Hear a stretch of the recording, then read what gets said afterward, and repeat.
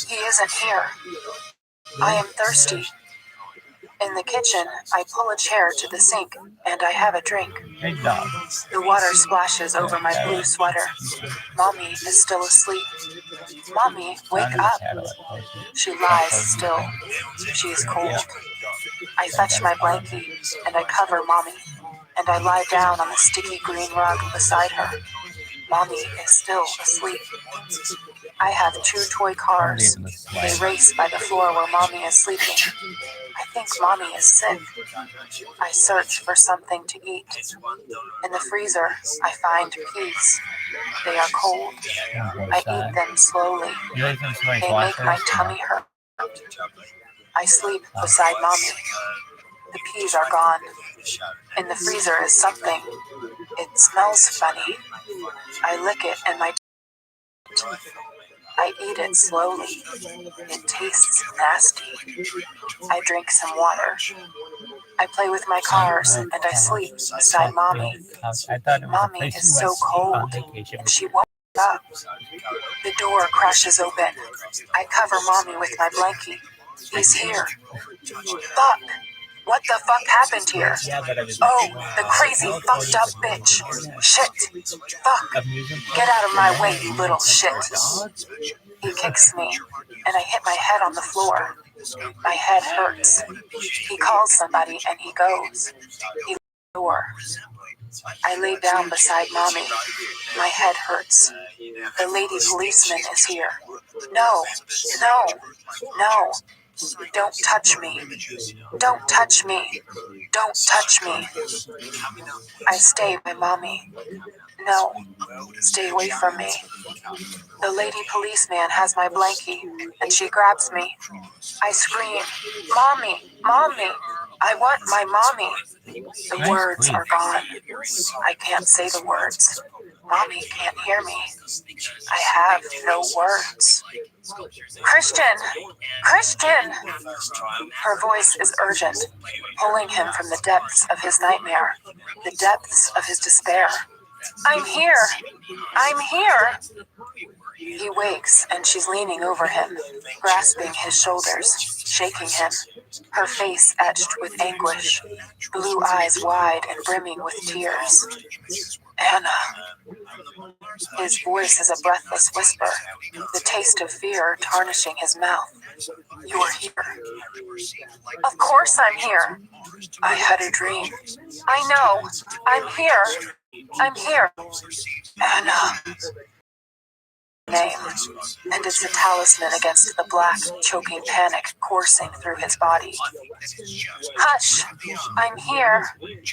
She curls around him, her limbs cocooning him, her warmth leaching into his body, forcing back the shadows, forcing back the fear. She is sunshine. She is light. She is his. Please, let's not fight. His voice is hoarse as he wraps his arms around her. Okay. The vows. No obeying. I can do that. We'll find a way. The words rush out of his mouth in a tumble of emotion and confusion and anxiety. Yes, we will. We'll find a way. She whispers, and her lips are on his, silencing him, bringing him back to the now. Chapter 1.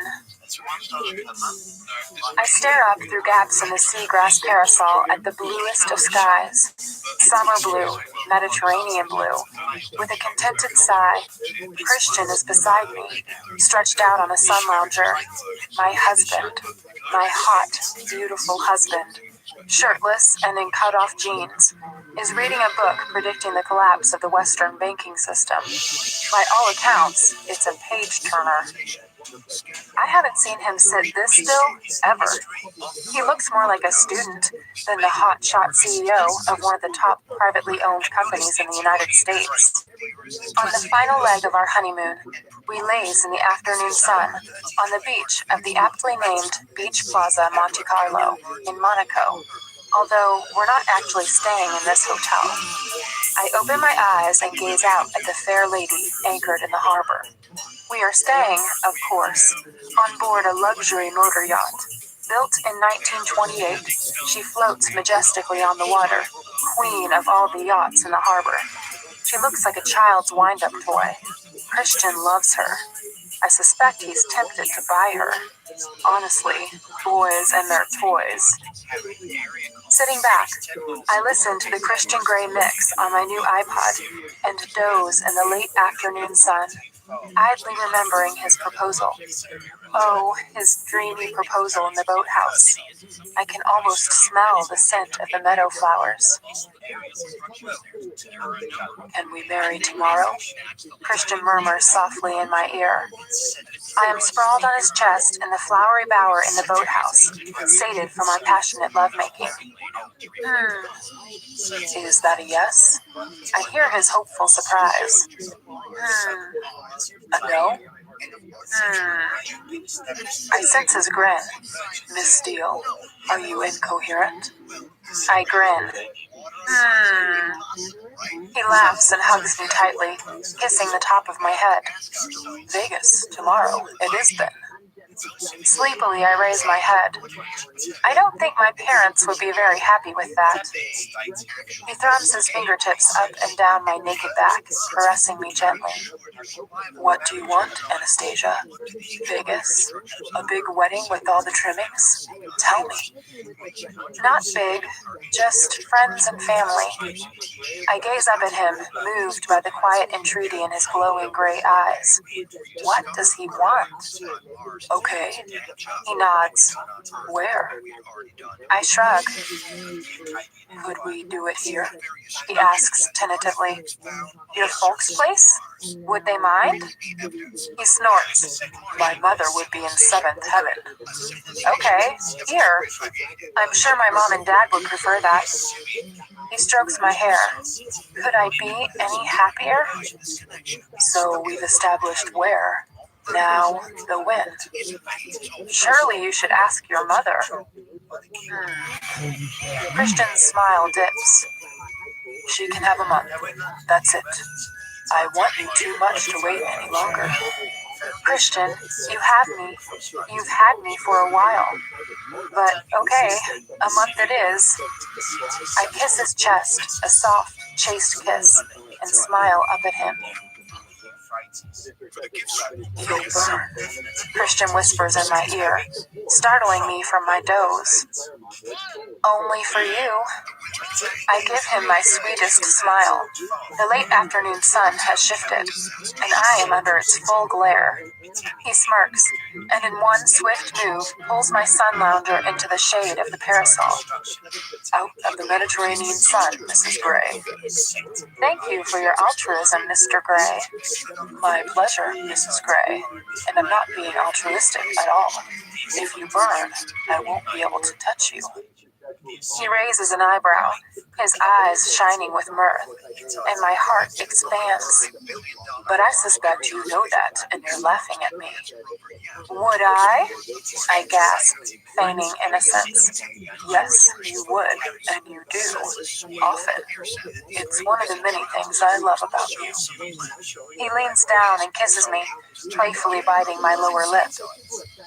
I was hoping you'd rub me down with more sunscreen. I pout against his lips.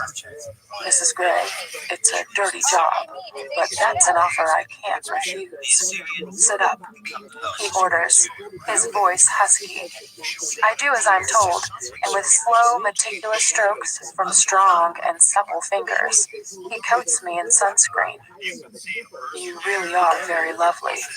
I'm a lucky man. He murmurs as his fingers skim over my breasts, spreading the lotion. Yes, you are, Mr. Gray. I gaze coyly up at him through my lashes. Modesty becomes you, Mrs. Gray. Turn over. I want to do your back. Smiling, I roll over, and he undoes the back strap of my hideously expensive bikini. How would you feel if I went topless, like the other women on the beach? I ask. Displeased, he says without hesitation. I'm not very happy about you wearing so little right now. He leans down and whispers in my ear, don't push your luck. Is that a challenge, Mr. Gray? No, it's a statement of fact, Mrs. Gray. I sigh and shake my head. Oh, Christian, my possessive, jealous, control freak Christian. When he's finished, he slaps my behind. You'll do, wench. His ever-present, ever-active BlackBerry buzzes. I frown, and he smirks. My eyes only, Mrs. Gray. He raises his eyebrow in playful warning, slaps my backside once more, and sits back down on his lounger to take the call. My inner goddess purrs. Maybe tonight we could do some kind of floor show for his eyes only. She smirks knowingly, arching a brow. I grin at the thought and drift back into my afternoon siesta. Mademoiselle, appelez pour moi un Coca-Cola Light pour ma femme, s'il vous plaît. Et quoi péché sans manger? Laissez-moi la carte. Christian speaking fluent French wakes me. My eyelashes flutter in the glare of the sun, and I find Christian watching me while a liveried young woman walks away, her tray held aloft, her high blonde ponytail swinging provocatively. Thirsty? He asks. Yes, I mutter sleepily. I could watch you all day. Tired? I flush. I didn't get much sleep last night. Me neither. He grins, puts down his BlackBerry, and stands. His shorts fall a little and hang, in that way, so his swim trunks are visible beneath. Christian takes his shorts off, stepping out of his flip-flops. I lose my train of thought. Come for a swim with me. He holds out his hand while I look up at him, dazed. Swim? He says again, cocking his head to one side, an amused expression on his face. When I don't respond, he shakes his head slowly. I think you need a wake-up call. Suddenly, he pounces and lifts me into his arms, more from surprise than alarm. Christian, put me down! I squeal. He chuckles. Only in the sea, baby. Several sunbathers on the beach watch with that bemused disinterest so typical, I now realize, of the French as Christian carries me to the sea, laughing, and wades in. I clasp my arms around his neck. You wouldn't, I say breathlessly, trying to stifle my giggling. He grins.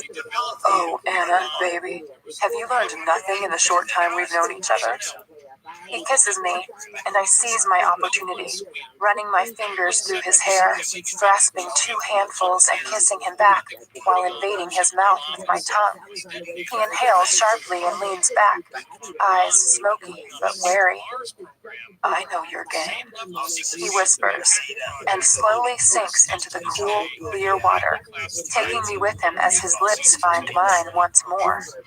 The chill of the Mediterranean is soon forgotten as I wrap myself around my husband.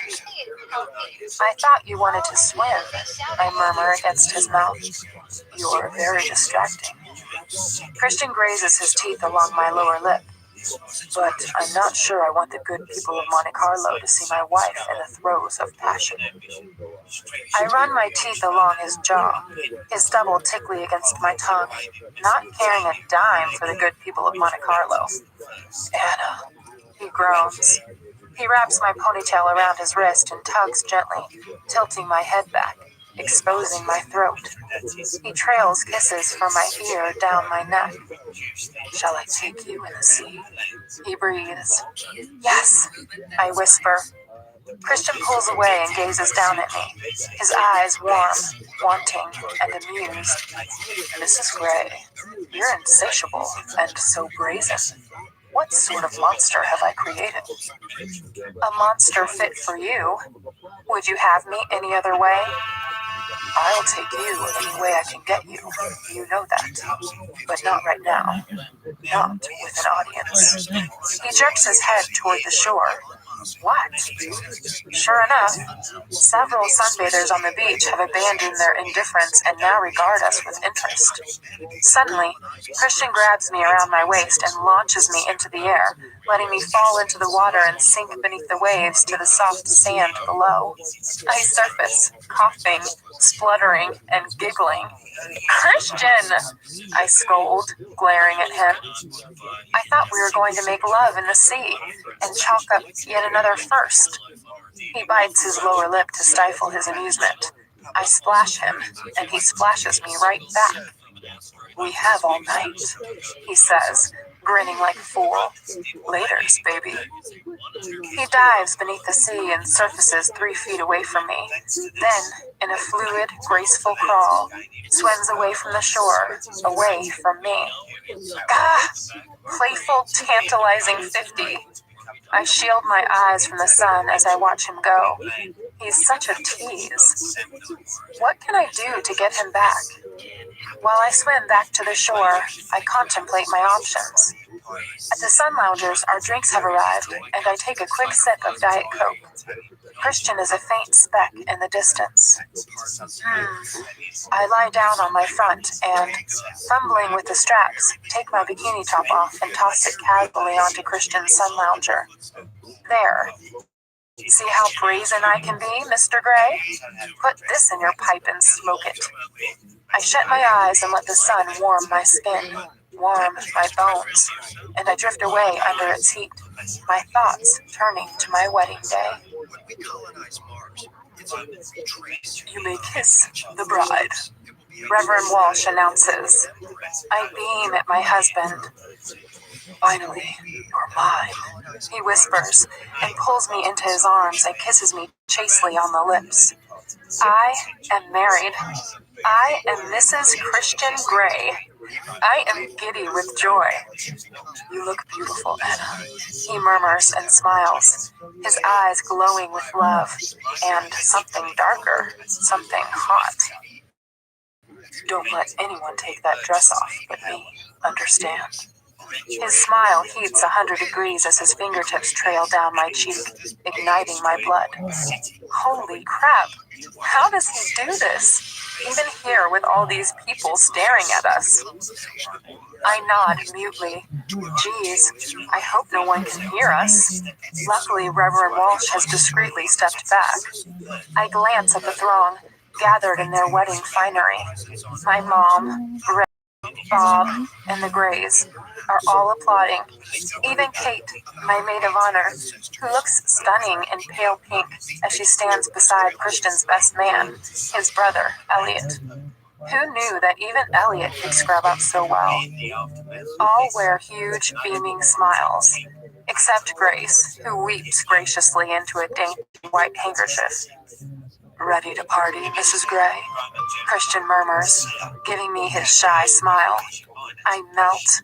He looks divine in a simple black tux with silver waistcoat and tie. He's so dashing. "Ready as I'll ever be," I grin, a totally goofy smile on my face. Later, the wedding party is in full swing. Herrick and Grace have gone to town.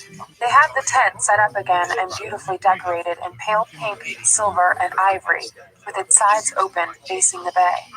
We have been blessed with fine weather, and the late afternoon sun shines over the water. There's a dance floor at one end of the tent, a lavish buffet at the other. Ray and my mother are dancing and laughing with each other. I feel bittersweet watching them together. I hope Christian and I last longer. I don't know what I'd do if he left me. Marry in haste, repent at leisure. The saying haunts me. Kate is beside me, looking so beautiful in her long silk gown. She glances at me and frowns. "Hey, this is supposed to be the happiest day of your life," she scolds. "It is," I whisper. "Oh, Anna, what's wrong? Are you watching your mom and Ray?" I nod sadly. "They're happy. Happier apart." "You're having doubts?" Kate asks, alarmed. "No, not at all. It's just, I love him so much." He's unable or unwilling to articulate my fears. Anna, it's obvious he adores you. I know you had an unconventional start to your relationship, but I can see how happy you've both been over the past month. She grasps my hands, squeezing them. Besides, it's too late now, she adds with a grin. I giggle. Trust Kate to point out the obvious. She pulls me into a Catherine Kavanaugh special hug. Anna, you'll be fine. One hair on your head, you'll have me to answer to. Releasing me, she grins at whoever is behind me. Hi, baby. Christian puts his arms around me, surprising me, and kisses my temple. Kate, he acknowledges. He is still cool toward her even after 6 weeks. Hello again, Christian. I'm off to find your best man, who happens to be my best man, too. With a smile to us both, she heads over to Elliot, who is drinking with her brother Ethan and our friend Jose. Time to go, Christian murmurs. Already? This is the first party I've been to where I don't mind being the center of attention. I turn in his arms to face him. You deserve to be. You look stunning, Anastasia. So do you. He smiles, his expression heating. This beautiful dress becomes you. This old thing? I blush shyly and pull on the fine lace trim of the simple fitted wedding dress designed for me by Kate's mother. I love that the lace is just off the shoulder, demure yet alluring, I hope. He bends and kisses me. Let's go. I don't want to share you with all these people anymore. Can we leave our own wedding? Baby, it's our party, and we can do whatever we want. We've cut the cake, and right now, I'd like to whisk you away and have you all to myself. I giggle. You have me for a lifetime, Mr. Gray. I'm very glad to hear that, Mrs. Gray. Oh, there you two are. Such lovebirds. I groan inwardly. Grace's mother has found us. Christian, darling. One more dance with your grandma? Christian purses his lips. Of course, grandmother. And you, beautiful Anastasia, go and make an old man happy. Dance with Theo. Mrs. Trevelyan? Grandpa Trevelyan. And I think you can call me Grandma. Now, you two seriously need to get working on my great-grandkids. I won't last too much longer. She gives us both a simpering smile. Christian blinks at her in horror. Come, grandmother, he says, hurriedly taking her hand and leading her to the dance floor. He glances back at me, practically pouting, and rolls his eyes. Laters, baby. As I walk toward Grandpa Trevelyan, Jose accosts me. I won't ask you for another dance. I think I monopolize too much of your time on the dance floor as it is. I'm happy to see you happy. But I'm serious, Anna. I'll be here if you need me. Jose, thank you. You're a good friend. I mean it. His dark eyes shine with sincerity. I know you do. Thank you, Jose. Now, if you'll please excuse me, I have a date with an old man. He furrows his brow in confusion. Christian's grandfather? I clarify.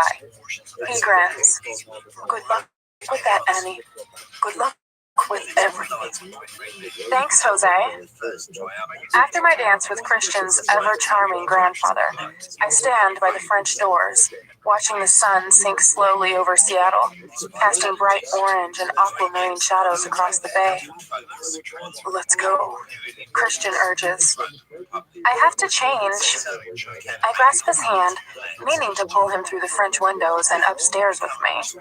He frowns, not understanding, and tugs gently on my hand, halting me. I thought you wanted to be the one to take this dress off, I explain. His eyes light up. Correct. He gives me a lascivious grin. But I'm not undressing you here. We wouldn't leave until... I don't know. He waves his long-fingered hand, leaving his sentence unfinished, but his meaning quite clear. I flush and let go of his hand. And don't take your hair down either, he murmurs But no buts, Anastasia. You look beautiful, and I want to be the one to undress you. Oh, I frown. Pack your going away clothes, he orders. You will need them. Taylor has your main suitcase. Okay. What has he got planned? He hasn't told me where we're going. In fact, I don't think anyone knows where we're going. Neither Mia nor Kate has managed to inveigle the information out of him. I turn to where my mother and Kate are hovering nearby. I'm not changing. What? My mother says. Christian doesn't want me to. I shrug as if this should explain everything. Her brow furrows briefly. You didn't promise to obey. Tactfully, Kate tries to disguise her snort as a cough. I narrow my eyes at her. Neither she nor my mother have any idea of the fight Christian and I had about that. I don't want to rehash that argument. Geez, can my 50 Shades sulk and have nightmares? The memory is sobering. I know, Mom, but he likes this dress, and I want to please him. Her expression softens. Kate rolls her eyes and tactfully moves away to leave us alone. You look so lovely, darling. Carla gently tugs at a loose tendril of my hair and strokes my chin. I am so proud of you, honey. You're going to make Christian a very happy man. She pulls me into a hug. Oh, Mom. I can't believe how grown up you look right now. Beginning a new life. Just remember that men are from a different planet, and you'll be fine. I giggle. Christian is from a different universe. If only she knew. Thanks, Mom. Ray joins us, smiling sweetly at both Mom and me. You've made a beautiful baby girl, Carla, he says, his eyes glowing with pride. He looks so dapper in his black tux and pale pink waistcoat. Tears prick the back of my eyes. Oh no, so far I have managed not to cry. And you watched her and helped her grow up, right? Carla's voice is wistful. And I loved every single minute. You make one hell of a bride, Annie. Ray tucks the same loose strand of hair behind my ear. Oh, Dad. I stifle a sob, and he hugs me in his brief, awkward way. You'll make one hell of a wife, too, he whispers, his voice hoarse. When he releases me, Christian is back at my side. Ray shakes his hand warmly. Look after my girl, Christian. I fully intend to, Ray. Carla. He nods at my stepdad and kisses my mom. The rest of the wedding guests have formed a long, human arch for us to travel through, leading around to the front of the house. Ready? Christian says. Yes. Taking my hand, he leads me under their outstretched arms, while our guests shout good luck and congratulations and shower us with rice. Waiting with smiles and hugs at the end of the arch are Grace and Carrick. They hug and kiss us both in turn. Grace is emotional again, as we bid them hasty goodbyes. Taylor is waiting to whisk us away in the Audi SUV. As Christian holds the car door open for me, I turn and toss my bouquet of white and pink roses into the crowd of young women that has gathered. Mia triumphantly holds it aloft, grinning from ear to ear. As I slide into the SUV, laughing at Mia's audacious catch, Christian bends to gather the hem of my dress. Once I'm safely in, he bids the waiting crowd farewell. Taylor holds the car door open for him. Congratulations, sir. Thank you, Taylor, Christian replies as he seats himself beside me. As Taylor pulls away, our wedding guests shower the vehicle with rice. Christian grasps my hand and kisses my knuckles. So far, so good, Mrs. Gray. So far, so wonderful, Mr. Gray. Where are we going? Z-Tech, he says simply, and smiles a sphinx-like smile. What is he planning? Taylor does not head for the departure terminal as I expect, but through a security gate and directly onto the tarmac. What? And then I see her. Christian's jet. Gray Enterprises Holdings, Inc. in large blue lettering across her fuselage. Don't tell me you're misusing company property again. Oh, I hope so, Anastasia. Christian grins. Taylor halts the Audi at the foot of the steps leading up to the plane and leaps out to open Christian's door. They have a brief discussion. Then Christian opens my door, and rather than stepping back to give me room to climb out, he leans in and lifts me. Whoa! What are you doing? I squeak. Carrying you over the threshold, he says. Oh, isn't that supposed to be at home? He carries me effortlessly up the steps, and Taylor follows with my small suitcase. He leaves it on the threshold of the plane before returning to the Audi. Inside the cabin, I recognize Stefan, Christian's pilot, in his uniform. Welcome aboard, sir, Mrs. Gray. He grins. Christian puts me down and shakes Stefan's hand. Beside Stefan stands a dark-haired woman in her, early 30s? She's also in uniform. Congratulations to you both, Stefan continues. Thank you, Stefan. Anastasia, you know Stefan. He's our captain today, and this is First Officer Bailey. She blushes as Christian introduces another female, completely captivated by my too handsome for his own good husband. Delighted to meet you, gushes Bailey. I smile kindly at her. After all, he is mine. All preparations complete? Christian asks them both as I glance around the cabin. The interior is all pale maple wood and pale cream leather. It's lovely.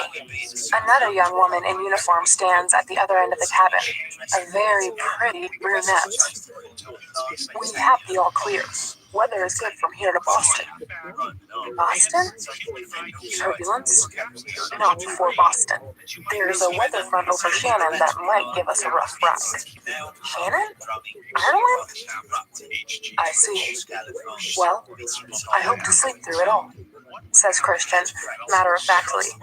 Sleep? We'll get underway, sir, Stefan says. We'll leave you in the capable care of Natalia, your flight attendant. Christian glances in her direction and frowns, returns to Stefan with a smile. Excellent, he says. Taking my hand, he leads me to one of the sumptuous suites. There must be about 12 of them in total. Sit, he says as he removes his jacket and undoes his fine silver brocade vest. We sit in two single seats facing each other, with a small, highly polished table between us. Welcome aboard, sir, ma'am, and congratulations. Natalia is at our side, offering us both a glass of pink champagne. Thank you, Christian says, and she smiles politely at us and retreats to the galley. Here's to a happy married life, Anastasia. Christian raises his glass to mine, and we clink. The champagne is delicious. Bollinger? I ask. The same. The first time I drank this, it was out of teacups. I grin. I remember that day well. Your graduation. Where are we going? I'm unable to contain my curiosity any longer. Shannon, Christian says, his eyes alight with excitement. He looks like a small boy. In Ireland? We're going to Ireland? To refuel, he adds, teasing. Then, I prompt. His grin broadens and he shakes his head. Christian? London, he says, gazing intently, trying to gauge my reaction. I gasp. Holy cow.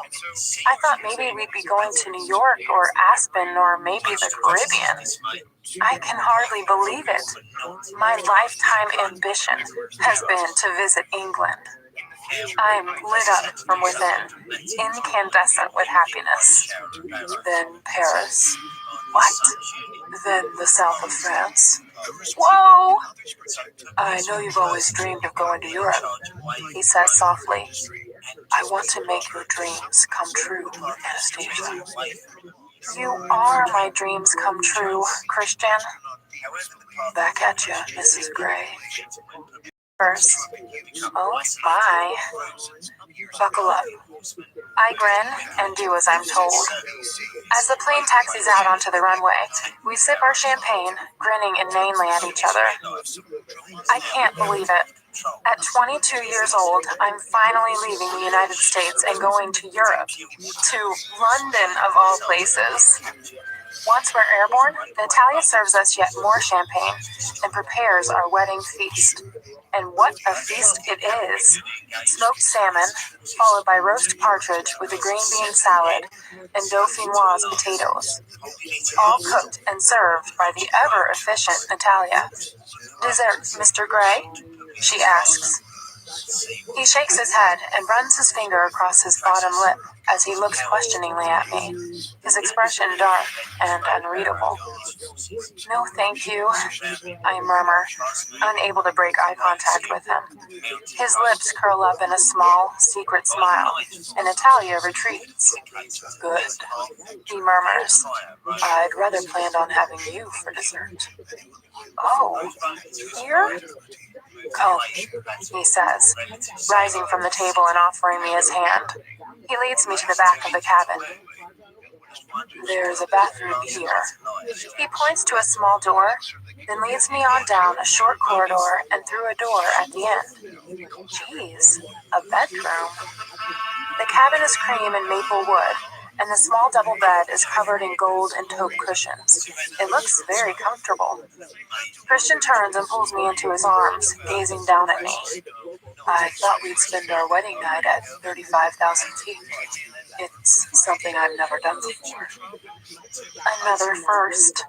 I gape at him, my heart pounding. The Mile High Club. I've heard about this. But first I have to get you out of this fabulous dress. His eyes glow with love and something darker. Something I love. Something that calls to my inner goddess. He takes my breath away. Turn around. His voice is low, authoritative, and sexy as hell. How can he infuse so much promise into those two words? Willingly I comply, and his hands move to my hair. Gently he pulls out each hairpin one at a time, his expert fingers making short work of the task. My hair falls in swabs over my shoulders, one lock at a time, covering my back and down to my breasts. I try to stand still and not squirm, but I'm aching for his touch. After our long, tiring, but exciting day, I want him. All of him. You have such beautiful hair, Anna. His mouth is close to my ear and I feel his breath, though his lips don't touch me. When my hair is free of pins, he runs his fingers through it, gently massaging my scalp.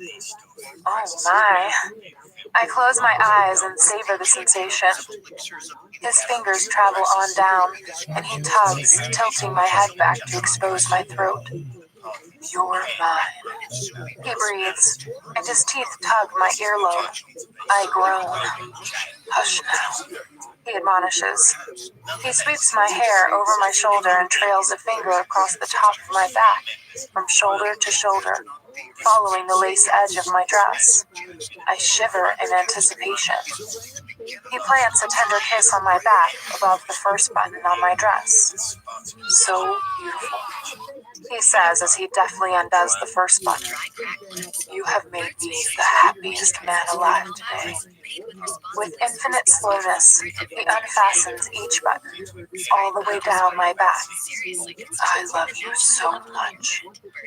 Trailing kisses from the nape of my neck to the edge of my shoulder. Between each kiss, he murmurs, I want you so much. I want to be inside you. You are mine. Each word is intoxicating. I close my eyes and tilt my head. giving him easier access to my neck, and I fall further under the spell that is Christian Grey. My husband. Mine. He whispers once more. He peels my dress down my arm so that it pools at my feet in a cloud of ivory silk and lace. Turn around, he whispers, his voice suddenly hoarse. I do so, and he gasps. I'm dressed in a tight, blush pink satin corset with garter straps, matching lacy briefs, and white silk stockings. Christian's eyes travel greedily down my body, but he says nothing.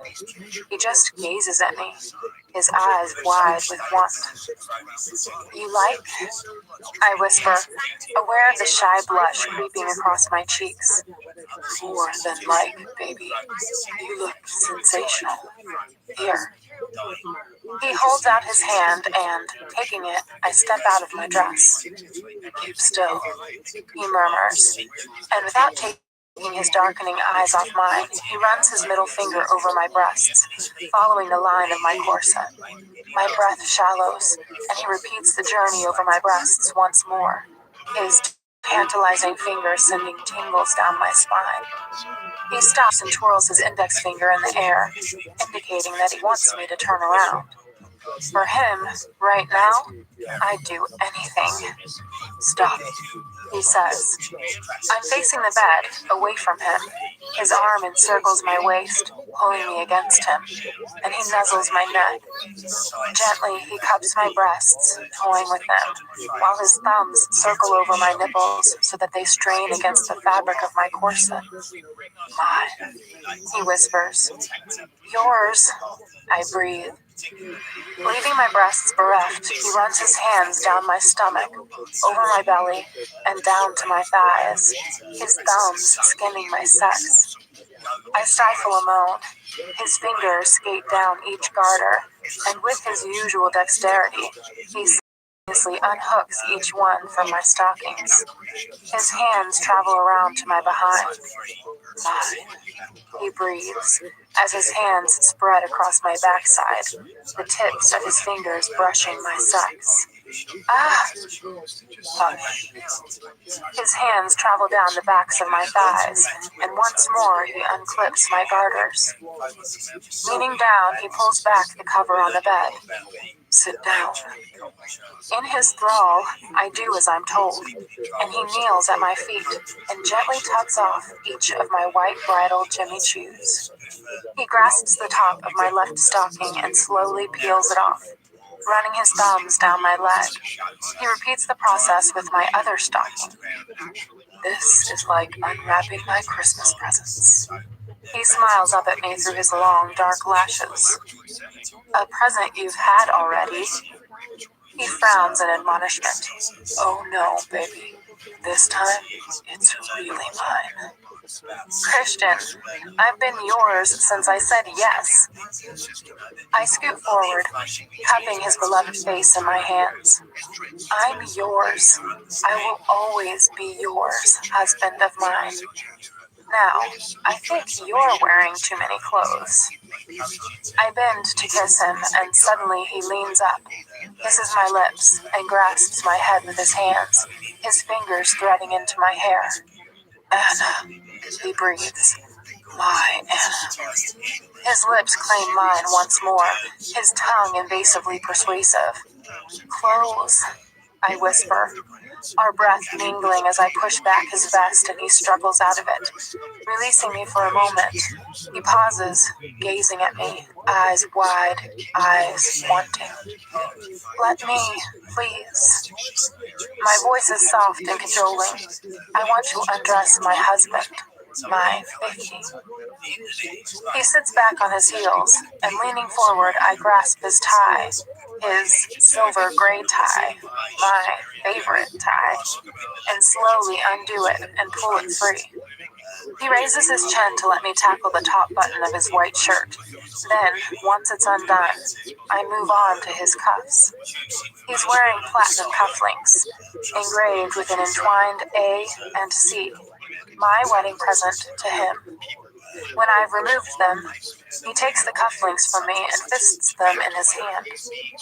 Then he kisses his fist and shoves them into his pants pocket. Mr. Gray, so romantic.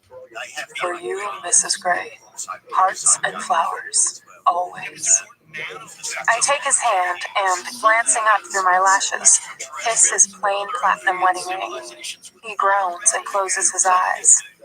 Anna, he whispers, and my name is a prayer. Reaching up to his second shirt button and mirroring him from earlier, I plant a soft kiss on his chest as I undo each of them and whisper between each kiss, you make me so happy. I love you. He groans, and in one swift move, he clasps me around the waist and lifts me onto the bed, following me down on it. His lips find mine, his hands curling around my head, holding me, stilling me, as our tongues glory in each other. Abruptly, Christian kneels up, leaving me breathless and wanting more. You are so beautiful, wife. He runs his hands down my legs, then grasps my left foot. You have such lovely legs.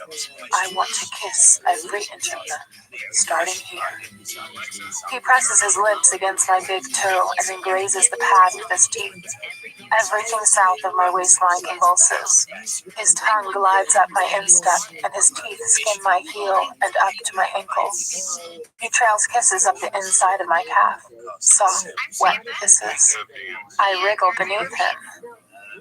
Still, Mrs. Gray, he warns, and suddenly he flips me onto my stomach and continues his leisurely journey with his mouth up the backs of my legs, to my thighs, my behind, and then he stops.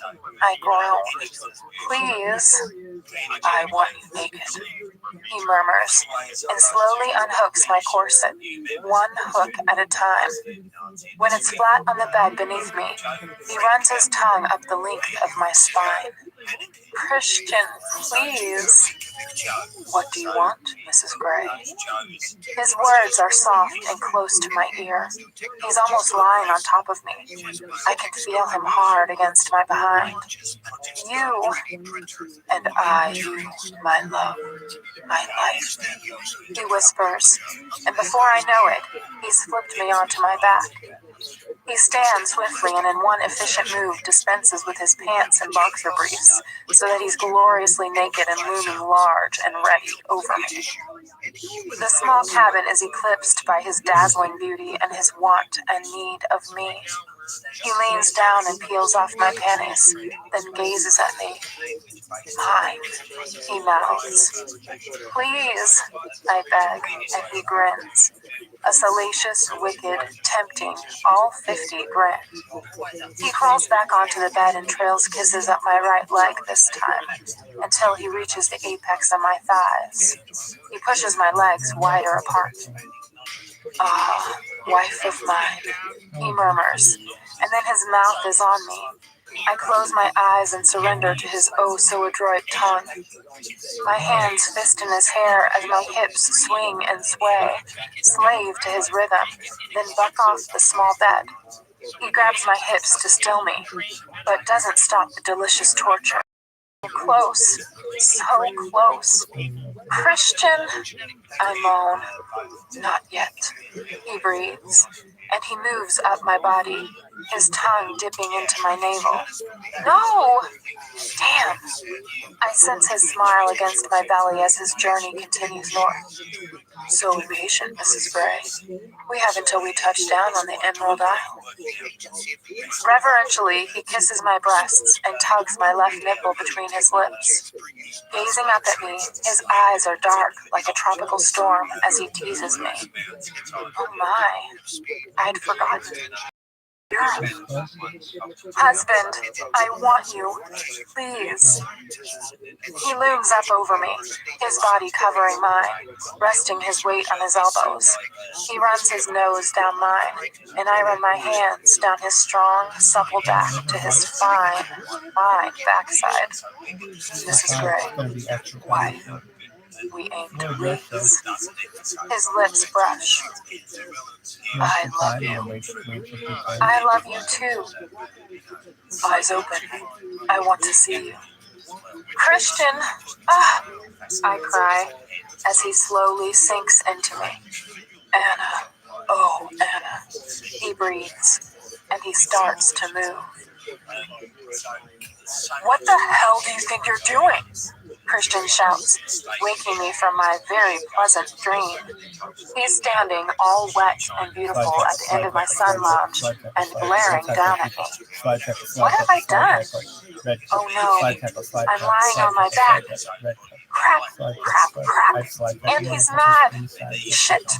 He's really mad.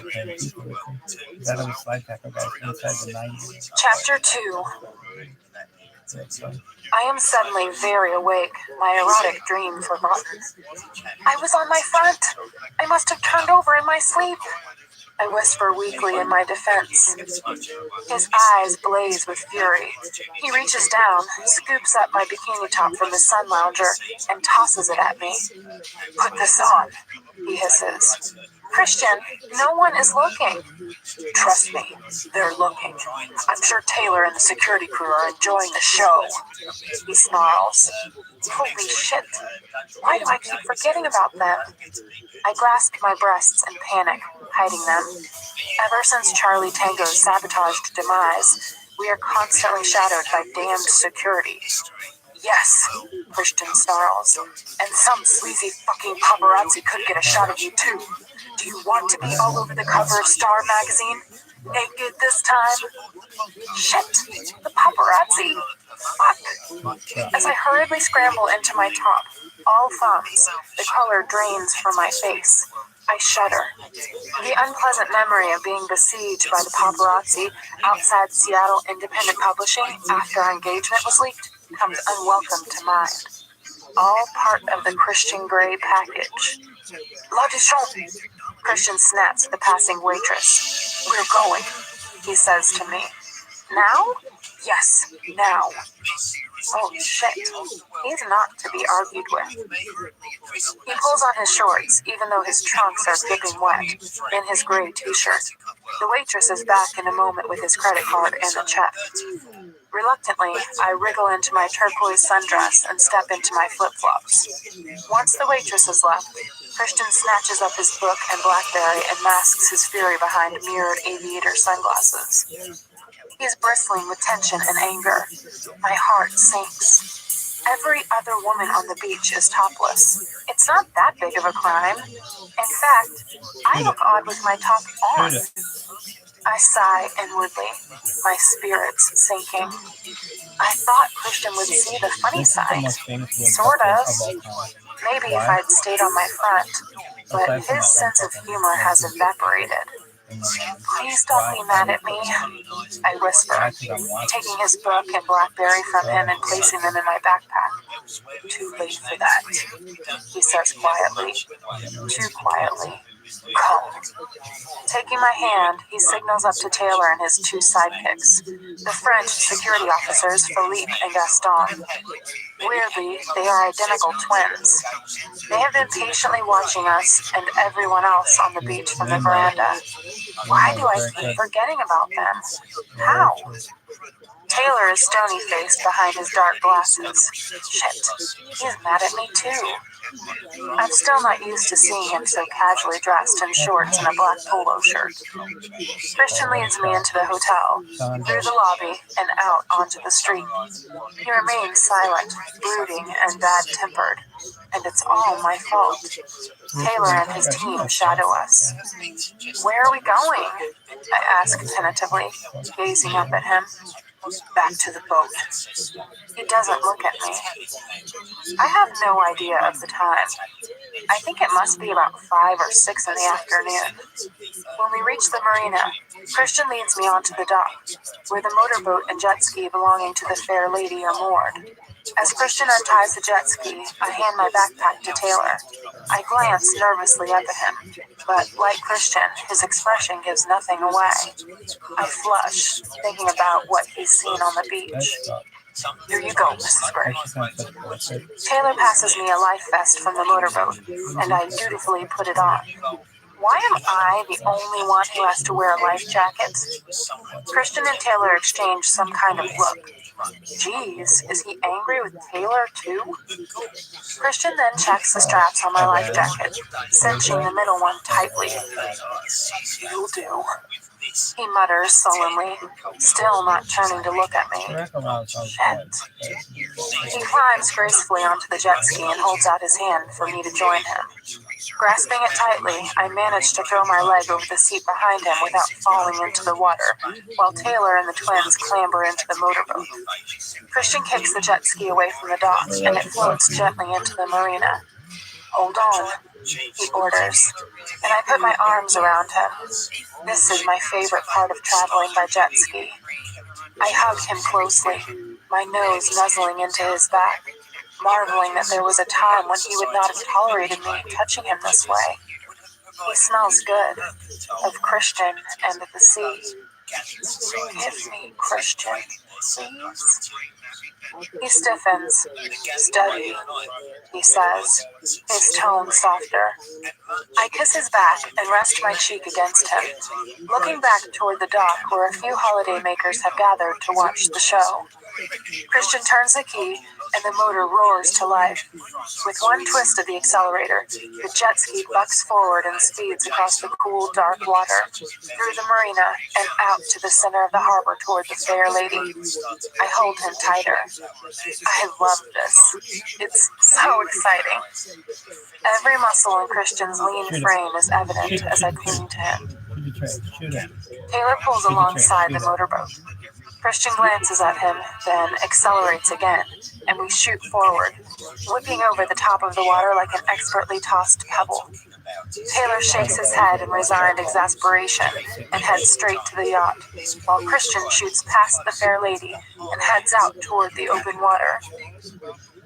The sea spray is splashing us, the warm wind buffeting my face and flaying my ponytail crazily around me. This is so much fun! Maybe the thrill of this ride will dispel Christian's bad mood. I can't see his face, but I know he's enjoying himself, carefree, acting his age for a change. He steers in a huge semicircle, and I study the shoreline, the boats in the marina, the mosaic of yellow, white, and sand-colored offices and apartments, and the craggy mountains behind. It looks so disorganized, not the regimented blocks that I am used to, but so picturesque. Christian glances over his shoulder at me, and there's a ghost of a smile playing on his lips. Again? He shouts over the noise of the engine. I nod enthusiastically. His answering grin is dazzling, and he opens the throttle and speeds around the fair lady and on out to sea once more. And I think I'm forgiven. You've caught the sun, Christian says mildly as he undoes my life vest. I anxiously try to assess his mood. We are on deck aboard the yacht, and one of the stewards is standing quietly nearby, waiting for my life vest. Christian passes it to him. Will you zappy also? The young man asks. I love his French accent. Christian glances at me, takes off his shades, and slips them into the collar of his t-shirt, letting them hang. Would you like a drink? He asks me. Do I need one? He cocks his head to one side. Why would you say that? His voice is soft. You know why. As if weighing something in his mind. Oh, what is he thinking? 2 gin and tonics, please. And some nuts and olives. He says to the steward, who nods and quickly vanishes. You think I'm going to punish you? Christian's voice is silky. Do you want to? Yes. How?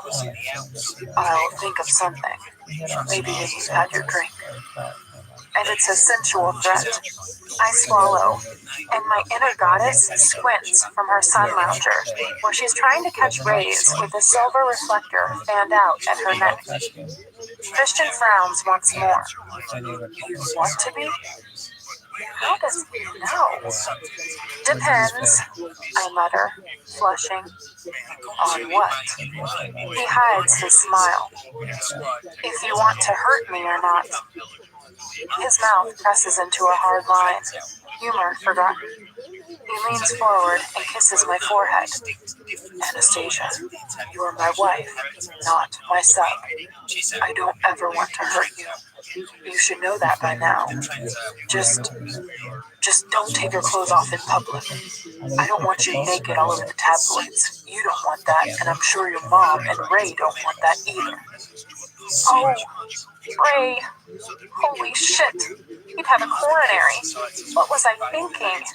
I mentally castigate myself. The steward appears with our drinks and snacks and places them on the teak table. Sit, Christian commands. I do as he says and settle into a director's chair. Christian takes a seat beside me and passes me a gin and tonic. Cheers, Mrs. Gray. Cheers, Mr. Gray. I take a welcome sip. It's thirst-quenching, cold, and delicious. When I gaze at him, he's watching me carefully, his mood unreadable. It's very frustrating. I don't know if he's still mad at me. I deploy my patented distraction technique. Who owns this boat? I ask. A British knight, Sir somebody or other. His great-grandfather started a grocery store. His daughter's married to one of the crown princes of Europe. Oh. Super rich? Christian looks suddenly wary. Yes. Like you, I murmur. Yes. Oh. And like you. Christian whispers and pops an olive into his mouth. I blink rapidly. A vision of him in his tux and silver waistcoat comes to mind. His eyes burning with sincerity as he gazes down at me during our wedding ceremony. All that is mine is now yours, he says, his voice ringing out clearly, reciting his vows from memory. All mine? It's odd. Going from nothing to... I wave my hand to indicate our opulent surroundings. To everything. You'll get used to it. I don't think I'll ever get used to it. Taylor appears on deck. Sir, you have a call. Christian frowns but takes the proffered BlackBerry. Gray, he snaps and rises from his seat to stand at the bow of the yacht. I gaze out at the sea, tuning out his conversation with Roz, I think, his number 2. I am rich, stinking rich. I have done nothing to earn this money, just married a rich man. I shudder as my mind drifts back to our conversation about prenups. It was the Sunday after his birthday, and we were seated at the kitchen table enjoying our leisurely breakfast, all of us. Elliot, Kate, Grace, and I were debating the merits of bacon versus sausage, while Carrick and Christian read the Sunday paper. Look at this! Squeals Mia, as she sets her netbook on the kitchen table in front of us. There's a gossipy item on the Seattle News website about you being engaged, Christian. Already? Grace says in surprise. Then her mouth purses as some obviously unpleasant thought crosses her mind. Christian frowns. Mia reads the column out loud. Word has reached us here at the News that Seattle's most eligible bachelor, the Christian Ray, has finally been snapped up and wedding bells are in the air. But who is the lucky lady? The News is on the hunt. Bet she's reading one hell of a prenup. Stops abruptly as Christian glares at her. Silence descends, and the atmosphere in the gray kitchen plunges to below zero. Oh no! A prenup? The thought has never crossed my mind. I swallow, feeling all the blood drain from my face. Please, ground, swallow me up now. Christian shifts uncomfortably in his chair as I glance apprehensively at him. No, he mouths at me. Christian, Carrick says gently. I'm not discussing this again. at Carrot, who glances at me nervously and opens his mouth to say something. No prenup. Christian almost shouts at him and broodingly goes back to reading his paper, ignoring everyone else at the table. They look alternately at me and then him, then anywhere but at the two of us. Christian, I murmur, I'll sign anything you and Mr. Gray want. Jeez, wouldn't be the first time he's made me sign something. Christian looks up and glares at me. No, he snaps. I blanch once more. It's to protect you. Christian, Anna, I think you should discuss this in private. Grace admonishes us. She glares at Carrot and Mia. Oh dear, looks like they're in trouble too. Anna, this is not about you, Carrot murmurs reassuringly. And please, call me Carrot. Christian narrows cold eyes at his father and my heart sinks. Hell, he's really mad. Everyone erupts into animated conversation, and Mia and Kate leap up to clear the table. I definitely prefer sausage, exclaims Elliot. I stare down at my knotted fingers. Crap. I hope Mr. and Mrs. Gray don't think I'm some kind of gold digger. Christian reaches over and grasps both my hands gently in one of his. Stop it. How does he know what I'm thinking? Ignore my dad, Christian says, so only I can hear him. He's really pissed about Eleanor. That stuff was all aimed at me. I wish my mom had kept her mouth shut. I know Christian is still smarting from his talk with Carrick about Eleanor last night. He has a point, Christian. You are very wealthy, and I'm bringing nothing to our marriage but my student loans. Christian gazes at me, his eyes bleak. Anastasia, if you leave me, you might as well take everything. You left me once before. I know how that feels. Holy fuck. That was different, I whisper, moved by his intensity. But you might want to leave me. The thought makes me sick. He snorts and shakes his head with mock disgust. Christian, you know I might do something exceptionally stupid, and you... I glance down at my knotted hands, pain lancing through me, and I'm unable to finish my sentence. Losing Christian. Fuck. Stop. Stop now. The subject is closed, Anna. We're not discussing it anymore. No prenup. Not now. Not ever. He gives me a pointed, give it up now look, which silences me. Then he turns to Grace.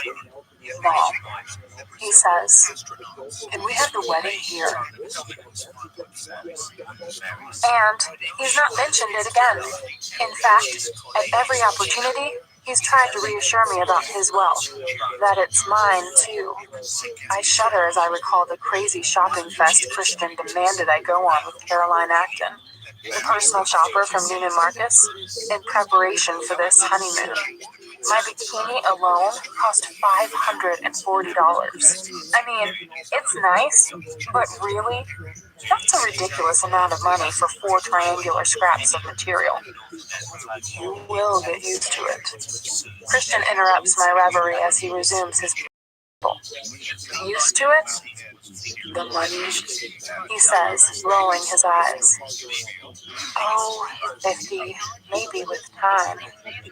I push the small dish of salted almonds and cashews toward him. You're nuts, sir, I say, with as straight a face as I can manage, trying to bring some humor to our conversation after my dark thoughts and my bikini top faux pas. He smirks. I'm nuts about you. He takes an almond, his eyes sparkling with wicked as he enjoys my little joke. He licks his lips. Drink up. We're going to bed. What?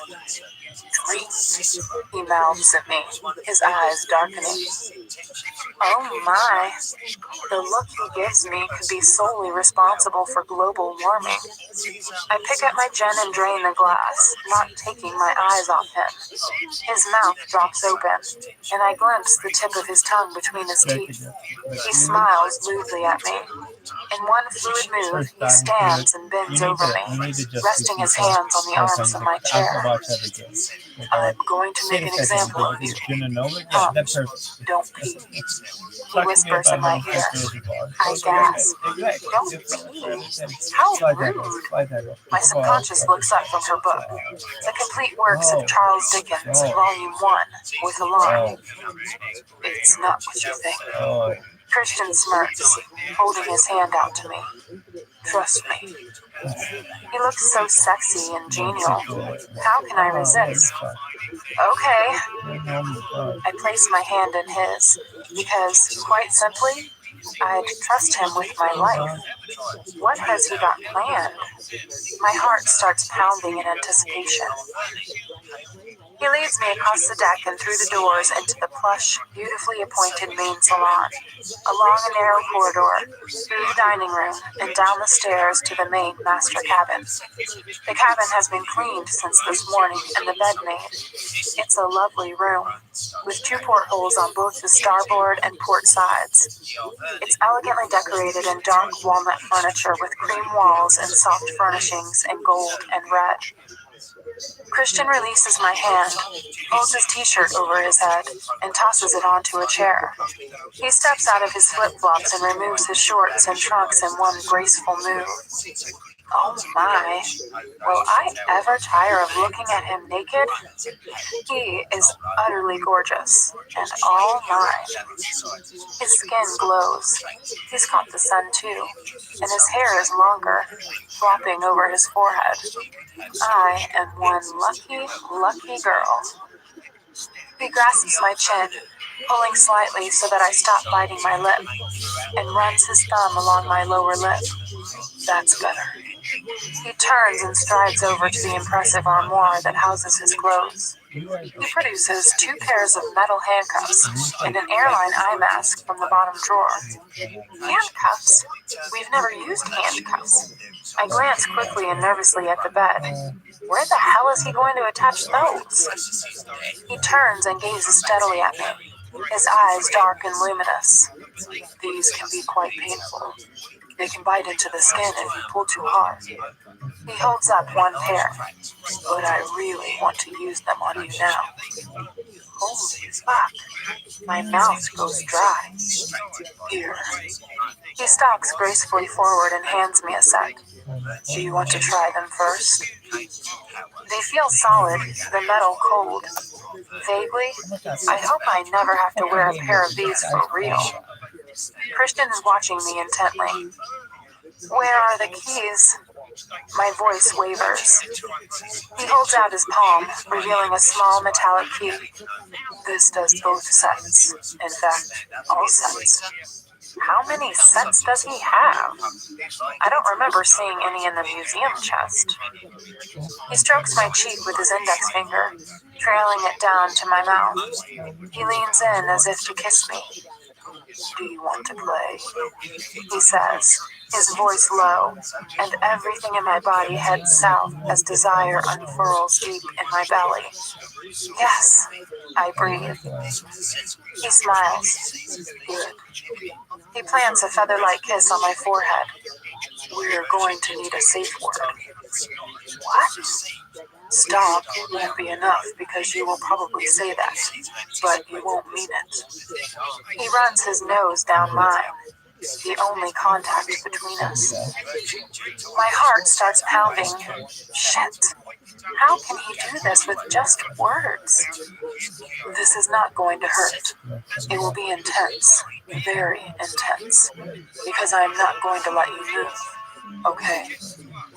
Oh my, this sounds so hot. My breathing is too loud. Ah, I am panting already. Thank heavens I'm married to this man. Otherwise, this would be embarrassing. My eyes flick down to his arousal. Okay. My voice is barely audible. Choose a word, Anna. Oh, a safe word, he says softly. Popsicle, I say, panting. Popsicle, he says, amused. Yes. He grins as he leans back to gaze down at me. Interesting choice. Lift up your arms. I do, and Christian grasps the hem of my sundress, lifts it over my head, and tosses it on the floor. He holds out his hand, and I give him back the handcuffs. He places both sets on the bedside table, along with the blindfold, and yanks the quilt off the bed, letting it fall to the floor. Turn around. I turn, and he undoes my bikini top so that it falls to the floor. Tomorrow, I will staple this to you, he mutters, and tugs on my hair tie, freeing my hair. He gathers it into one hand and yanks gently, so I step back against him, against his chest, against his erection. I gasp as he pulls my head to one side and kisses my neck. You were very disobedient, he murmurs in my ear, sending delicious shivers through me. Yes, I whisper. What are we going to do about that? Learn to live with it, I breathe. His soft, languid kisses are driving me wild. He grins against my neck. Ah, Mrs. Gray, you are ever the optimist. He straightens. Taking my hair, he carefully parts it into 3 strands, braids it slowly, and then fastens my hair tie to the end. He tugs my braid gently and leans down to my ear.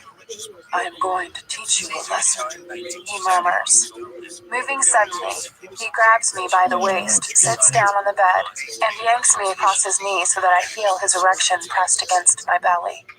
He smacks my backside once, hard.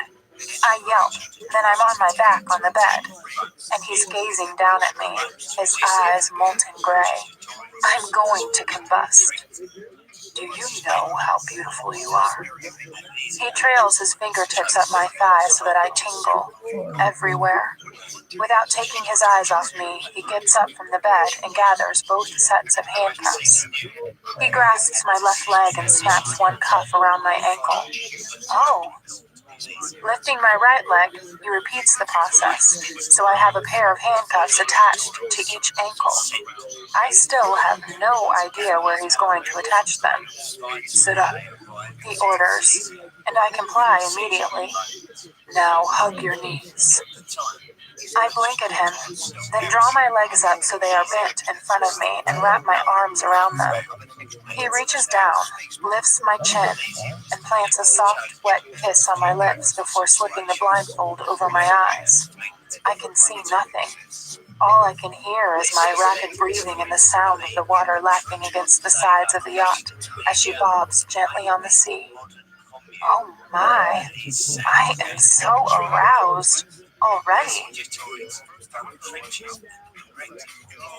What's the safe word, Anastasia? Popsicle.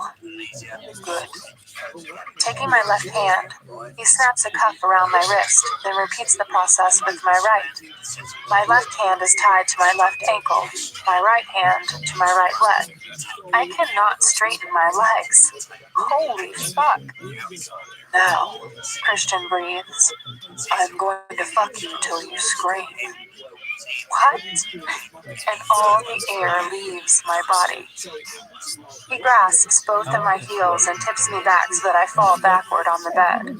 I have no choice but to keep my legs bent. The cuffs tighten as I pull against them. He's right. They cut into me almost to the point of pain. This feels weird, being trussed up and helpless on a boat. He pulls my ankles apart, and I groan. He kisses my inner thigh, and I want to squirm beneath him, but I can't. I have no purchase to move my hips. My feet are suspended. I cannot move. You're going to have to absorb all the pleasure, Anastasia. No moving. He murmurs as he crawls up my body, kissing me along the edge of my bikini bottoms. He pulls the strings on each side, and the scraps of material fall away. I am now naked and at his mercy. He kisses my belly, nipping my navel with his teeth. Oh, I sigh. This is going to be tough. I had no idea. He traces soft kisses and little bites up to my breasts. Shh, he soothes. You are so beautiful, Anna. I groan, frustrated. Normally I'd be grinding my hips, responding to his touch with a rhythm of my own, but I cannot move. I moan, pulling on my restraints. The metal bites into my skin. Ah! I cry, but I really don't care. You drive me crazy, he whispers, so I am going to drive you crazy. He's resting on me now, his elbows, and he turns his attention to my breasts, biting, sucking, rolling my nipples between his fingers and thumbs, driving me wild. He doesn't stop. It's maddening. Oh, please. His erection pushes against me. Christian, I beg, and feel his triumphant smile against my skin. Shall I make you come this way? He murmurs against my nipple, causing it to harden some more. You know I can. He suckles me hard and I cry out, pleasure lancing from my chest directly to my groin. I pull helplessly on the cuffs, swamped by the sensation. Yes, I whimper. Oh, baby, that would be too easy. Oh, please. Shh. His teeth scrape my chin as he trails his lips to my mouth, and I gasp. He kisses me. His skilled tongue invades my mouth, tasting, exploring, dominating. But my tongue meets his challenge, writhing against his. He tastes of cool gin and Christian Grey, and he smells of the sea. He grasps my chin, holding my head in place. Still, baby, I want you still. He whispers against my mouth. I want to see you. Oh no, Anna, you'll feel more this way. And agonizingly slowly, he flexes his hips and pushes part way into me. I would normally tilt my pelvis up to meet him, but I can't move. He withdraws. Ah, Christian, please. Again, he teases, his voice hoarse. Christian! He pushes fractionally into me again, then withdraws while kissing me, his fingers tugging at my nipple. It's pleasure overload. No! Do you want me, Anastasia? Yes, I beg. Tell me. He murmurs, his breathing harsh, and he teases me once more, in and out. I want you, I whimper. Please. I hear his soft sigh against my ear. And have me, you will, Anastasia. He rears up and slams into me. I scream, tilting my head back, pulling on the restraints as he hits my sweet spot, and I am all sensation, everywhere. A sweet, sweet agony, and I cannot move. He stills, then circles his hips, and the motion radiates deep inside me. Why do you defy me, Anna? Christian, stop! He circles deep inside me again, ignoring my plea, easing out slowly, and then slamming into me again. Tell me, why? He hisses, and I'm vaguely aware that it's through gritted teeth. I cry out in an incoherent wail. This is too much. Tell me. Christian!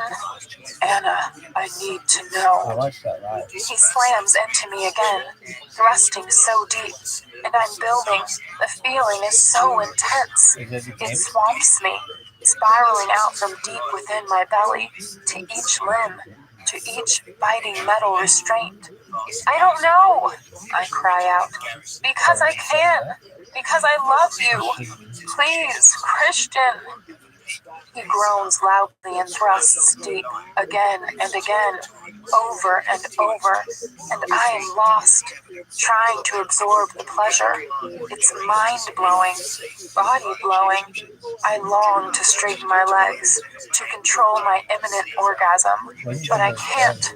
I'm helpless. I'm his, just his, to do with as he wills. Tears sprang into my eyes. This is too intense. I can't stop him. I don't want to stop him. I want, oh no, oh no, this is too, that's it, Christian growls. Feel it, baby. I detonate around him, again and again, round and round, screaming loudly as my orgasm rips me apart, scorching through me like a wildfire, consuming everything. I am wrung ragged, tears streaming down my face, my body left pulsing and shaking. And I'm aware that Christian kneels, still inside me, pulling me upright onto his lap. He clutches my head with one hand and my back with the other, and he comes violently inside me while my insides continue to tremble with aftershocks. It's draining. It's exhausting. It's hell. It's heaven. It's hedonism gone wild. Christian tears off the blindfold and kisses me. He kisses my eyes, my nose, my cheeks. He kisses away the tears, clutching my face between his hands. I love you, Mrs. Gray. He breathes. Even though you make me so mad, I feel so alive with you. I don't have the energy to open either my eyes or my mouth to respond. Very gently, he lays me back on the bed and eases out of me. I mouth some wordless protest. He climbs off the bed and undoes the handcuffs.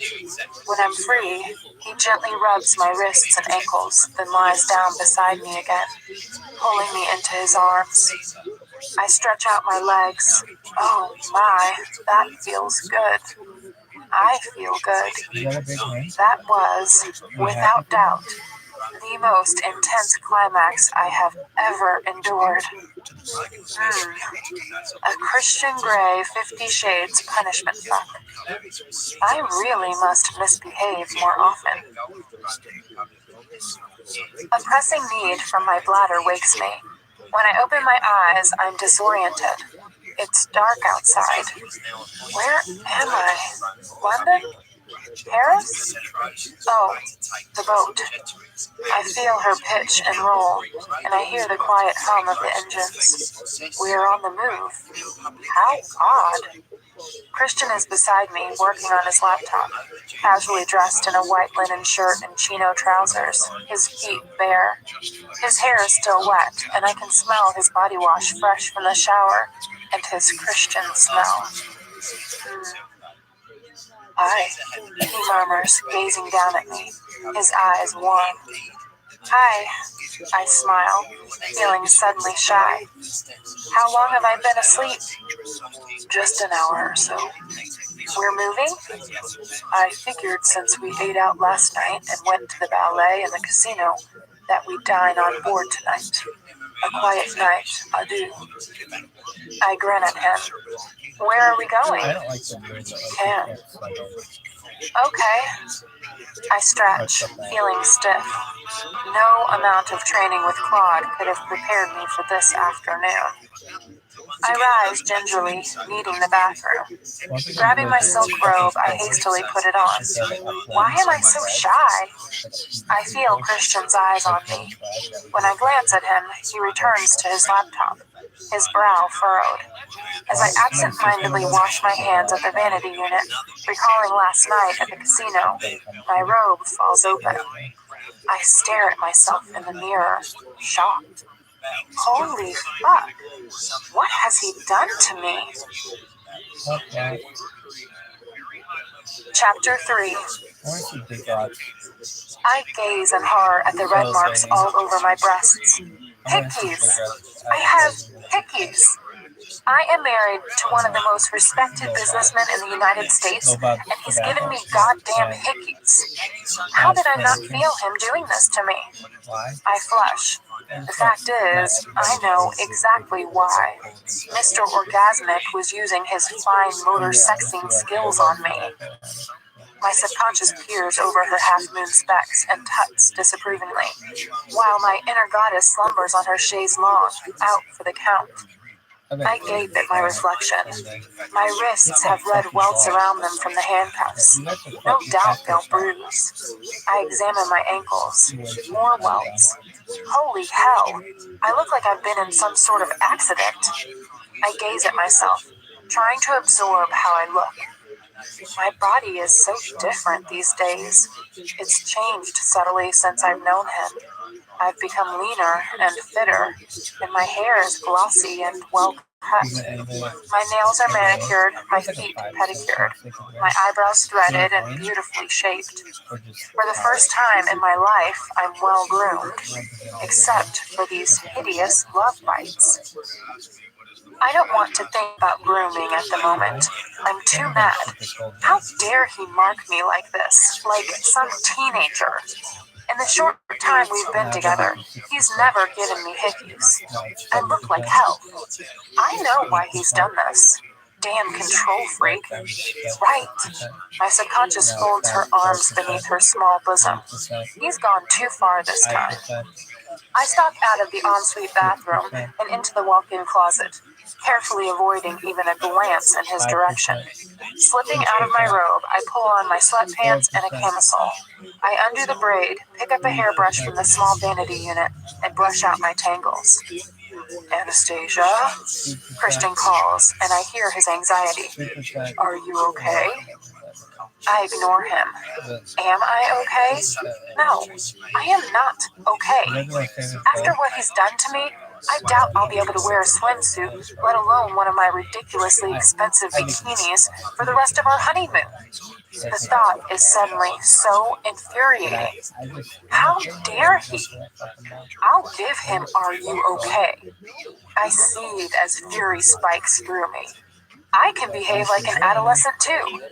Stepping back into the bedroom, I hurl the hairbrush at him, turn, and leave. Though not before I see his shocked expression and his lightning reaction as he raises his arm to protect his head, so that the brush bounces ineffectively off his forearm and onto the bed. I storm out of our cabin, bolt upstairs and out on deck, fleeing toward the bow. I need some space to calm down. It's dark and the air is balmy. The warm breeze carries the smell of the Mediterranean and the scent of jasmine and bougainvillea from the shore. The fair lady glides effortlessly through the calm, cobalt sea as I rest my elbows on the wooden railing, gazing at the distant shore where tiny lights wink and twinkle. I take a deep, healing breath and slowly begin to calm. I'm aware of him behind me before I hear him. You're mad at me, he whispers. No shit, Sherlock. How mad? Scale of 1 to 10? I think I'm at 50. Apt, huh? That mad? He sounds surprised and impressed at once. Yes, pushed to violence mad, I say through gritted teeth. He stays silent as I turn and scowl at him, watching me with wide and wary eyes. I know from his expression, and because he's made no move to touch me, that he's out of his depth. Christian, you have to stop unilaterally trying to bring me to heel. You made your point on the beach, very effectively as I recall. He shrugs minutely. Well, you won't take your top off again, he murmurs petulantly. And this justifies what he's done to me? I glare at him. I don't like you leaving marks on me. Well, not this many anyway. It's a hard limit. I hiss at him. I don't like you taking your clothes off in public. That's a hard limit for me, he growls. I think we've established that. I hiss through my teeth. Look at me. I pull down my camisole to reveal the top of my breasts. Christian gazes at me, his eyes not leaving my face, his expression wary and uncertain. He's not used to seeing me this mad. Can't he see what he's done? Can't he see how ridiculous he is? I want to shout at him, but I refrain. I don't want to push him too far. Heaven knows what he'd do. Eventually, he sighs and holds his palms up in a resigned, conciliatory gesture. Okay, he says, his voice placating. I get it. Hallelujah. Good. He runs his hand through his hair. I'm sorry. Please don't be mad at me. Finally, he looks contrite, using my own words back at me. You are such an adolescent sometimes. I scold him mulishly, but the fight has gone out of my voice, and he knows it. He steps closer and tentatively raises his hand to tuck my hair behind my ear. I know, he acknowledges softly. I have a lot to learn. Dr. Flynn's words come back to me. Emotionally, Christian is an adolescent, Anna. He bypassed that phase in his life totally. He's channeled all his energies into succeeding in the business world, and he has, beyond all expectations. His emotional world has to play catch-up. My heart falls a little. We both do. I sigh and cautiously raise my hand, placing it over his heart. He doesn't flinch like he used to, but he stiffens. He rests his hand over mine and smiles his shy smile. I've just learned that you've a good arm and a good aim, Mrs. Gray. I would never have figured that, but then I constantly underestimate you. You always surprise me. I arch my eyebrow at him. Target practice with Ray. I can throw and shoot straight, Mr. Gray, and you'd do well to remember that. I will endeavor to do that, Mrs. Gray, or ensure that all potential projectile objects are nailed down and that you don't have access to a gun. He smirks. I smirk back, narrowing my eyes. I'm resourceful. That you are, he whispers, and releases my hand to circle his arms around me. Pulling me into an embrace, he buries his nose in my hair. I wrap my arms around him, holding him close, and feel the tension leave his body as he nuzzles me. Am I forgiven? Am I? I feel his smile. Yes, he answers. Ditto. We stand holding each other, my peak forgotten. He does smell good, adolescent or not. How can I resist him? Hungry? He says after a while. I have my eyes closed and my head against his chest. Yes, famished. All the activity has given me an appetite, but I'm not dressed for dinner. I'm sure my sweatpants and camisole would be frowned upon in the dining room. You look good to me, Anastasia. Besides, it's our boat for the week. We can dress how we like. Think of it as dress down Tuesday on the Côte d'Azur. Anyway, I thought we'd eat on deck. Yes, I'd like that. He kisses me, an earnest forgive me kiss. Then we wander hand in hand toward the bow, where our gazpacho awaits. The steward serves our creme brulee and discreetly retires. Why do you always braid my hair? I ask Christian out of curiosity. We're sitting adjacent to each other at the table, my lower leg curled around his. He pauses as he's about to pick up his dessert spoon and frowns. I don't want your hair catching in anything, he says quietly, and for a moment he's lost in thought. Habit, I think. He muses. Suddenly he frowns and his eyes widen, his pupils dilating with alarm. What's he remembered? It's something painful, some early childhood memory, I guess. I don't want to remind him of that. Leaning over, I put my index finger over his lips. No, it doesn't matter. I don't need to know. I was just curious. I give him a warm, reassuring smile. His look is wary, but after a moment, he visibly relaxes, his relief evident. I lean over to kiss the corner of his mouth. I love you, I murmur, and he smiles his heart-achingly shy smile, and I melt. I will always love you, Christian. And I you, he says softly. In spite of my disobedience, I raise my eyebrow. Because of your disobedience, Anastasia. He grins. I crack my spoon through the burned sugar crust of my dessert and shake my head. Will I ever understand this man? This creme brulee is delicious. Once the steward has cleared our dessert plates, Christian reaches for the bottle of rosé and refills my glass. I check that we're alone and ask, what's with the no going to the bathroom thing? Do you really want to know? He half smiles, his eyes alight with a salacious gleam. Do I? I gaze at him through my lashes as I take a sip of my wine. The fuller your bladder, the more intense your orgasm, Anna. I blush. Oh, I see. Holy cow, that explains a lot. He grins, looking far too knowing. Will I always be on the back foot with Mr. Sexpertise? Yes, well, I desperately hunt around for a change of subject. He takes pity on me. What do you want to do for the rest of the evening? He cocks his head to one side and gives me his lopsided grin. Whatever you want, Christian. Put your theory to the test again? I shrug. I know what I want to do. He murmurs, grabbing his glass of wine.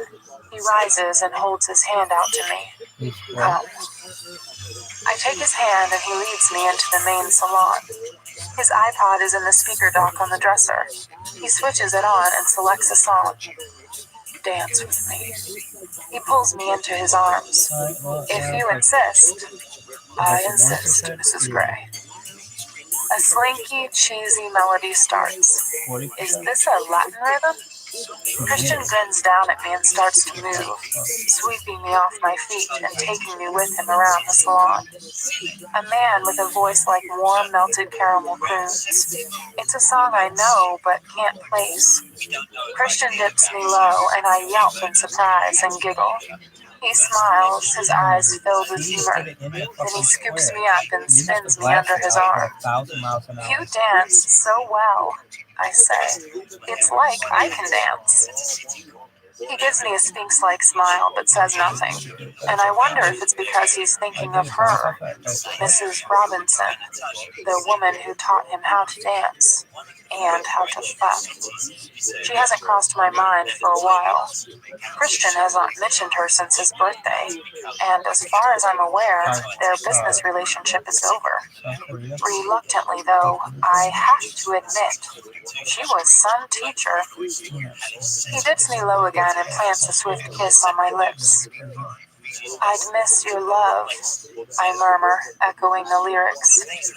I'd more than miss your love, he says, and spins me once more. Then he sings the words softly in my ear, making me swoon. The track ends and Christian gazes down at me, his eyes dark and luminous, all humor gone, and I'm suddenly breathless. Come to bed with me, he whispers, and it's a heartfelt plea that tugs at my heart. Christian, you had me at I do 2.5 weeks ago, but I know this is his way of apologizing and making sure all is well between us after our spat. When I wake, the sun is shining through the portholes. The water reflects shimmering patterns onto the cabin ceiling. Christian is nowhere to be seen. I stretch out and smile. I'll take a punishment fuck followed by makeup sex any day. I marvel at what it is to go to bed with two different men. Angry Christian and sweet, let me make it up to you in any way I can, Christian. It's tricky to decide which of them I like best. I rise and head for the bathroom. Opening the door, I find Christian inside shaving. naked except for a towel wrapped around his waist. He turns and beams, not fazed that I am interrupting him. I have discovered that Christian will never lock the door if he is the only person in the room. The reason is sobering and not one I want to dwell on. "Good morning, Mrs. Gray," he says, radiating his good mood. "Good morning yourself." I grin back as I watch him shave. I love watching him shave. He pulls up his chin and shaves beneath it, taking long, deliberate strokes, and I find myself unconsciously mirroring his actions, pulling my upper lip down just as he does to shave his philtrum. He turns and smirks at me, one half of his face still covered in shaving soap. "Enjoying the show?" he asks. "Oh, Christian, I could watch you for hours." "One of my all-time favorites," I murmur, and he leans down and kisses me quickly, smearing shaving soap on my face. "Shall I do this to you again?" he whispers wickedly and holds up the razor. I purse my lips at him. "No," I mutter, pretending to sulk. "I'll wax next time." I remember Christian's joy in London when he discovered that during his one meeting there, I'd shaved off my pubic hair out of curiosity. Of course, I hadn't done it to Mr. Exacting's high standards. "What the hell have you done?" Christian exclaims. He cannot keep his horrified amusement to himself. He sits up in bed in our suite at Brown's Hotel near Piccadilly, switches on the bedside light, and gazes down at me, his mouth a startled O. It must be midnight. I blush the color of the sheets in the playroom and try to pull down my satin nightdress so he can't see. He grabs my hand to stop me. "Anna, I shaved." "I can see that. Why?" He's grinning from ear to ear. I cover my face with my hands. Why am I so embarrassed? "Hey," he says softly and pulls my hand away. "Don't hide." He's biting his lips so that he won't laugh. "Tell me, why?" His eyes dance with merriment. Why does he find this so funny? "Stop laughing at me." "I'm not laughing at you. I'm sorry, I'm delighted," he says. "Oh, tell me, why?" I take a deep breath.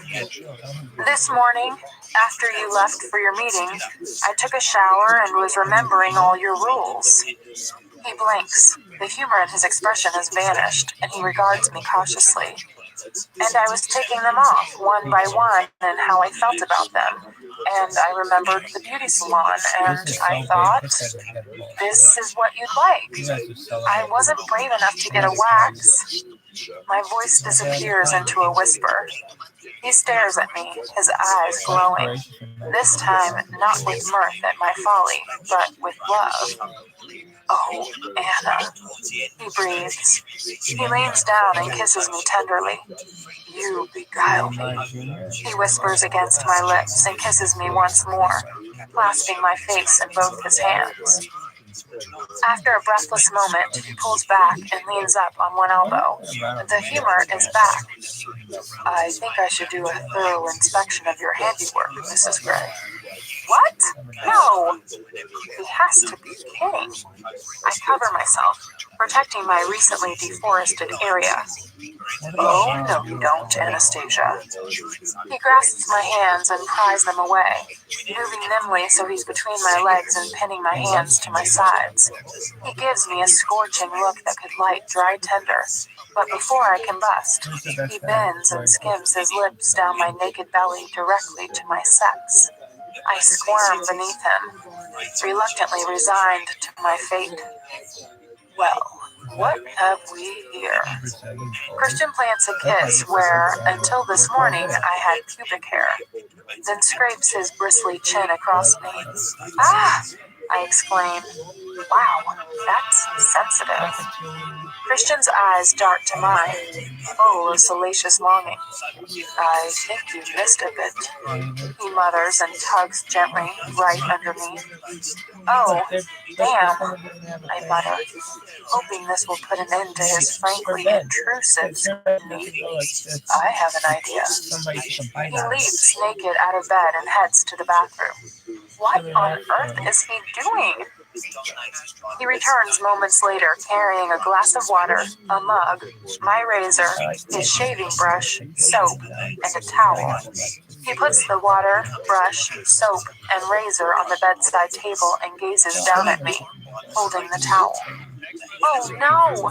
My subconscious slams down her complete works of Charles Dickens, leaps up from her armchair, and puts her hands on her hips.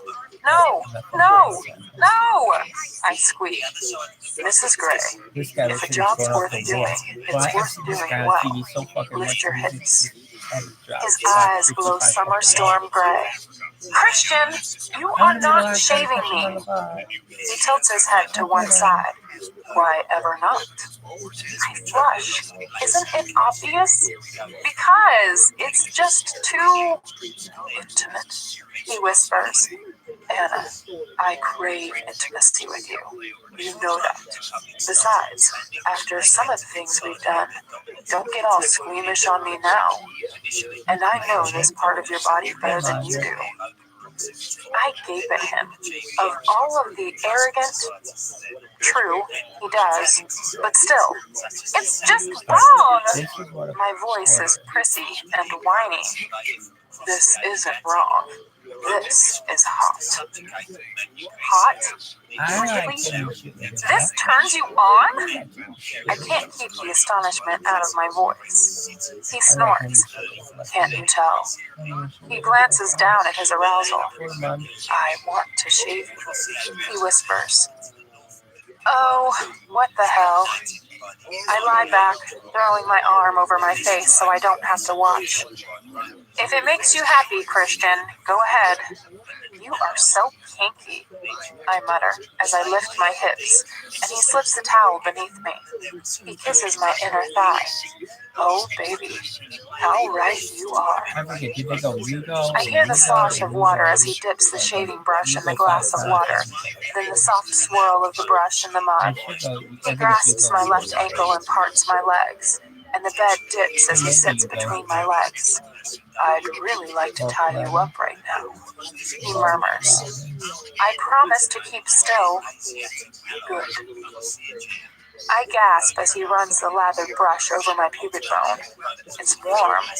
The water in the glass must be hot. I squirm a little. It tickles, but in a good way. Don't move, Christian admonishes and applies the brush again, or I will tie you down. He adds darkly, and a delicious shiver runs down my spine. Have you done this before? I ask tentatively when he reaches for the razor. No. Oh, good. I grin. Another first, Mrs. Gray. I like firsts. Me too. Here goes. And with a gentleness that surprises me, he runs the razor over my sensitive flesh. Keep still, he says distractedly, and I know he's concentrating hard. It's only a matter of minutes before he grabs the towel and wipes all the excess lather off me. There, that's more like it, he muses, and I finally lift my arm to look at him as he sits back to admire his handiwork. Happy? I ask, my voice hoarse. Very. He grins wickedly and slowly eases a finger inside me. But that was fun, he says, his eyes gently mocking. For you, maybe. I try to pout, but he's right. It was arousing. I seem to recall the aftermath was very satisfying. Christian returns to finishing his shave. I glance quickly down at my fingers. Yes, it was. I had no idea that the absence of pubic hair could make such a difference. Hey, I'm just teasing. Isn't that what husbands who are hopelessly in love with their wives do? 9%. Christian tips my chin up and gazes at me, his eyes suddenly filled with apprehension as he endeavors to read my expression. Payback time. Sit, I mutter. He stares, not understanding. I push him gently toward the lone white stool in the bathroom. Perplexed, he sits down and I take the razor from him. Anna? He warns as he realizes my intention. I lean down and kiss him. Head back, I whisper. He hesitates. Tit for tat, Mr. Gray. He stares at me with wary, amused disbelief. You know what you're doing? He asks, his voice low. I shake my head slowly, deliberately, trying to look as serious as possible. He closes his eyes and shakes his head, then tilts it back in surrender. Holy shit, he's going to let me shave him. Tentatively, I slide my hand into the damp hair at his forehead, gripping tightly to hold him still. He clenches his eyes closed and parts his lips as he inhales. Very gently, I stroke his razor up from his neck to his chin, revealing a patch of skin beneath the lather. Christian exhales. Did you think I was going to hurt you? I never know what you're going to do, Anna, but no, not intentionally. I run the razor up his neck again, clearing a wider path in the lather. I would never intentionally hurt you, Christian. He opens his eyes and circles his arms around me as I gently drag the razor down his cheek from the bottom of his sideburn. I know, he says, angling his face so I can shave the rest of his cheek. 2 more strokes, and I've finished. All done, and not a drop of blood spilled. I grin proudly. He runs his hand up my leg so that my nightdress rides up my thigh and pulls me onto his lap so that I'm astride him. I steady myself with my hands on his upper arms. He's really very muscular. Can I take you somewhere today? No sunbathing? I arch a caustic brow at him. He licks his lips nervously. No sunbathing today. I thought you might prefer something else. Well, since you've covered me in hickeys and effectively put the kibosh on that, sure, why not? Wisely, he chooses to ignore my tone. It's a drive, but it's worth a visit from what I've read. My dad recommended we visit. It's a hilltop village called Saint-Paul-de-Vence. There are some galleries there. I thought we could pick out some paintings or sculptures for the new house, if we find anything we like. I lean back and gaze at him. Art. He wants to buy art. How can I buy art? What? He asks. I know nothing about art, Christian. He shrugs and smiles at me indulgently. We'll buy only what we like. This isn't about investment. Investment? Jeez. What? He says again. I shake my head. Look, I know we only got the architect's drawings the other day, but there's no harm in looking. And the town is an ancient medieval place. Oh, the architect. He had to remind me of her, Gia Mateo, a friend of Elliot's who worked on Christian's place in Aspen. During our meetings, she'd been all over Christian like a rash. What now? Christian exclaims. I shake my head. Tell me, he urges. How can I tell him that I don't like Gia? My dislike is irrational. I don't want to come across as a jealous wife. You're not still mad about what I did yesterday. He sighs and nuzzles his face between my breasts.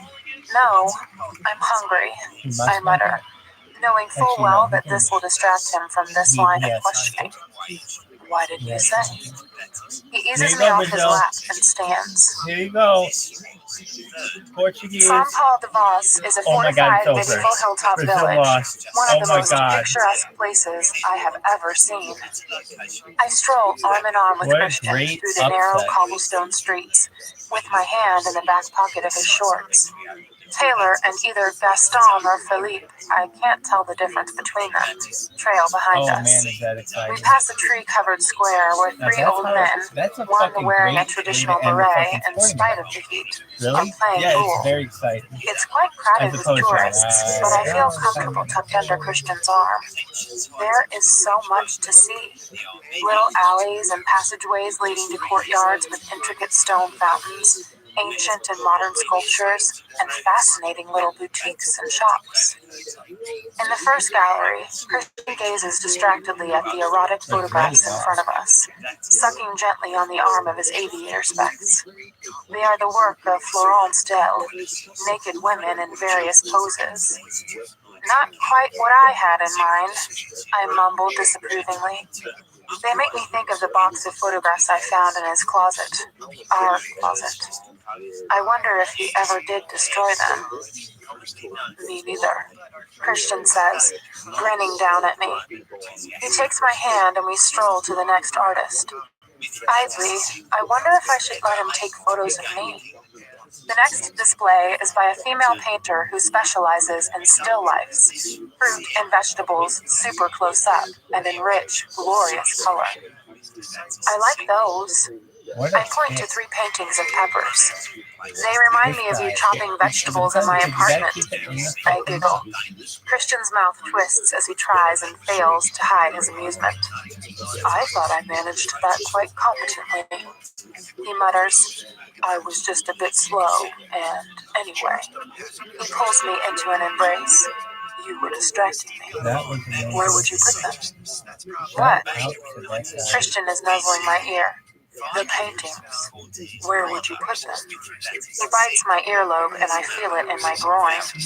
Kitchen, I murmur. Nice idea, Mrs. Gray. I squint at the price. 5,000 euros each. Holy shit. They're really expensive, I gasp. So? He nuzzles me again. Get used to it, Anna. He releases me and saunters over to the desk where a young woman dressed entirely in white is gaping at him. I want to roll my eyes, but turn my attention back to the paintings. 5,000 euros. Jeez. We have finished lunch and are relaxing over coffee at the Hotel Le Saint Paul. The view of the surrounding countryside is stunning. Vineyards and fields of sunflowers form a patchwork across the plain, interspersed here and there with neat little French farmhouses. It's such a clear, beautiful day. We can see all the way to the sea, glinting faintly on the horizon. Christian interrupts my reverie. You asked me why I braid your hair. He murmurs. His tone alarms me. He looks guilty. Yes? Oh, shit. The crack whore used to let me play with her hair, I think. I don't know if it's a memory or a dream. Whoa, his birth mom. He gazes at me, his expression unreadable. My heart leaps into my mouth. What do I say when he says things like this? I like it when you play with my hair. My voice is hesitant. He regards me with uncertainty. Do you? Yes. It's the truth. I grasp his hand. #ViralRabbi. I think you loved your birth mother, Christian. His eyes widen and he stares at me impassively, saying nothing. Holy shit. Have I gone too far? Say something, 50, please. But he remains resolutely mute, gazing at me with fathomless gray eyes while the silence stretches between us. He looks lost. He glances down at my hand on his, and he frowns. Say something, I whisper, because I cannot bear the silence any longer. He shakes his head, exhaling deeply. Let's go. He releases my hand and stands, his expression guarded. Have I overstepped the mark? I have no idea. My heart sinks. I don't know whether to say anything else or just let it go. I decide on the latter and follow him dutifully out of the restaurant. In the lovely narrow street, he takes my hand. Where do you want to go? He speaks, and he's not mad at me. Thank heavens. I exhale, relieved, and shrug. Is that a good game? I am just glad you're still speaking to me. You know I don't like talking about all that shit. It's done. Finished. He says quietly. No, Christian. It isn't. The thought saddens me, and for the first time I wonder if it will ever be finished. He'll always be 50 Shades. My 50 Shades. Do I want him to change? No, not really. Only insofar as I want him to feel loved. Peeking up at him, I take a moment to admire his captivating beauty. And he's mine. And it's not just the allure of his fine, fine face and his body that has me spellbound. It's what's behind the perfection that draws me, that calls to me. His fragile, damaged soul. He gives me that look, down his nose, half amused, half wary, wholly sexy, then tucks me under his arm, and we make our way through the tourists toward the spot where Philippe/Gaston has parked the roomy Mercedes. I slip my hand back into the back pocket of Christian's shorts, grateful that he isn't mad. But honestly, what 4-year-old child doesn't love his mom, no matter how bad a mom she is? I sigh heavily and hug him closer. I know behind us the security team lurks, and I wonder idly if they've eaten.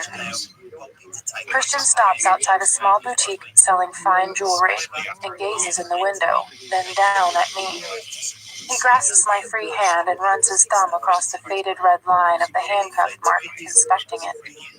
It's not sore, I reassure him. He twists so that my other hand is freed from his pocket. He clasps that hand too, turning it gently over to examine my wrist. The platinum Omega watch he gave me at breakfast on our first morning in London obscures the red line. The inscription still makes me swoon. Anastasia, you are my more, my love, my life, Christian. In spite of everything, all his fiftiness, my husband can be so romantic. I gaze down at the faint marks on my wrist. Then again, he can be savage sometimes. Releasing my left hand, he tilts my chin up with his fingers and scrutinizes my expression, his eyes troubled. They don't hurt, I repeat. He pulls my hand to his lips and plants a soft, apologetic kiss on the inside of my wrist. Come, he says, and leads me into the shop. Here. Christian holds open the platinum bracelet he's just purchased. It's exquisite, so delicately crafted, the filigree in the shape of small abstract flowers with small diamonds at their hearts. He fastens it around my wrist. It's wide and cuff-like and hides the red marks. It also cost 30,000 euros, I think, though I couldn't really follow the conversation in French with the sales assistant. I have never worn anything so expensive. There, that's better, he murmurs. Better? I whisper, gazing into luminous gray eyes, conscious that the stick-thin sales assistant is staring at us with a jealous and disapproving look. You know why, Christian says uncertainly. I don't need this. I shake my wrist and the cuff moves. It catches the afternoon light streaming through the boutique window, and small sparkling rainbows dance off the diamonds all over the walls of the store. I do, he says with utter sincerity. Why? Why does he need this? Does he feel guilty? About what? The marks? His birth mother? Not confiding in me? Oh, 50. No, Christian, you don't. You've given me so much already. A magical honeymoon, London, Paris, the Côte d'Azur, and you. I'm a very lucky girl, I whisper, and his eyes soften. No, Anastasia, I'm a very lucky man. Thank you.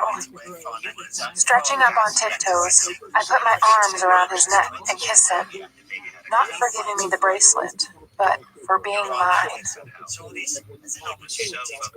Back in the car, he's introspective, gazing out at the fields of bright sunflowers, their heads following and basking in the afternoon sun.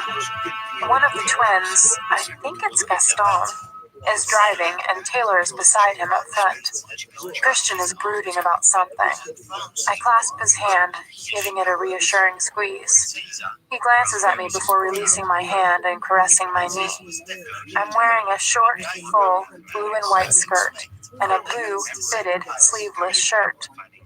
Christian hesitates, and I don't know if his hand is going to travel up my thigh or down my leg.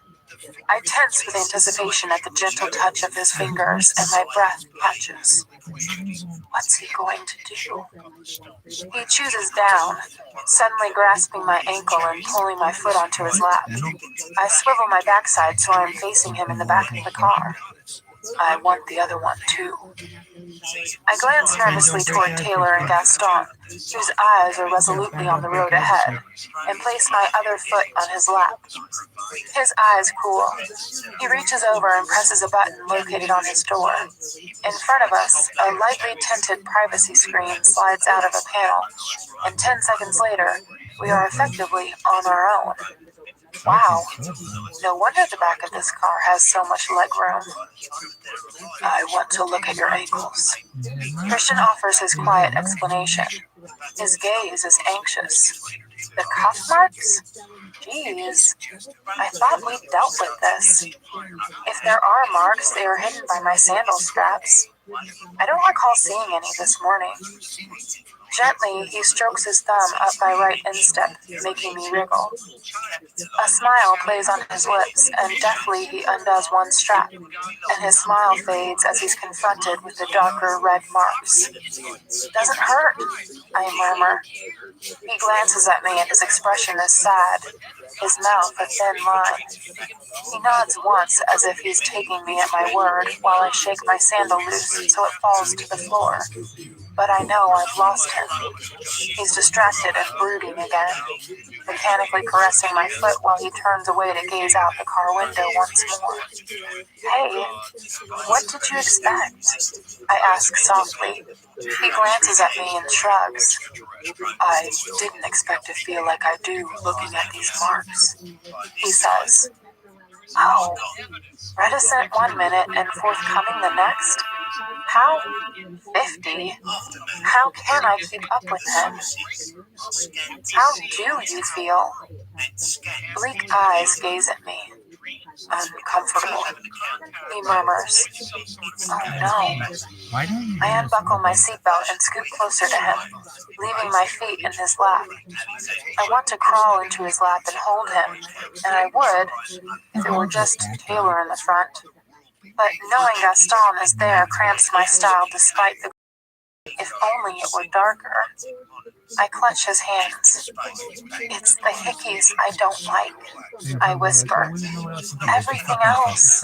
What you did? I lower my voice even further. Why? With the handcuffs? I fucking enjoyed that. designers. Well, more than enjoyed. It It was mind-blowing.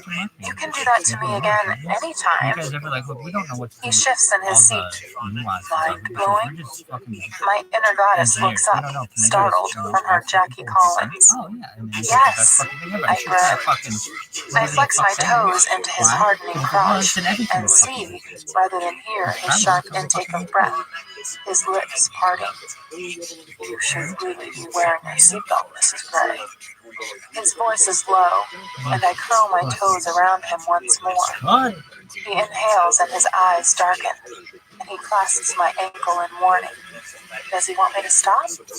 Continue? He pauses, scowls, then fishes his ever-present BlackBerry out of his pocket to take an incoming call while glancing at his watch. His frown deepens. Barney, he snaps. Crap. Work interrupting us again. I try to remove my feet, but he tightens his fingers around my ankle. In the servo room? He says in disbelief. Did it activate the fire suppression system? Fire? I take my feet off his lap, and this time he lets me. I sit back in my seat, buckle my seatbelt, and fiddle nervously with the 30,000 euro bracelet. Christian presses the button on his door armrest again and slides down. Anyone injured? Damage? I see. When? Christian glances at his watch again, then runs his fingers through his hair. No, not the fire department or the police. Not yet, anyway. A fire? At Christian's office? I gape at him, my mind racing. Taylor shifts so he can hear Christian's conversation. Has he? Good. Okay. I want a detailed damage report, and a complete rundown of everyone who had access over the last 5 days, including the cleaning staff. Get hold of Andrea and get her to call me. Yeah, sounds like the argon is just as effective, worth its weight in gold. Damage report? Argon? It rings a distant bell from chemistry class. An element, I think. I realize it's early. Email me in 2 hours. No, I need to know. Thank you for calling me. Christian hangs up, then immediately punches a number into the BlackBerry. Welch. Good. When? Christian glances at his watch, yet again. An hour then. Yes. 24/7 at the off-site data store. Good. He hangs up. Philippe, I need to be on board within the hour. Monsieur. Shit, it's Philippe, not Gaston. The car surges forward. Christian glances at me, his expression unreadable. Anyone hurt? I ask quietly. Christian shakes his head. Very little damage. He reaches over and clasps my hand, squeezing it reassuringly. Don't worry about this. My team is on it. And there he is, the CEO, in command, in control, and not flustered at all. Where was the fire? Server room. Gray house? Yes. His responses are clipped, so I know he doesn't want to talk about it. Why so little damage? The server room is fitted with a state-of-the-art fire suppression system. Of course it is. Anna, please, don't worry. I'm not worried. I lie. We don't know for sure that it was arson, he says, cutting to the heart of my anxiety. My hand clutches my throat in fear. Charlie Tango, and now this? What next? Chapter 4. I'm restless. Christian has been holed up in the onboard study for over an hour. I have tried reading, watching TV, sunbathing, fully dressed sunbathing, but I can't relax, and I can't rid myself of this edgy feeling. After changing into shorts and a t-shirt, I remove the ludicrously expensive cuff and go to find Taylor. Mrs. Gray, he says, startled from his Anthony Burgess novel. He is sitting in the small salon outside Christian's study. I'd like to go shopping. Yes, ma'am. He stands. I'd like to take the jet ski. His mouth drops open. He frowns at a loss for words. I don't want to bother Christian with this. He represses a sigh. Mrs. Gray, I don't think Mr. Gray would be very comfortable with that, and I'd like to keep my job. Oh, for heaven's sake. I want to roll my eyes at him, but I narrow them instead, sighing heavily and expressing, I think, the right amount of frustrated indignation that I am not mistress of my own destiny. Then again, I don't want Christian to be mad at Taylor, or me, for that matter. Striding confidently past him, I knock on the study door and enter.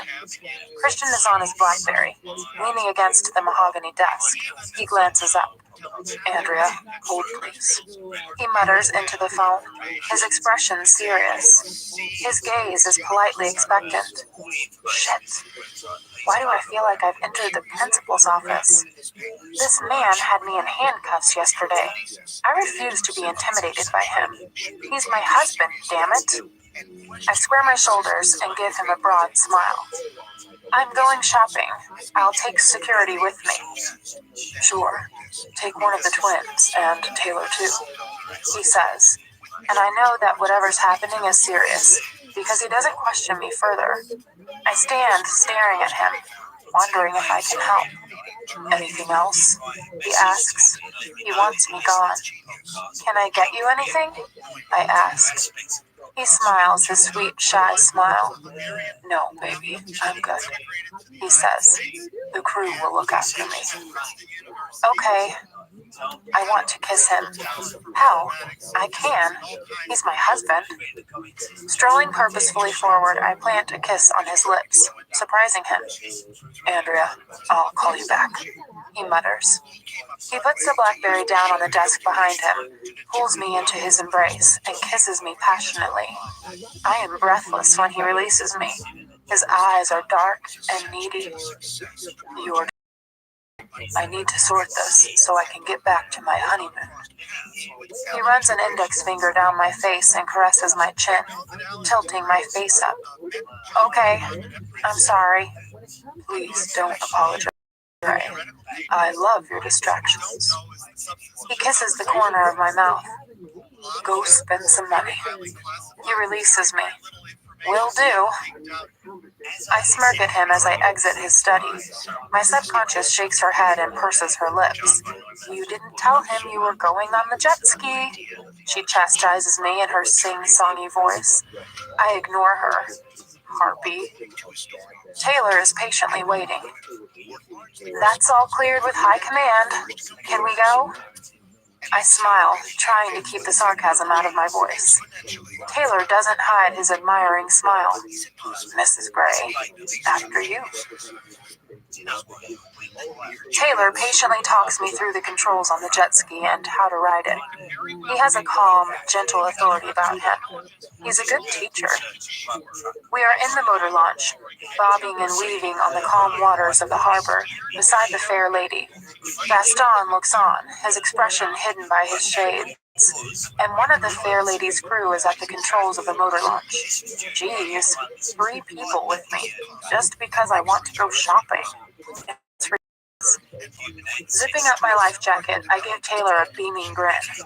He holds out his hand to assist me as I climb onto the jet ski. Fasten the strap of the ignition key around your wrist, Mrs. Gray. If you fall off, the engine will cut out automatically, he explains. Okay. Ready? I nod enthusiastically.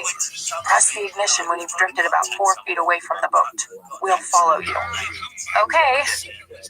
He pushes the jet ski away from the launch and it floats gently into the main harbor. When he gives me the OK sign, I press the ignition button and the engine roars to life. Okay, Mrs. Gray. Easy does it, Taylor shouts. I squeeze the accelerator. The jet ski lurches forward, then stalls. Crap! How does Christian make it look so easy?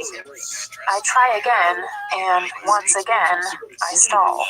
Double crap. Just steady on the gas, Mrs. Gray, Taylor calls. Yeah, I mutter under my breath. I try once more, very gently squeezing the lever, and the jet ski lurches forward, but this time, it keeps going. Yes! It goes some more. Ha-ha! It still keeps going. I want to shout and squeal in excitement, but I resist. I cruise gently away from the yacht into the main harbor. Behind me, I hear the throaty roar of the motor launch.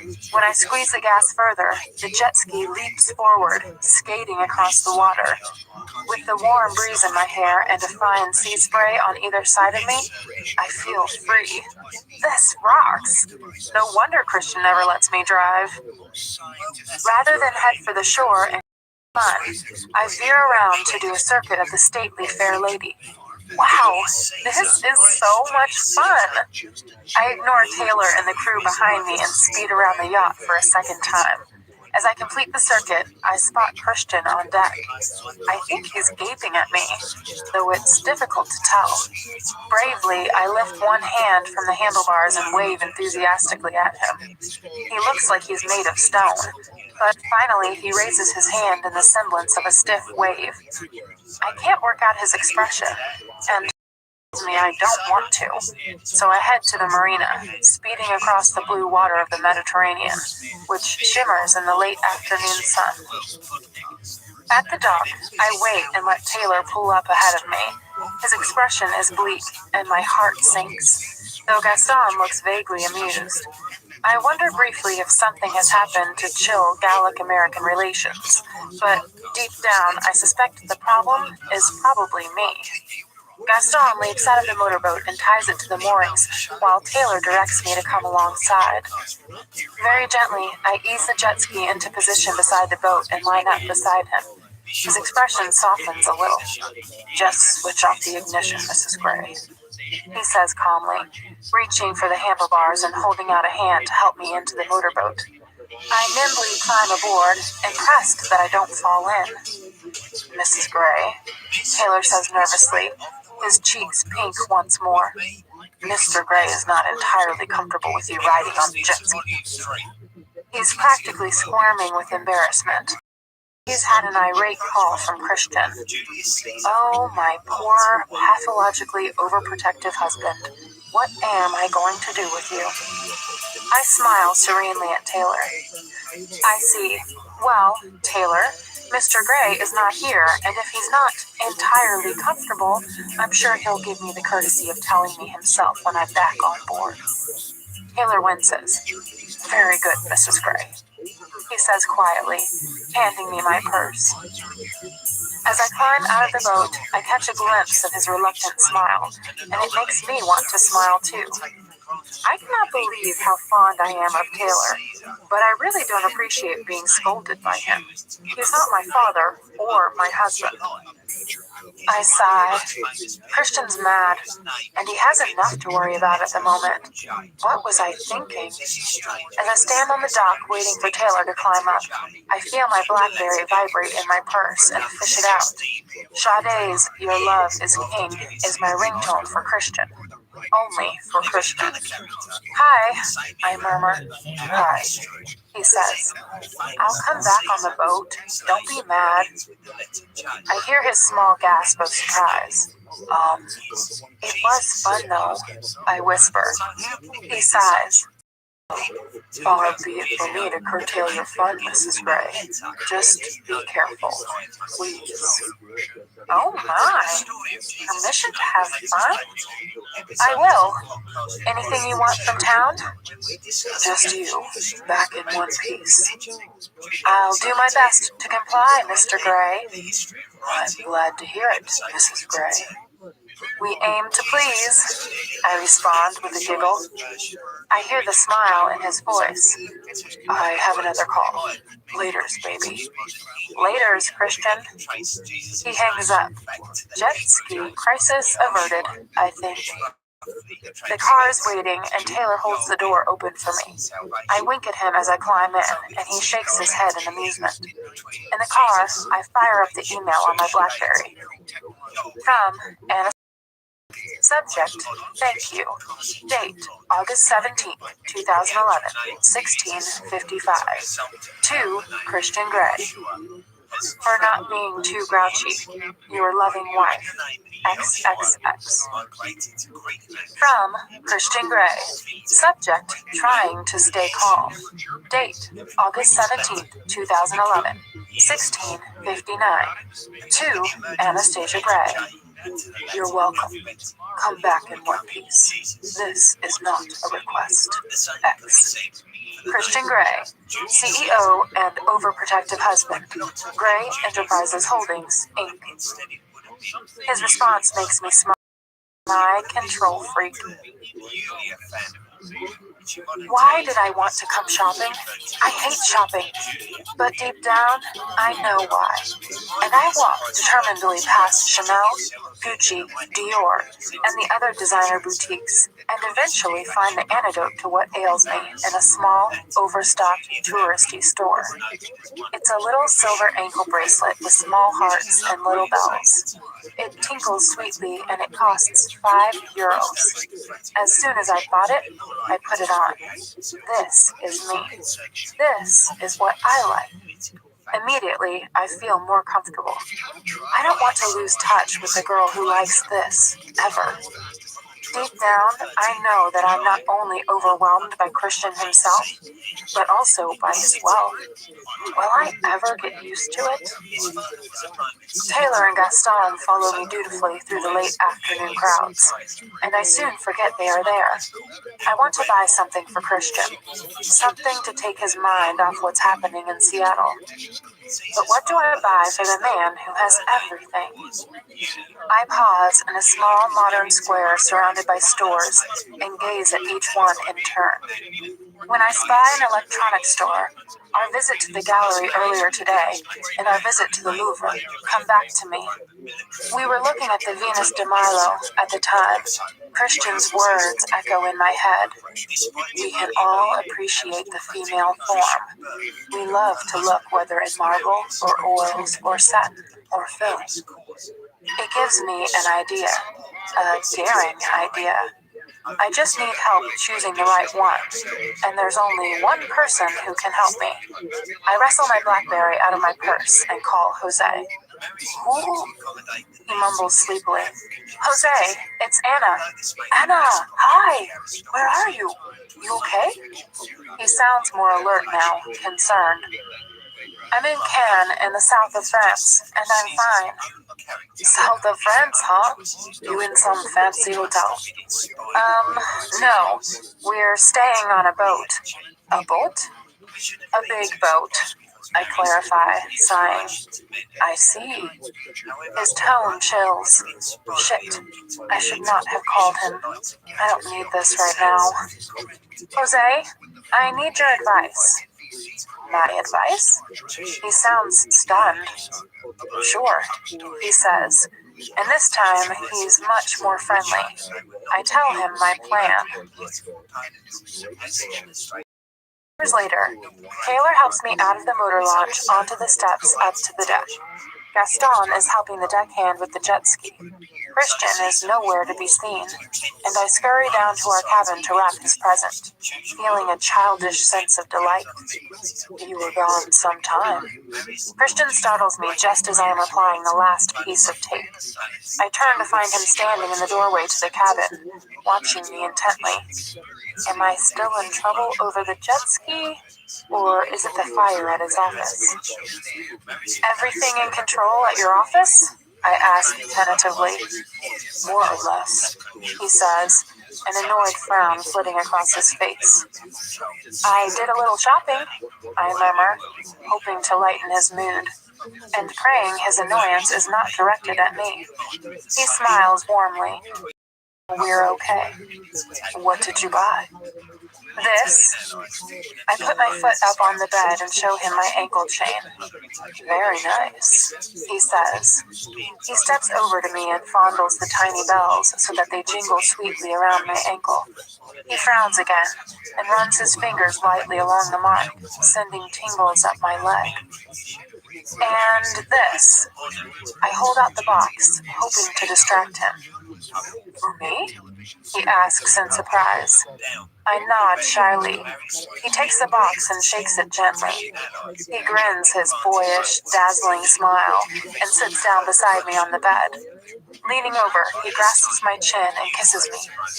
Thank you, he says with shy delight. You haven't opened it yet.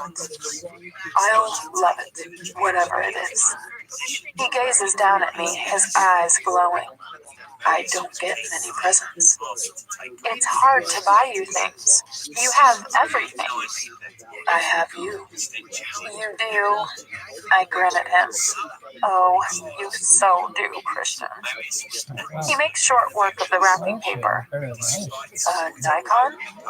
He glances up at me, puzzled. I know you have your compact digital camera, but this is for, portraits and the like. It comes with 2 lenses. He blinks at me, still not understanding. Today in the gallery, you liked the Florence Dell photographs, and I remember what you said in the Louvre. And, of course, there were those other photographs. I swallow, trying my best not to recall the images I found in his closet. He stops breathing, his eyes widening as realization dawns, and I continue hurriedly before I lose my nerve. I thought you might, like to take pictures of Me. Pictures. Of you? He gapes at me, ignoring the box on his lap. I nod, desperately trying to gauge his reaction. Finally, he gazes back down at the box, his fingers tracing over the illustration of the camera on the front with fascinated reverence. What is he thinking? Oh, this is not the reaction I was expecting, and my subconscious glares at me like I'm a domesticated farm animal. Christian never reacts the way I expect. He looks back up, his eyes filled with, what, pain? Why do you think I want this? He asks, bemused. No, no, no! You said you'd love it! Don't you? I ask, refusing to acknowledge my subconscious, who is questioning why anyone would want erotic photographs of me. Christian swallows and runs a hand through his hair, and he looks so lost, so confused. He takes a deep breath. For me, photos like those have usually been an insurance policy, and I know I've objectified women for so long, he says, and pauses awkwardly. And you think taking pictures of me is, objectifying me? All the air leaves my body, and the blood drains from my face. He scrunches up his eyes. I am so confused, he whispers. When he opens his eyes again, they are wide and wary, full of some raw emotion. Shit, is it me? My questions earlier about his birth mom? The fire at his office? Why do you say that? I whisper, panic rising in my throat. I thought he was happy. I thought we were happy. I thought I made him happy. I don't want to confuse him, do I? My mind starts racing. He hasn't seen Flynn in nearly 3 weeks. Is that it? Is that the reason he's unraveling? Shit, should I call Flynn? And in a possibly unique moment of extraordinary depth and clarity, it comes to me. The fire, Charlie Tango, the jet ski. He's scared. He's scared for me. And seeing these marks on my skin must bring that home. He's been fussing about them all day, confusing himself because he's not used to feeling uncomfortable about inflicting pain. The thought chills me. He shrugs, and once more his eyes move down to my wrist, where the cuff he bought me this afternoon used to be. Bingo. Christian, these don't matter. I hold up my wrist, revealing the fading welt. You gave me a safe word. Shit, yesterday was fun. I enjoyed it. Stop brooding about it. I like rough sex. I've told you that before. I blush scarlet as I try to quash my rising panic. He gazes at me intently, and I have no idea what he's thinking. Maybe he's measuring my words. I stumble on. Is this about the fire? Do you think it's connected somehow to Charlie Tango? Is this why you're worried? Talk to me, Christian, please. He stares at me, saying nothing, and the silence expands between us again as it did this afternoon. Holy fucking crap. He's not going to talk to me. I know. Don't overthink this, Christian. I scold quietly, and the words echo, disturbing a memory from the recent past. His words to me about his stupid contract. I reach over, take the box from his lap, and open it. He watches me passively as if I'm a fascinating alien creature. Knowing that the camera is prepped by the overly helpful salesman in the store and ready to go, I fish it out of the box and remove the lens cap. I point the camera at him, so his beautiful, anxious face fills the frame. I press the button and keep it pressed, and 10 pictures of Christian's alarmed expression are captured digitally for posterity. I'll objectify you then, I murmur, pressing the shutter again. On the final still, his lips twitch almost imperceptibly. I press again, and this time he smiles. A small smile, but a smile nevertheless. I hold down the button once more and see him physically relax in front of me and pout. A full-on, posed, ridiculous, blue steel pout, and it makes me giggle. Oh, thank heavens! Mr. Mercurial is back, and I've never been so pleased to see him. I thought it was my present, he mutters sulkily, but I think he's teasing. Well, it was supposed to be fun, but apparently it's a symbol of women's oppression. I snap away, taking more pictures of him, and watch the amusement grow on his face in super close up. Then his eyes darken, and his expression changes to predatory. You want to be oppressed, he murmurs silkily. Not oppressed, no, I murmur back, snapping again. I could oppress you big time, Mrs. Gray, he threatens, his voice husky. I know you can, Mr. Gray, and you do, frequently. His face falls. Shit. I lower the camera and stare at him. What's wrong, Christian? My voice oozes frustration. Tell me! God, he's so infuriating. I lift the camera to my eye again. Tell me, I insist. Nothing, he says, and abruptly disappears from the viewfinder. In one swift, smooth move, he sweeps the camera box onto the cabin floor, grabs me, and pushes me down onto the bed. He sits astride me. Hey! I exclaim, and take more photographs of him, smiling down at me with dark intent. He grabs the camera by the lens, and the photographer becomes the subject as he points the Nikon at me and presses the shutter down. So you want me to take pictures of you, Mrs. Gray, he says, amused.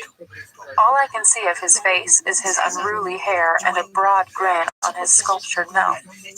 Well, for a start, I think you should be laughing, he says, and he tickles me ruthlessly under my ribs, making me squeal and giggle and squirm beneath him until I grasp his wrist in a vain attempt to make him stop. His grin widens, and he renews his efforts while snapping pictures. No! Stop! I scream. Are you kidding? He growls, and puts the camera down beside us so that he can torture me with both hands. Christian! I splutter and gasp my laughing protest. He has never, ever tickled me before. Fuck! Stop! I thrash my head from side to side, trying to wiggle out from under him, giggling and pushing both of his hands away. But he's unrelenting, grinning down at me, enjoying my torment. Christian, stop! I plead, and he stops suddenly. Grabbing both of my hands, he holds them down on either side of my head while looming over me. I am panting and breathless with laughter. His breathing mirrors mine, and he gazes down at me with, what? My lungs stop functioning. Wonder? Love? Reverence? Holy cow, that look! You are so beautiful, he breathes.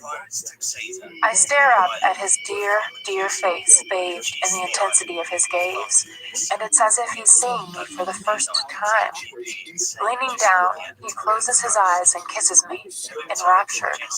His response is a wake-up call to my libido, seeing him like this, undone by me. Oh my. He releases my hands and curls his fingers around my head and into my hair, holding me gently in place. And my body rises and fills with my arousal, responding to his kiss. Suddenly, the nature of his kiss alters, no longer sweet, reverential, and admiring, but carnal, deep, and devouring, his tongue invading my mouth, taking, not giving, his kiss possessing a desperate, needy edge. As desire courses through my blood, awakening every muscle and sinew in its wake. I feel a frisson of alarm. Oh, 50, what's wrong? He inhales sharply and groans. Oh, what you do to me, he murmurs, lost and raw. He moves suddenly, lying down on top of me, pressing me into the mattress, one hand cupping my chin, the other skimming over my body, my breast, my waist, hip, and around my behind. He kisses me again, pushing his leg between mine, raising my knee and grinding against me, his erection straining against our clothes and my sex. I gasp and moan against his lips, losing myself to his fervent passion. I dismiss the distant alarm bells in the back of my mind, knowing that he wants me, that he needs me, and that when it comes to communicating with me, this is his favorite form of self-expression. I kiss him with renewed abandon, my fingers through his hair, fisting my hands, holding tight. He tastes so good and smells of Christian, my Christian. Abruptly, he stops, stands up, and pulls me off the bed so that I am standing in front of him, dazed. He undoes the button on my shorts and kneels quickly, yanking them and my panties down. And before I can breathe again, I am back on the bed beneath him and he's unbuttoning his fly. Whoa! He's not taking off his clothes or my t-shirt. He holds my head and with no preamble whatsoever, he thrusts himself inside me, making me cry out, more in surprise than anything else. But I can still hear the hiss of his breath forced through his clenched teeth. Yes! He hisses close to my ear. He stills, then swivels his hips once, making me groan. I need you, he growls, his voice low and husky. He runs his teeth along my jaw, nipping and sucking, and then he's kissing me again hard. I wrap my legs and arms around him, cradling and holding him hard against me, determined to wipe out whatever's worrying him, and he starts to move like he's trying to climb inside me, over and over, frantic, primal, desperate, and before I lose myself to the insane rhythm and pace he's setting, I briefly wonder once more what's driving him, worrying him. But my body takes over, obliterating the thought, climbing and building so I am awash with sensation, meeting him thrust for thrust, listening to his harsh breathing, labored and fierce at my ear, knowing that he's lost in me. I groan loudly, panting. It's so erotic, his need for me. I am reaching, and he's driving me higher, overwhelming me, taking me. And I want this. I want this so much, for him and for me. Come with me, he gasps, and he rears up over me so I have to break my hold around him. Open your eyes, he orders. I need to see you. His voice is urgent, implacable. My eyes flicker open momentarily, and the sight of him above me, his face taut with ardor, his eyes raw and glowing. His passion and his love is my undoing, and on cue I come, throwing my head back as my body pulses around him. Oh, Anna, he cries, and he joins my climax, driving into me, then stilling and collapsing onto me. He rolls over so that I'm sprawled on top of him, and he's still inside me. As I surface from my orgasm and my body steadies and calms, I want to make some quip about being objectified and oppressed, but hold my tongue, uncertain of his mood. I glance up from Christian's chest to examine his face. His eyes are closed and his arms are wrapped around me, clinging tight. I kiss his chest through the thin fabric of his linen shirt. Tell me, Christian, what's wrong? I ask softly, and wait anxiously to see if even now, sated by sex, he'll tell me. I feel his arms tighten around me further, but it's his only response. He's not going to talk. Inspiration hits me. I give you my solemn vow to be your faithful partner in sickness and in health, to stand by your side in good times and in bad, to share your joy as well as your sorrow. I murmur. He freezes. His only movement is to open wide his fathomless eyes and gaze at me as I continue my wedding vows. I promise to love you unconditionally, to support you in your goals and dreams, to honor and respect you, to laugh with you and cry with you, to share my hopes and dreams with you, and bring you solace in times of need. I pause, willing him to talk to me. He watches me, his lips parted, but says nothing. And to cherish you for as long as we both shall live. I sigh. Oh, Anna, he whispers, and moves again, breaking our precious contact so that we're lying side by side. He strokes my face with the backs of his knuckles. I solemnly vow that I will safeguard and hold dear and deep in my heart our union, and you, he whispers, his voice hoarse. I promise to love you faithfully, forsaking all others, through the good times and the bad, in sickness and in health, regardless of where life takes us. I will protect you, trust you, and respect you. I will share your joys and sorrows, and comfort you in times of need. I promise to cherish you and uphold your hopes and dreams, and keep you safe at my side. All that is mine is now yours. I give you my hand, my heart, and my love, from this moment on, for as long as we both shall live. Tears spring to my eyes. His face softens as he gazes at me. Don't cry, he murmurs, his thumb catching and dispatching a stray tear. Why won't you talk to me? Please, Christian. He closes his eyes as if in pain. I vowed I would bring you solace in times of need. Please don't make me break my vows. I plead. He sighs and opens his eyes, his expression bleak. It's arson, he says simply, and he looks suddenly so young and vulnerable. Oh, wow. And my biggest worry is that they are after me.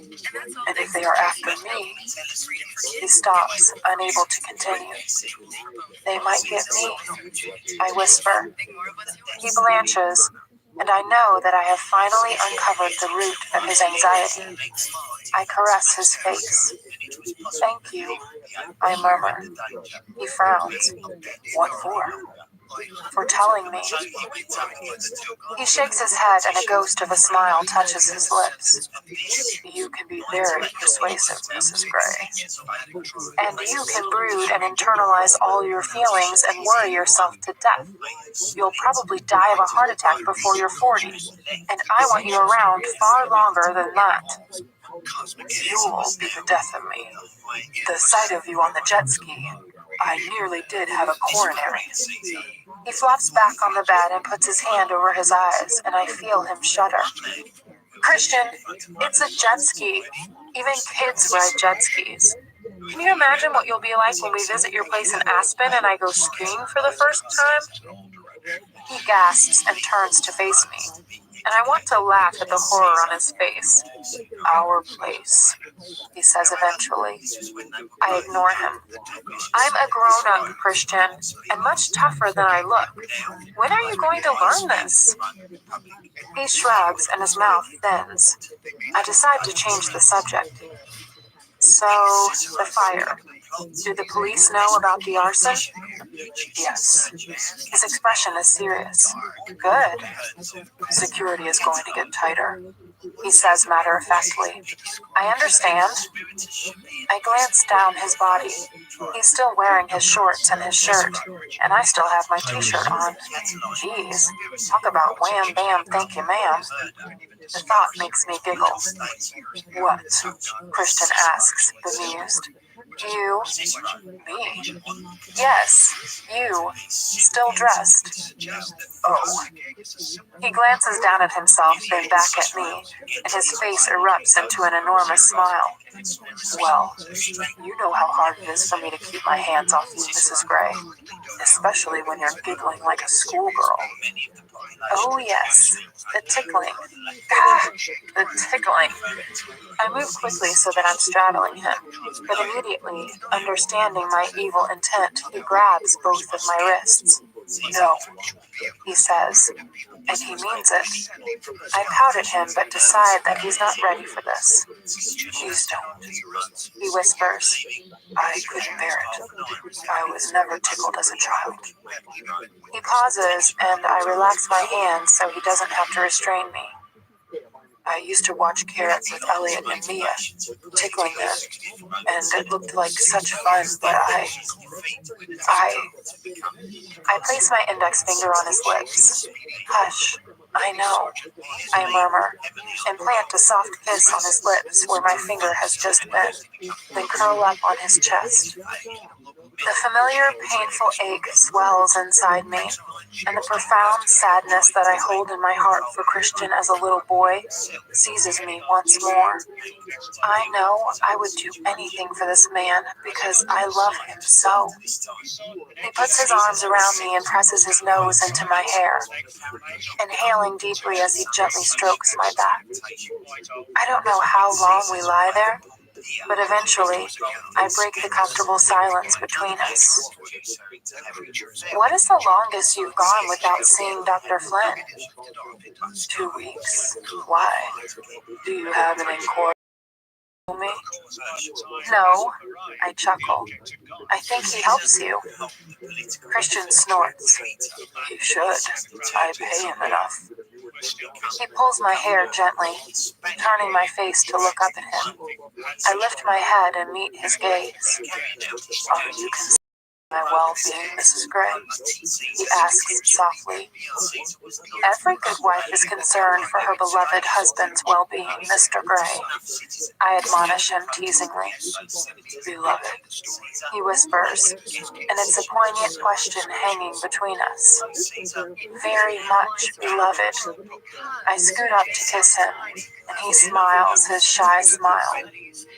Do you want to go ashore to eat? I want to eat wherever you're happiest. Good.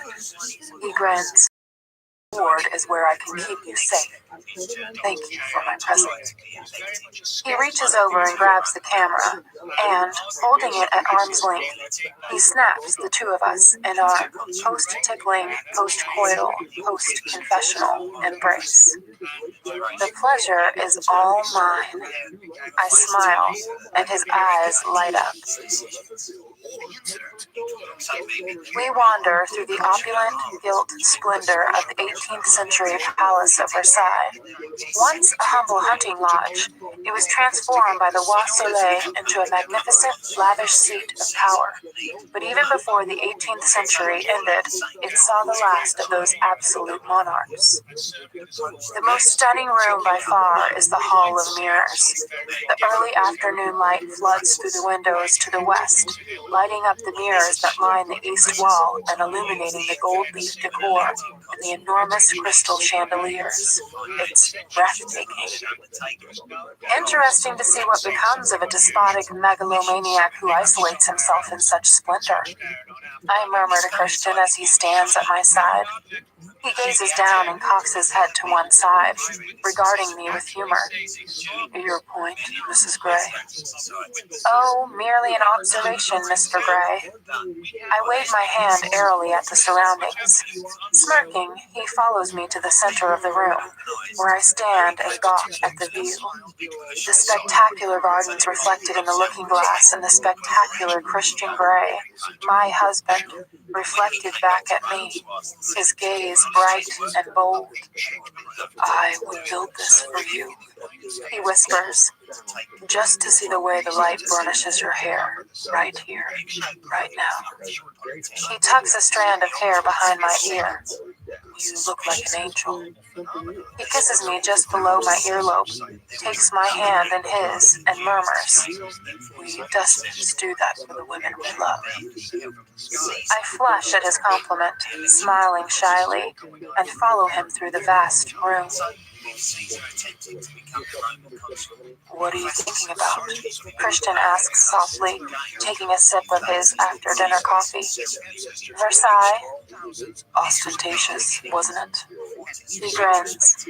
I glance around the more understated grandeur of the fair lady's dining room and purse my lips. "This is hardly ostentatious," Christian says, a tad defensively. "I know. It's lovely. The best honeymoon a girl could want." "Really?" he says, genuinely surprised, and he smiles his shy smile. "Of course it is." "We've got only 2 more days. Is there anything you'd like to see or do?" "Just be with you," I murmur. He rises from the table, comes around, and kisses me on the forehead. "Well, can you do without me for about an hour? I need to check my emails, find out what's happening at home." I say brightly, trying to hide my disappointment that I'll be without him for an hour. Is it freaky that I want to be with him all the time? "Thank you for the camera," he murmurs, and heads. Back in our cabin, I decide to catch up on my correspondence and open my laptop. There are emails from my mom and from Kate, giving me the latest gossip from home and asking how the honeymoon is going. Well, great, until someone decided to burn down GEH Inc. As I finish my response to my mom, an email from Kate hits my inbox. From Catherine L. Kavanaugh. Date, August 7th, 2011, 11:45. To Anastasia Gray. Subject, OMG. "Anna, just heard about the fire at Christian's office. Do you think it's arson? KXOX. Kate is online. I jump onto my newfound toy, Skype messaging, and see that she's available. I quickly type a message. Anna. "Hey, are you there?" Kate. "Yes, Anna, how are you? How's the honeymoon? Did you see my email? Does Christian know about the fire?" Anna. "I'm good. Honeymoon's great. Yes, I saw your email. Yes, Christian knows." Kate. "I thought he would. News is sketchy on what happened, and Elliot won't tell me anything." Anna. "Are you fishing for a story?" Kate. "You know me too well." Anna. "Christian hasn't told me much." Kate. "Elliot heard from Grace." Oh no. I'm sure Christian doesn't want this broadcast all over Seattle. I try my patented distract tenacious Kavanaugh technique. Anna. "How are Elliot and Ethan?" Kate. "Ethan has been accepted into the psych course at Seattle for his master's degree. Elliot is adorable." Anna. "Way to go, Ethan." Kate. "How's our favorite ex-Dom?" Anna. "Kate?" Kate. "What?" Anna. "You know what?" Kate. "Hey, sorry." Anna. "He's fine. More than fine." Smiley face emoticon. Kate. "Well, as long as you're happy, I'm happy." Anna. "I'm blissfully happy." Kate. Smiley face emoticon. "I have to run. Can we talk later?" Anna. "Not sure. See if I am online. Time zones suck." Kate. "They do. Love you, Anna." Anna. "Love you too. Laters. X." Kate. "Laters." Heart emoticon. Trust Kate to be on the trail of this story. I roll my eyes and Skype down before Christian sees the chat.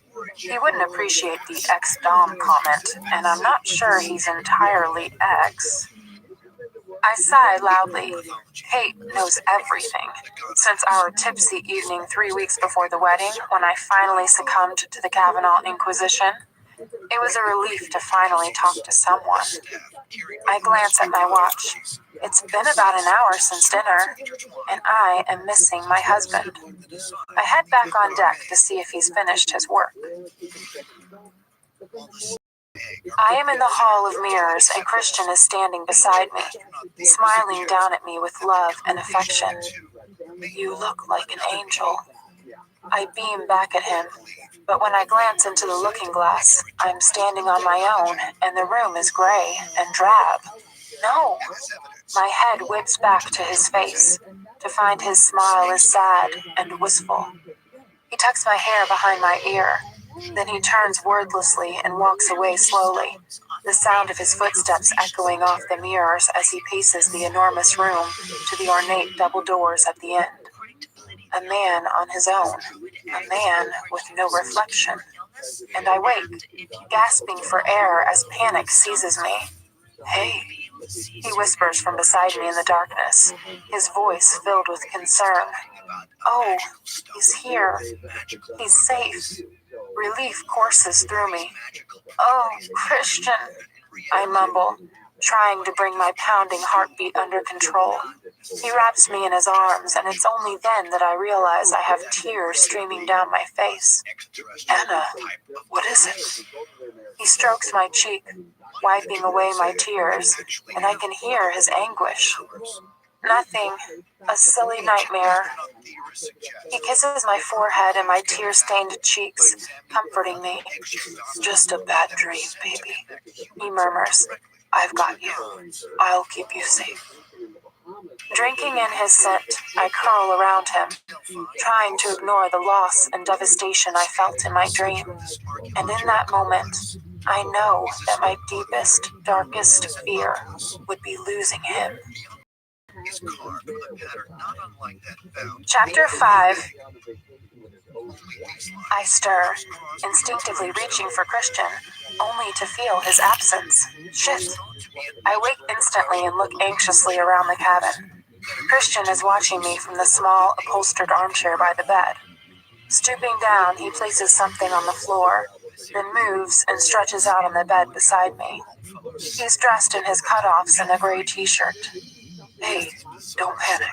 Everything's fine," he says, his voice gentle and soothing, like he's talking to a cornered wild animal.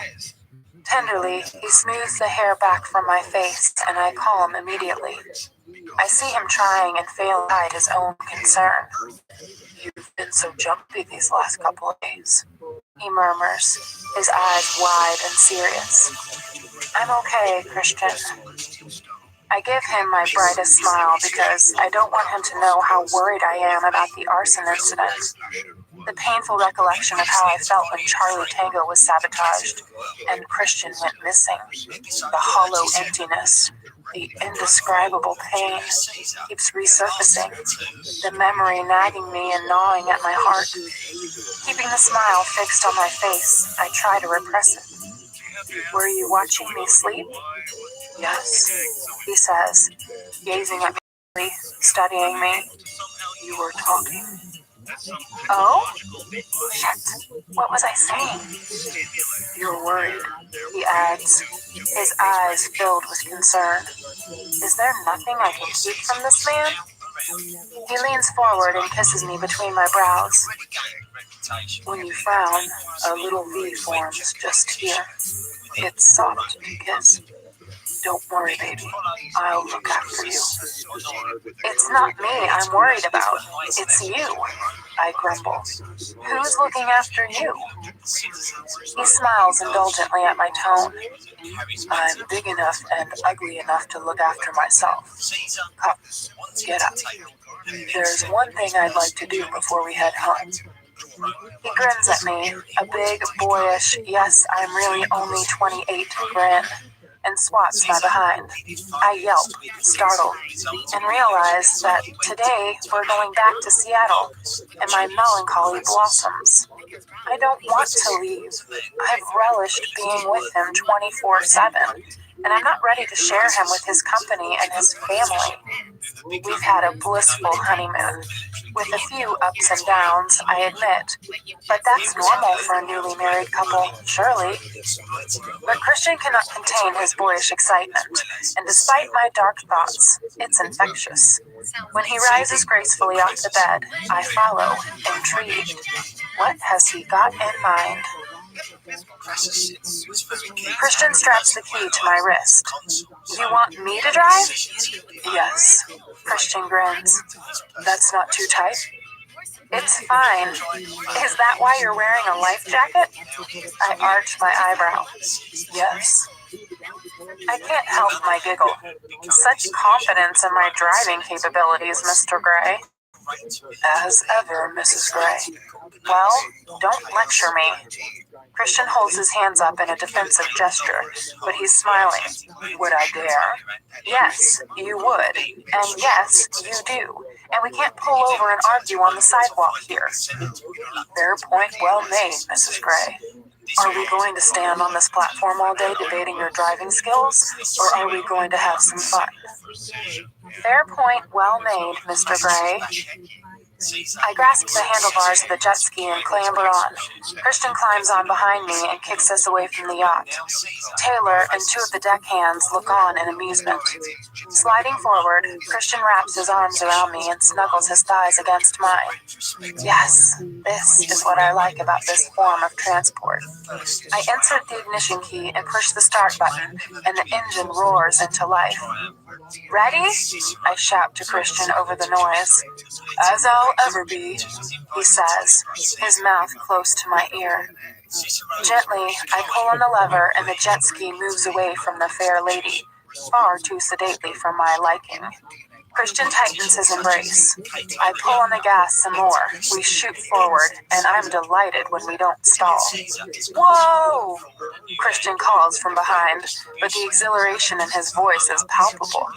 I speed past the fair lady toward the open sea. We're anchored outside the Saint Laurent du Var, and Nice Côte d'Azur Airport is nestled in the distance, built into the Mediterranean, or so it seems. I've heard the odd plane landing since we arrived last night. I decide we need to take a closer look. We shoot toward it, skipping rapidly over the waves. I love this, and I'm thrilled Christian's letting me drive. All the worry I felt over the past 2 days melts away as we skim toward the airport. Next time we do this, we'll have 2 jet skis, Christian shouts. I grin because the thought of racing him is thrilling. As we zoom over the cool blue sea toward what looks like the end of the runway, the thundering roar of a jet overhead suddenly startles me as it comes in to land.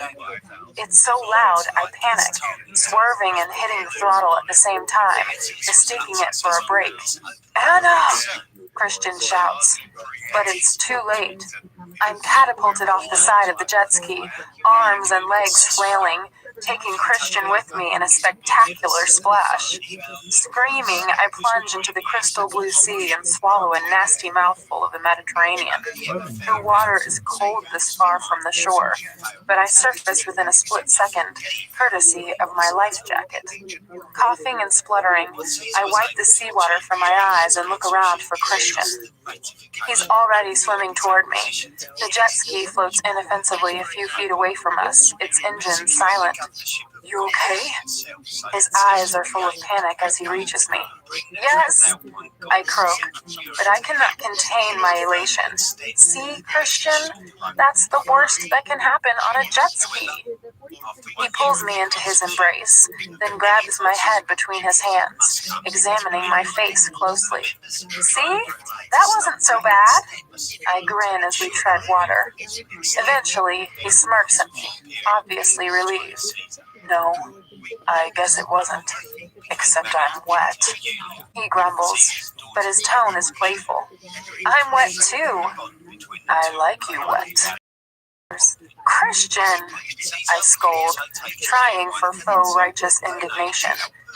He grins, looking gorgeous, then leans in and kisses me hard. When he pulls away, I'm breathless. Come, let's head back. Now we have to shower. I'll drive. We laze in the British Airways class lounge at Heathrow in London, waiting for our connecting flight to Seattle. Christian is engrossed in the Financial Times. I pull out his camera, wanting to take some photographs of him. He looks so sexy in his trademark white linen shirt and jeans, with his aviator specs tucked into the V of his open shirt. The flash disturbs him. He blinks up at me and smiles. I smile. How are you, Mrs. Gray? He asks. Sad to be going home, I murmur. I like having you to myself. He clasps my hand and, lifting it to his lips, grazes my knuckles with a sweet kiss. Me too. But, I ask, hearing that small word unsaid at the end of his simple statement. He frowns. But, he repeats disingenuously. I tilt my head to one side, gazing at him with the "tell me" expression I have been perfecting over the last couple of days. He sighs, putting his newspaper down. I want this arsonist caught and out of our lives. Oh, that seems fair enough, but I'm surprised by his bluntness. I'll have Welch's balls on a platter if he lets anything like that happen again. A shiver runs down my spine at his menacing tone. He gazes at me impassively.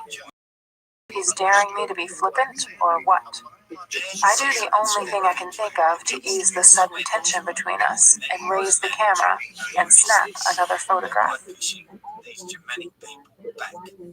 Hey, sleepyhead, we're home, Christian murmurs.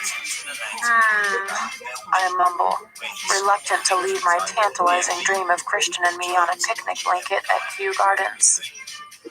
I am so tired. Traveling is exhausting, even in first class. We've been up for more than 18 hours straight, I think. In my fatigue, I've lost track. I hear my door open, and Christian is leaning over me. He unbuckles my seatbelt and lifts me into his arms, waking me. Hey, I can walk, I protest sleepily. He snorts. I need to carry you over the threshold. I put my arms around his neck. Up all 30 floors? I give him a challenging smile. Mrs. Gray, I am very pleased to announce that you've put on some weight. What? He grins. So, if you don't mind, we'll use that. He narrows his eyes at me, though I know he's teasing. Taylor opens the doors to the Escala lobby and smiles. Welcome home, Mr. Gray, Mrs. Gray. Thanks, Taylor, says Christian. I give Taylor the briefest of smiles and watch him head back to the Audi, where Sawyer waits at the wheel. What do you mean I've put on weight? I glare at Christian. His grin broadens, and he clasps me closer to his chest as he carries me across the lobby. Not much, he assures me, but his face darkens suddenly. What is it? I try to keep the alarm in my voice under control. You've put on some of the weight you lost when you left me, he says quietly as he summons the elevator. A bleak expression crosses his face. His sudden, surprising anguish tugs at my heart. Hey, I curl my fingers around his face and into his hair, pulling him toward me. If I hadn't gone, would you be standing here, like this, now? His eyes melt, the color of a storm cloud, and he smiles his shy smile, my favorite smile. No, he says, and steps into the elevator, still holding me. He leans down and kisses me. No, Mrs. Gray, I wouldn't. But I would know I could keep you safe, because you wouldn't defy me. He sounds vaguely regretful. Shit. I like defying you.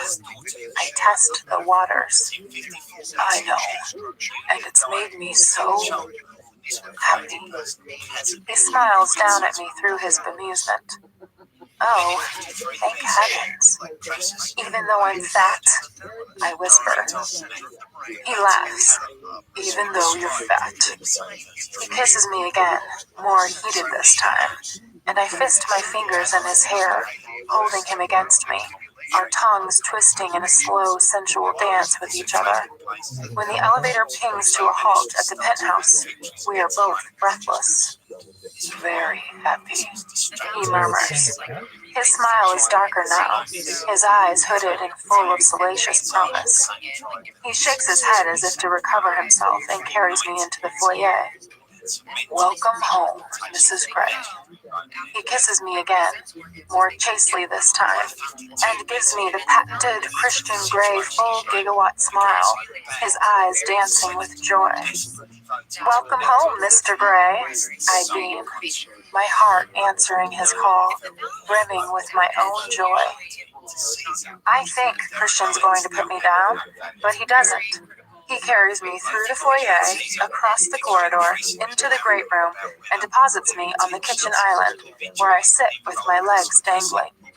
He retrieves 2 champagne flutes from the kitchen cupboard and a bottle of chilled champagne from the fridge, our favorite Bollinger. He deftly opens the bottle, not spilling a drop, pours the pale pink champagne into each glass, and hands one to me. Taking up the other, he gently parts my legs and moves forward to stand between them. To us, Mrs. Gray. To us, Mr. Gray, I whisper, conscious of my shy smile. We clink glasses and take a sip. I know you're tired, he whispers, rubbing his nose against mine, but I'd really like to go to bed, and not to sleep. He kisses the corner of my mouth. It's our first night back here, and you're really mine. His voice drifts off as he plants soft kisses down my throat. It's early evening in Seattle, and I am dog-tired, but desire blooms deep in my belly. Christian is slumbering peacefully beside me as I stare at the pink and golden streaks of the new dawn through the vast windows. His arm is draped loosely over my breasts, and I try to match his breathing in an effort to get back to sleep. But it's hopeless. I'm wide awake, my body clock on Greenwich Mean Time, my mind racing. So much has happened in the last 3 weeks. Who am I kidding? The last 3 months. That I feel that my feet haven't touched the ground. And now, here I am, Mrs. Christian Grey, married to the most delicious, sexy, philanthropic, absurdly wealthy mogul a woman could meet. How did this all happen so fast? I shift onto my side to gaze at him. I know he watches me sleep, but I rarely get the opportunity to repay the compliment. He looks young and carefree in his sleep, his long lashes fanned against his cheek, a light smattering of stubble covering his jaw, and his sculptured lips slightly parted, relaxed as he breathes deeply. I want to kiss him, to push my tongue between his lips, run my fingers over his soft yet prickly stubble. I really have to fight the urge not to touch him, not to disturb him. I could just tease his earlobe with my teeth and suck. My subconscious glares up at me over her half-moon spectacles, distracted from Volume 2 of The Complete Works of Charles Dickens, and mentally chastises me. Leave the poor man alone, Anna. I am back to work on Monday. We have today to reacclimate, then we're back into our routine. It will be odd not seeing Christian for a whole day after spending almost every minute together for the last 3 weeks. I lie back and stare at the ceiling. One would think that spending so much time together would be suffocating, but that's just not the case. I've loved each and every minute, even our fighting. Every minute. Except the news of the fire at Grey House. My blood chills. Who would want to harm Christian? My mind gnaws at this mystery again. Someone in his business? An ex? A disgruntled employee? I have no idea. And Christian remains tight-lipped about it all, drip-feeding me the minimum information he can get away with in a bid to protect me.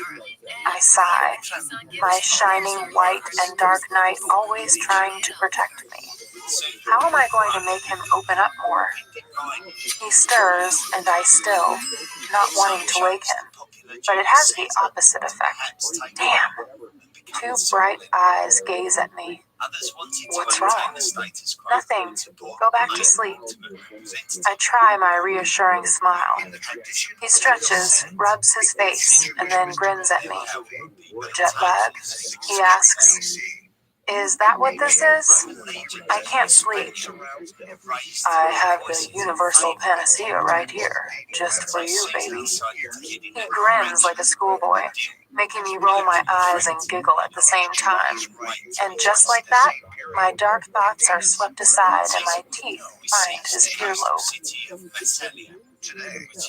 Christian and I cruise north on I-5 toward the 520 bridge in the Audi R8. To have lunch at his parents'. A welcome home Sunday lunch. All the family will be there, plus Kate and Ethan. It will be strange to be in so much company when we've been on our own all this time. I haven't had an opportunity to talk to Christian most of the morning. He was holed up in his study while I unpacked. He said I didn't have to, that Mrs. Jones would do it. But that's something else I need to get used to, having domestic help. I run my fingers absent-mindedly over the leather upholstery of the door to distract my wandering thoughts. I feel out of sorts. Is it the jet lag? The arson? Would you let me drive this? I ask, surprised that I say the words out loud. Of course, Christian replies, smiling. What's mine is yours. If you dent it, though, I will take you into the red room of pain. He glances swiftly at me with a malicious grin. Shit. I gape at him. Is this a joke? You're kidding. You'd punish me for denting your car? You love your car more than you love me? I tease. It's close, he says, and reaches across to squeeze my knee. But she doesn't keep me warm at night. I'm sure it could be arranged. You could sleep in her. I snap. Christian laughs. We haven't been home one day and you're kicking me out already? He seems delighted. I gaze at him and he gives me a face-splitting grin. And although I want to be mad at him, it's impossible when he's in this kind of mood. Now that I think about it, he's been in a better frame of mind ever since he left his study this morning. And it dawns on me that I'm being petulant because we have to go back to reality. And I don't know if he's going to revert to the more closed, pre-honeymoon Christian, or if I'll get to keep the new, improved version. Why are you so pleased? I ask. He flashes yet another grin at me. Because this conversation is so normal. Normal? I snort. Not after 3 weeks of marriage, surely. His smile slips. I'm kidding, Christian. I mutter quickly, not wanting to kill his mood. It strikes me how unsure he is of himself sometimes. I suspect that he's always been like this, but has just hidden his uncertainty beneath an intimidating exterior. He's very easy to tease, probably because he's not used to it. It's a revelation, and I marvel again that we still have so much to learn about each other. Don't worry, I'll stick to the sob, I mutter, and turn to stare out the window, trying to shake off my bad mood. Hey, what's wrong? Nothing. You're so frustrating sometimes, Anna. Tell me. I turn and smirk at him. Back at you, Gray. He frowns. I'm trying, he says softly. I know. Me too. I smile and my mood brightens a little. Carrick looks ridiculous in his chef's hat and licensed to grill apron as he stands at the barbecue. Every time I look at him, it makes me smile. In fact, my spirits have lifted considerably. We are all sitting around the table on the terrace of the Gray family home, enjoying the late summer sun. Grace and Mia are setting various salads out on the table, while Elliot and Christian trade friendly insults and discuss plans for the new house. And Ethan and Kate grill me about our honeymoon. Christian keeps hold of my hand, his fingers toying with my wedding and engagement rings. So, if you can get the plans finalized with Gia, I have a window September through mid-November and can get the whole crew on it, Elliot says as he stretches and drops an arm around Kate's shoulder, making her smile. Gia is due to come over and discuss the plans tomorrow evening, replies Christian. I hope we can finalize everything then. He turns and looks expectantly at me. Oh, this is news? Sure. I smile at him, mostly for the benefit of his family, but my spirits take a nosedive again. Why does he make these decisions without telling me? Or is it the thought of Gia, all lush hips, full breasts, expensive designer clothes, and perfume, smiling too provocatively at my husband? My subconscious glares at me. He's given you no reason to be jealous. Shit. I am up and down today. What's wrong with me? Anna, Kate exclaims, snapping me out of my reverie. You still in the south of France? Yes, I reply with a smile. You look so well, she says, though she frowns as she says it. You both do. Grace beams while Elliot refills our glasses. To the happy couple. Eric grins and raises his glass, and everyone around the table echoes the sentiment. And congratulations to Ethan for getting into the psych program at Seattle, chips in Mia proudly. She gives him an adoring smile, and Ethan smirks at her. I wonder idly if she's made any headway with him. It's difficult to tell. I listen to the banter around the table. Christian is running through our extensive itinerary over the last 3 weeks, embellishing here and there. He sounds relaxed and in control, the worry of the arsonist forgotten. I, on the other hand, don't seem to be able to shake my mood. I pick at my food. Christian said I was fat yesterday. He was joking. My subconscious glares at me again. Elliot accidentally knocks his glass onto the terrace, startling everyone, and there's a sudden flurry of activity to get it cleaned up. I am going to take you to the boathouse and finally spank you in there if you don't snap out of this mood, Christian whispers to me. I gasp with shock, turn, and gape at him. What? Is he teasing me? You wouldn't dare, I growl at him. And from deep inside, I feel a familiar, welcome excitement. He cocks an eyebrow at me. Of course he would. I glance quickly at Kate across the table. She's watching us with interest. I turn back to Christian, narrowing my eyes at him. You'd have to catch me first, and I'm wearing flats. I hiss. I'd have fun trying, he whispers with a licentious grin, and I think he's joking. I blush. Confusingly, I feel better. As we finish our dessert of strawberries and cream, the heavens open. We all leap up to clear the plates and glasses from the table, depositing them in the kitchen. Good thing the weather held off till we finished, Grace says, pleased, as we drift into the back room. Christian sits down at the shiny black upright piano, presses the quiet pedal, and starts to play a familiar tune that I can't immediately place. Grace asks me for my impressions of Saint Paul de Vence. She and Carrot had gone years ago during their honeymoon, and it occurs to me that this is a good omen, seeing how happy they are together now. Kate and Elliot are cuddling on one of the large, overstuffed couches, while Ethan, Mia, and Carrick are deep in a conversation about psychology, I think. Suddenly, as one, all the Greys stop talking and gape at Christian. What? Christian is singing softly to himself at the piano.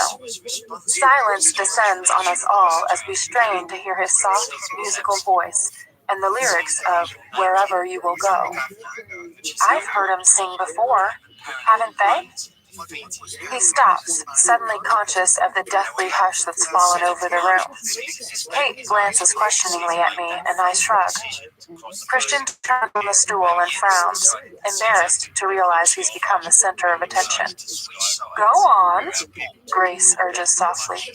I've never heard you sing, Christian. Ever. She stares at him in wonder. He sits on the piano stool, looking absently at her, and, after a beat, he shrugs. His eyes flicker nervously to me, then over to the French windows. The rest of the room suddenly erupts in self-conscious chatter, and I'm left watching my dear husband. Grace distracts me, grasping my hands, then suddenly folding me in her arms. Oh, darling girl, thank you. Thank you, she whispers, so only I can hear. It brings a lump to my throat. I hug her back, not really sure why I am being thanked. Grace smiles, her eyes shining, and kisses my cheek. What have I done? I'm going to make some tea, she says, her voice hoarse with unshed tears. I amble over to Christian, who is now standing, staring out through the French windows. Hi, I murmur. Hi. He puts his arm around my waist, pulling me to him, and I slip my hand into the back pocket of his jeans. We gaze out at the rain. Feeling better? I nod. Good. You certainly know how to silence a room. I do it all the time, he says, and he grins at me. At work, yes, but not here. True, not here. No one's ever heard you sing? Ever? It appears not, he says dryly. Shall we go? I gaze up at him, trying to gauge his mood. His eyes are soft and warm and slightly bemused. I decide to change the subject. You going to spank me? I whisper, and suddenly there are butterflies in my stomach. Perhaps this is what I need. This is what I have been missing. He gazes down at me, his eyes darkening. I don't want to hurt you, but I'm more than happy to play. I glance nervously around the large room, but we are out of earshot. Only if you misbehave, Mrs. Gray. He bends and murmurs in my ear. How can he put so much sensual promise into 6 words? I'll see what I can do. I grin. Once we've said our goodbyes, we walk over to the car. Here. Christian throws me the keys to the R8. Don't bend it, he adds in all seriousness, or I will be fucking pissed. My mouth goes dry. He's letting me drive his car? My inner goddess whips on her leather driving gloves and flat shoes. Oh yes, she cries. Are you sure? I mouth, stunned. Yes, before I change my mind. I don't think I have ever grinned so hard. He rolls his eyes and opens the driver's door so that I can climb in. I start the engine before he's even reached the passenger side, and he jumps in quickly. Eager, Mrs. Gray? He asks with a wry smile. Very. Slowly, I ease the car backward and turn it in the driveway. I manage not to stall it, surprising myself. Boy, is the clutch sensitive. Carefully navigating the driveway, I glance in my rearview mirror and see Sawyer and Ryan climb into the Audi SUV. I had no idea our security had followed us here. I pause before I set out onto the main road. You're sure about this? Yes, Christian says tightly, telling me he's not sure about this at all. Oh, my poor 50. I want to laugh at both him and myself because I'm nervous and excited. A small part of me wants to lose Sawyer and Ryan just for the kicks. I check for traffic, then inch the R8 out onto the road. Christian curls up with tension and I can't resist. The road is clear. I put my foot down on the gas and we shoot forward. Whoa, Anna!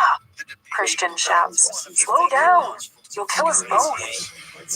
I immediately ease off the gas. Wow, can this car move? Sorry, I mutter, trying to sound contrite and failing miserably. Christian smirks at me, to hide his relief, I think. Well, that counts as misbehaving, he says casually, and I slow right down. I glance in the rearview mirror.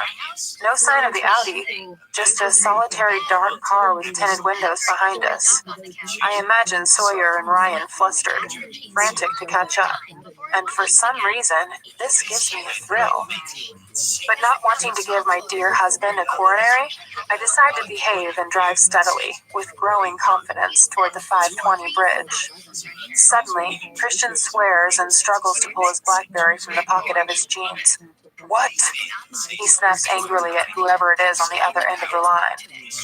No, he says and glances behind us. Yes, she is.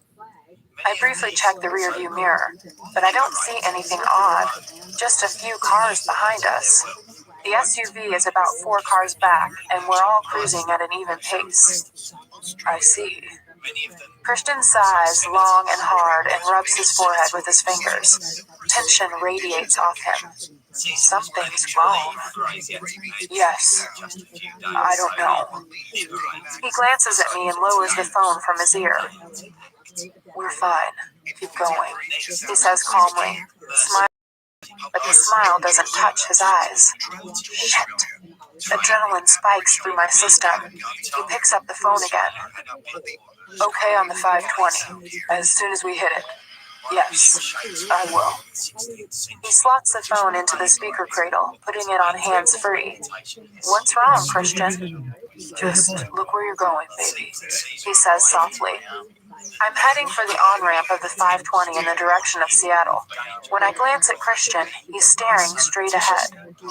I don't want you to panic, he says calmly. But as soon as we're on the 520 proper, I want you to step on the gas. We're being followed. Followed? Holy shit! My heart lurches into my mouth, pounding. My scalp prickles and my throat constricts with panic. Followed by whom? My eyes dart to the rearview mirror and, sure enough, the dark car I saw earlier is still behind us. Fuck, is that it? I squint through the tinted windshield to see who's driving, but I see nothing. Keep your eyes on the road, baby, Christian says gently, not in the truculent tone he normally uses where my driving is concerned. Get a grip!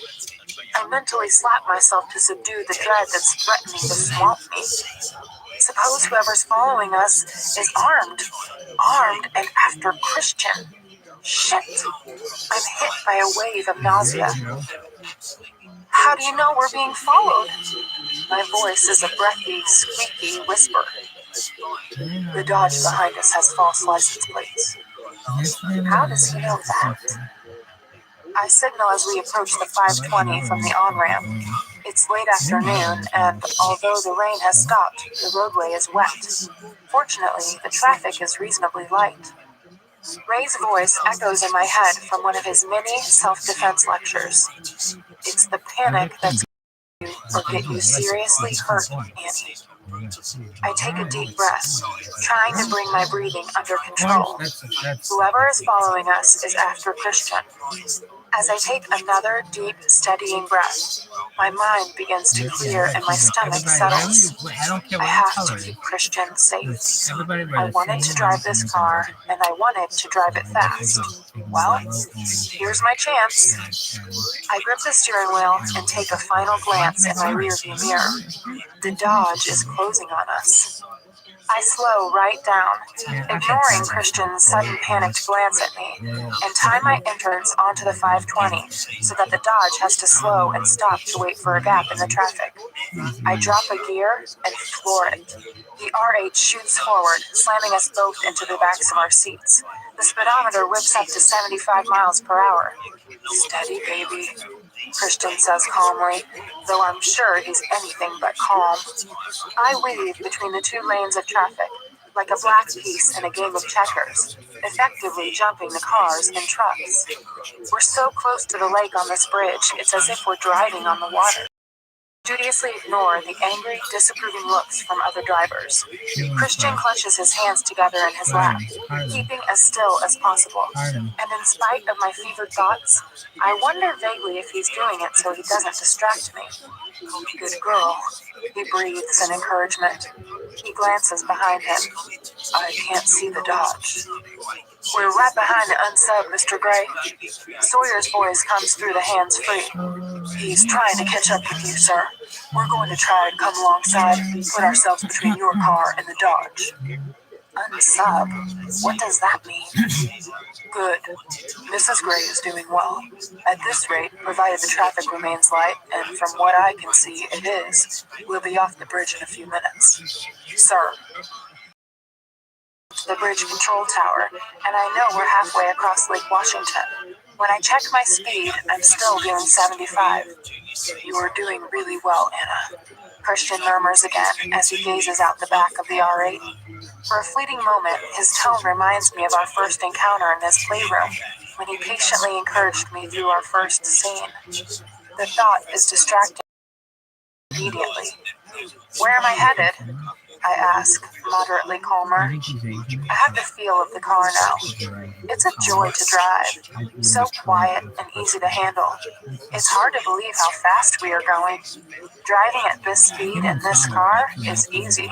Mrs. Gray, head for I-5 and then south. We want to see if the Dodge follows you all the way.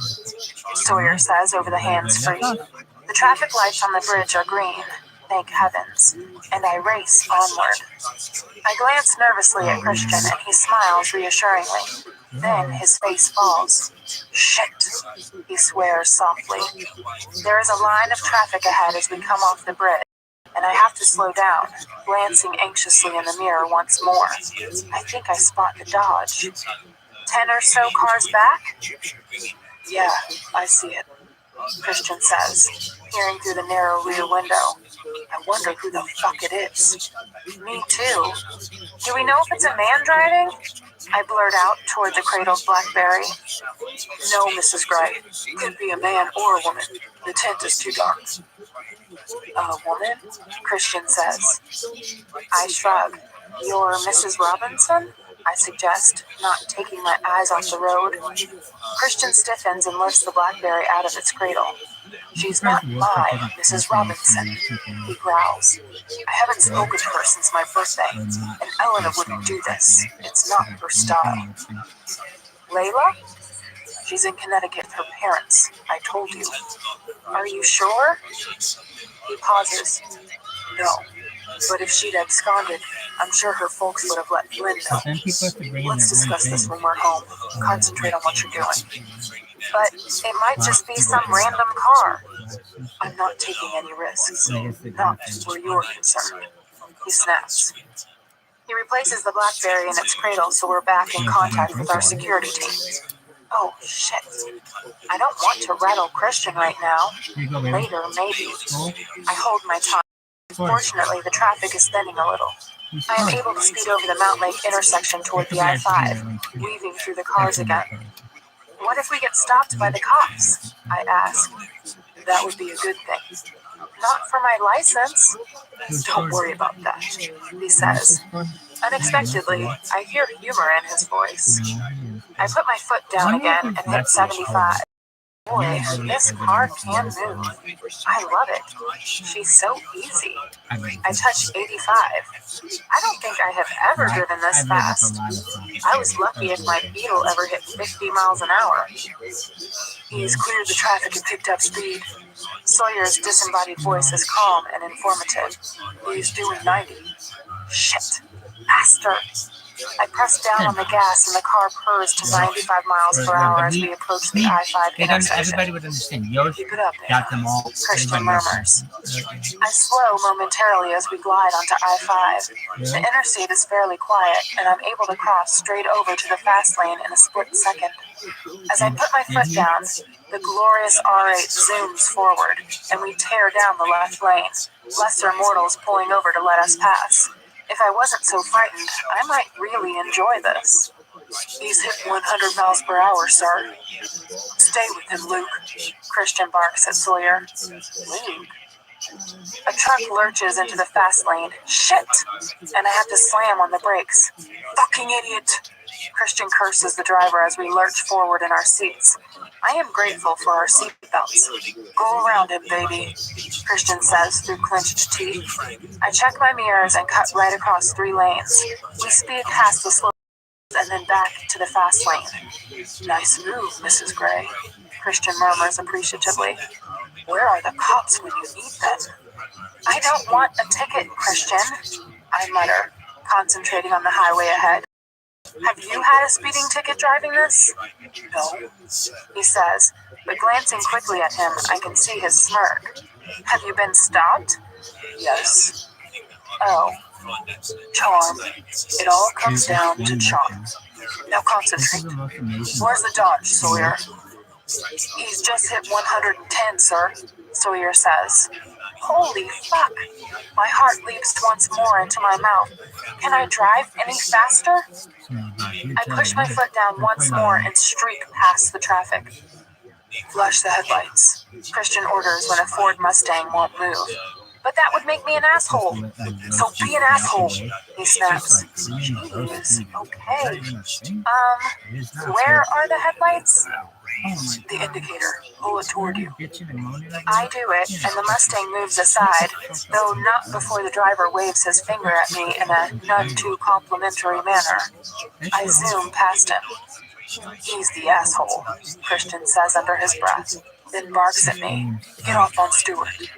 Yes, sir. We're taking the Stewart Street exit, Christian says to Sawyer. Head straight to Escala, sir.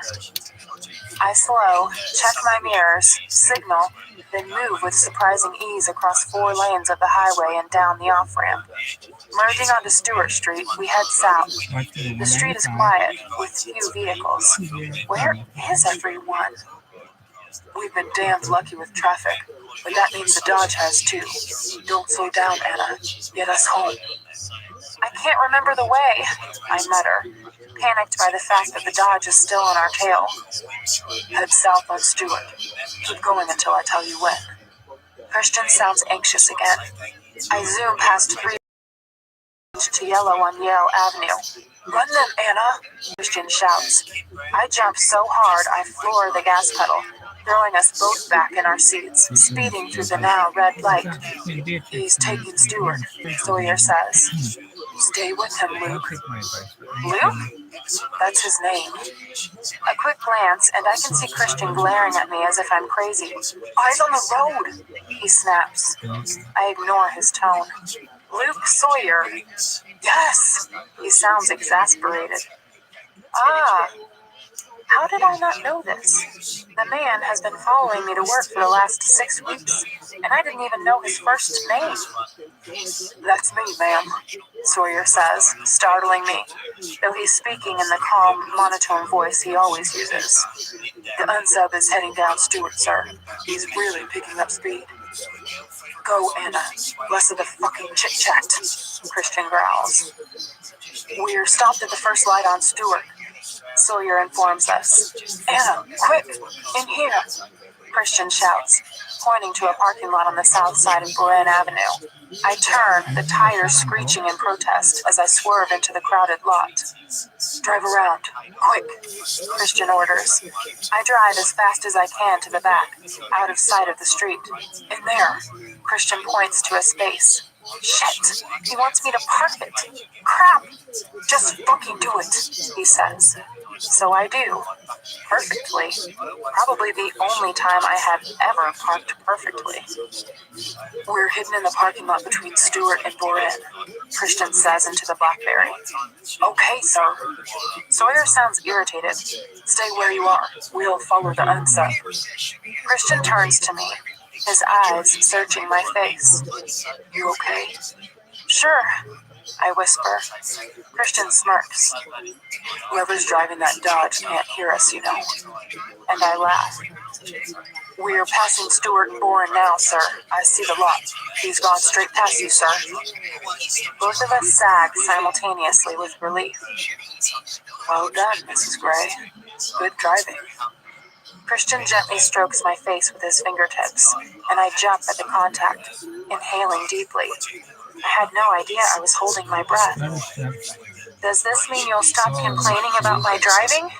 I ask. He laughs, a loud, cathartic laugh. I wouldn't go so far as to say that. Thank you for letting me drive your car, under such exciting circumstances, too. I tried desperately to keep my voice light. Maybe I should drive now. To be honest, I don't think I can climb out right now to let you sit here. My legs feel like jello.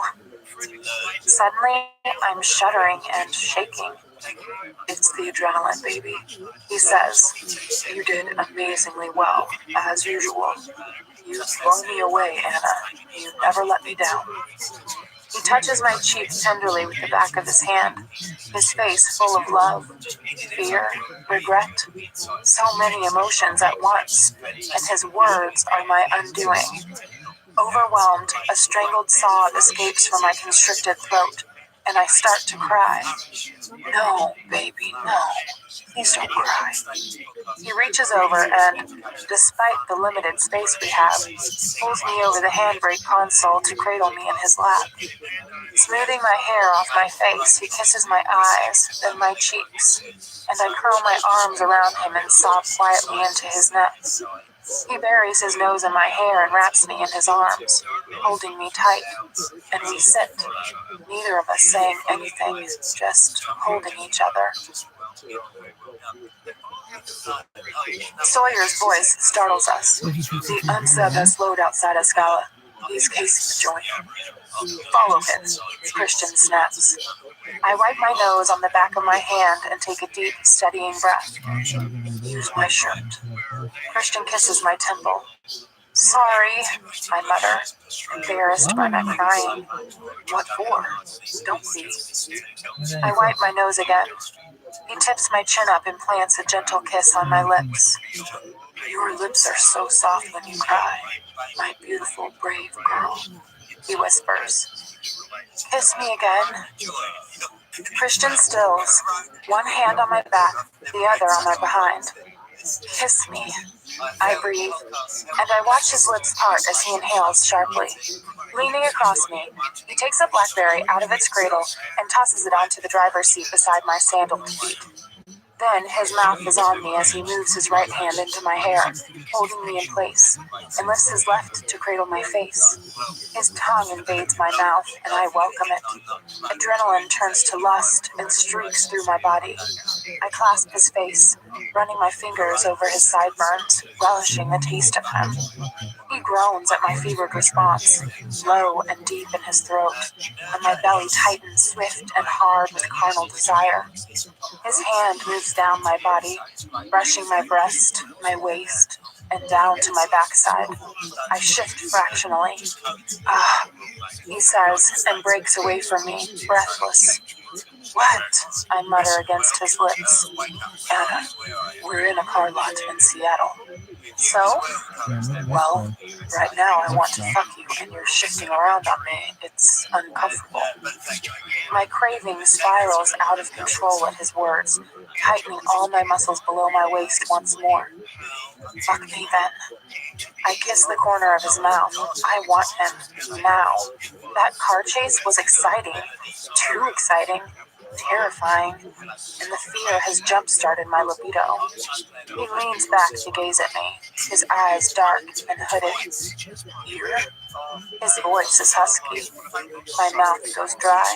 How can he turn me on with one word? Yes, I want you. Now. He tilts his head to one side and stares at me for a few moments. Mrs. Gray, how very brazen, he whispers, after what feels like an eternity. His hand tightens around my hair at my nape, holding me firmly in place, and his mouth is on mine again, more forcefully this time.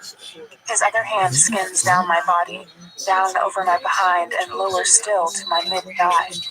My fingers curl into his overlong hair. I'm so glad you're wearing a skirt, he murmurs as he slips his hand beneath my blue and white patterned skirt to caress my thigh. I squirm once more on his lap, and the air hisses between his teeth. Keep still, he growls. He cups my sex with his hand, and I still immediately. His thumb brushes over my clitoris, and my breath catches in my throat as pleasure jolts like electricity, deep, deep, deep inside me. Still, he whispers. He kisses me once more as his thumb circles gently around me through the sheer fine lace of my designer underwear. Slowly, he eases 2 fingers past my panties and inside me. I groan and flex my hips toward his hand. Please, I whisper. Oh, you're so ready, he says, sliding his fingers in and out, torturously slowly. Do car chases turn you on? You turn me on. He smiles a wolfish grin and withdraws his fingers suddenly, leaving me wanting. He scoops his arm under my knees and, taking me by surprise, he lifts me and swings me around to face the windshield. Place your legs on either side of mine, he orders, putting his legs together in the middle of the footwell. I do as I'm told, placing my feet on the floor on either side of his. He runs his hands down my thighs, then back, pulling up my skirt. Hands on my knees, baby. Lean forward. Lift that glorious ass in the air. Mind your head. Shit. We are really going to do this. In a public parking lot.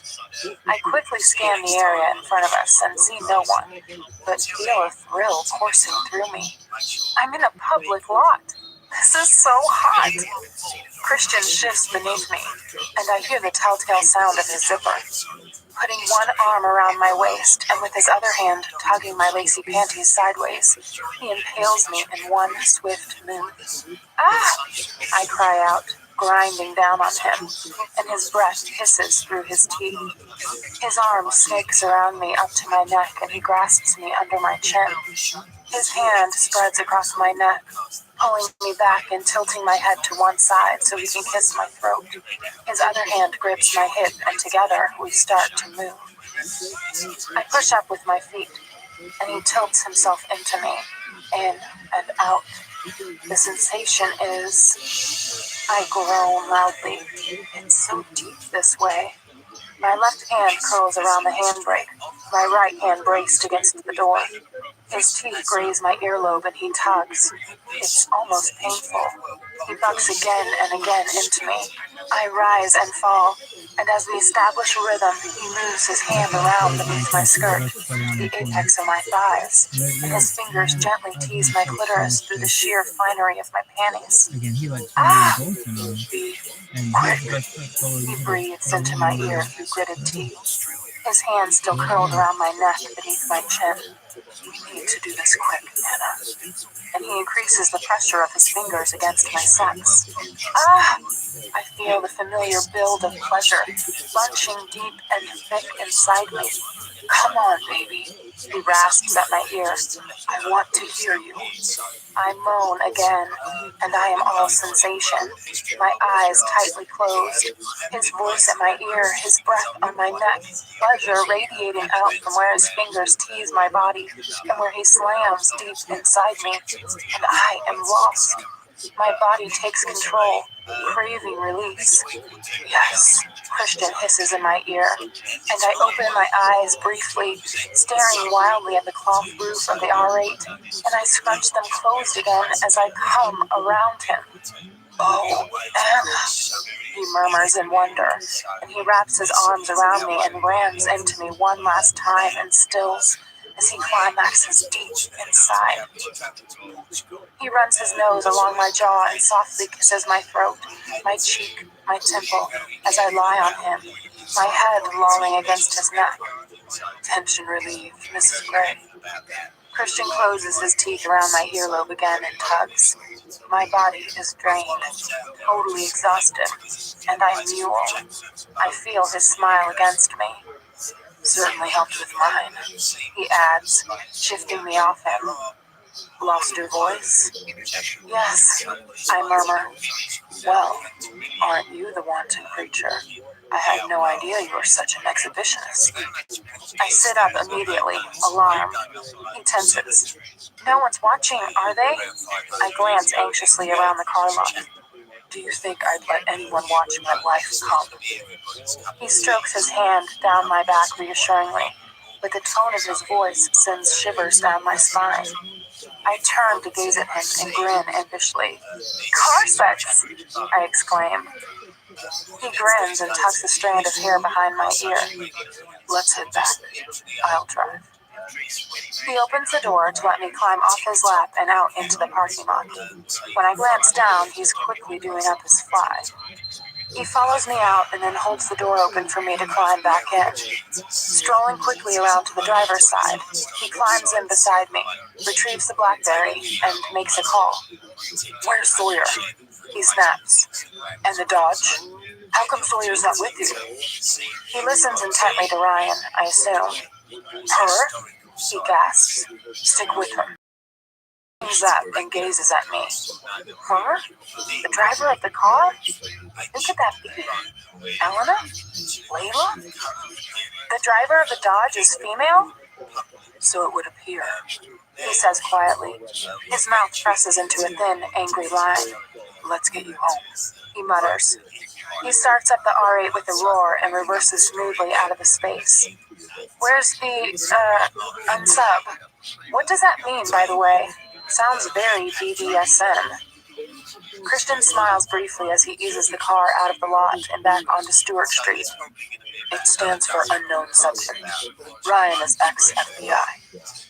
Ex-FBI? Don't ask. Christian shakes his head. It's obvious he's deep in contemplation. Well, where is this female unsub? On the I-5, heading south. He glances at me, his eyes grin. Whoa, from passionate to calm to anxious in the space of a few moments. I reach over and caress his thigh, running my fingers leisurely up the inside seam of his jeans, hoping to improve his mood. He takes his hand off the steering wheel and stops the slow ascent of my hand. No, he says, we've made it this far. You don't want me to have an accident 3 blocks from home. He raises my hand to his lips and plants a cool kiss on my index finger to take the sting out of his rebuke. Cool, calm, authoritative.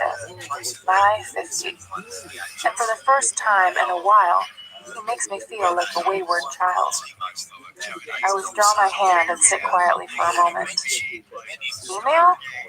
Apparently so. He sighs, turns into the underground garage at Escala, and punches the access code into the security pad. The gate swings open and he drives on, smoothly parking the R8 in its designated space. I really like this car, I murmur.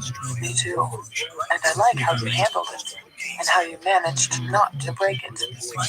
You can buy me one, I smirk at him. Christian's mouth drops open as I climb out of the car. A white one, I think, I add, leaning down and grinning at him. He smiles. Anastasia Gray, you never cease to amaze me. I shut the door and walk to the end of the car to wait for him. Gracefully, he climbs out, watching me with that look that calls to something deep inside me. I know this look well.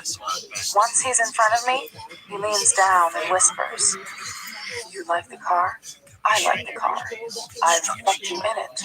Perhaps I should fuck you on it. I gasp, and a sleek silver BMW pulls into the garage. Christian glances at it anxiously, then with annoyance, and gives me a sly smile. But it looks like we have company. He grabs my hand and heads to the garage elevator. He pushes the call button, and as we wait, the driver of the BMW joins us.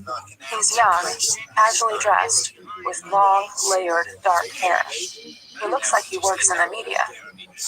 Hi, he says, smiling warmly at us. Christian puts his arm around me and nods politely. I've just moved in, apartment 16. Hello. I return his smile. He has kind, soft brown eyes. The elevator arrives and we all walk in. Christian glances down at me, his expression unreadable. You're Christian Grey, the young man says. Christian gives him a tight.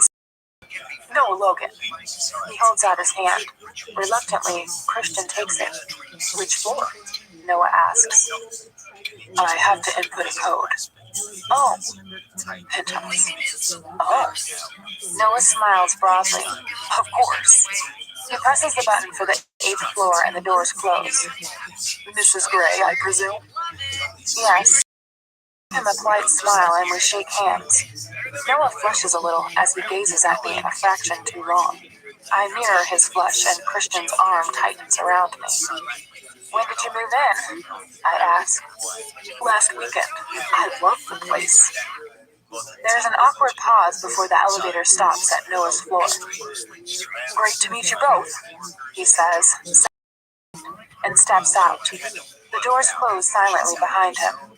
Christian taps in the entry code, and the elevator ascends again. He seemed nice, I murmur. I've never met any of the neighbors before. Christian scowls. I prefer it that way. That's because you're a hermit. I thought he was pleasant enough. A hermit? Hermit, stuck in your ivory tower, I state matter-of-factly. Christian's lips twitch with amusement. Our ivory tower. And I think you have another name to add to the list of your admirers, Mrs. Gray. I roll my eyes. Christian, you think everyone is an admirer.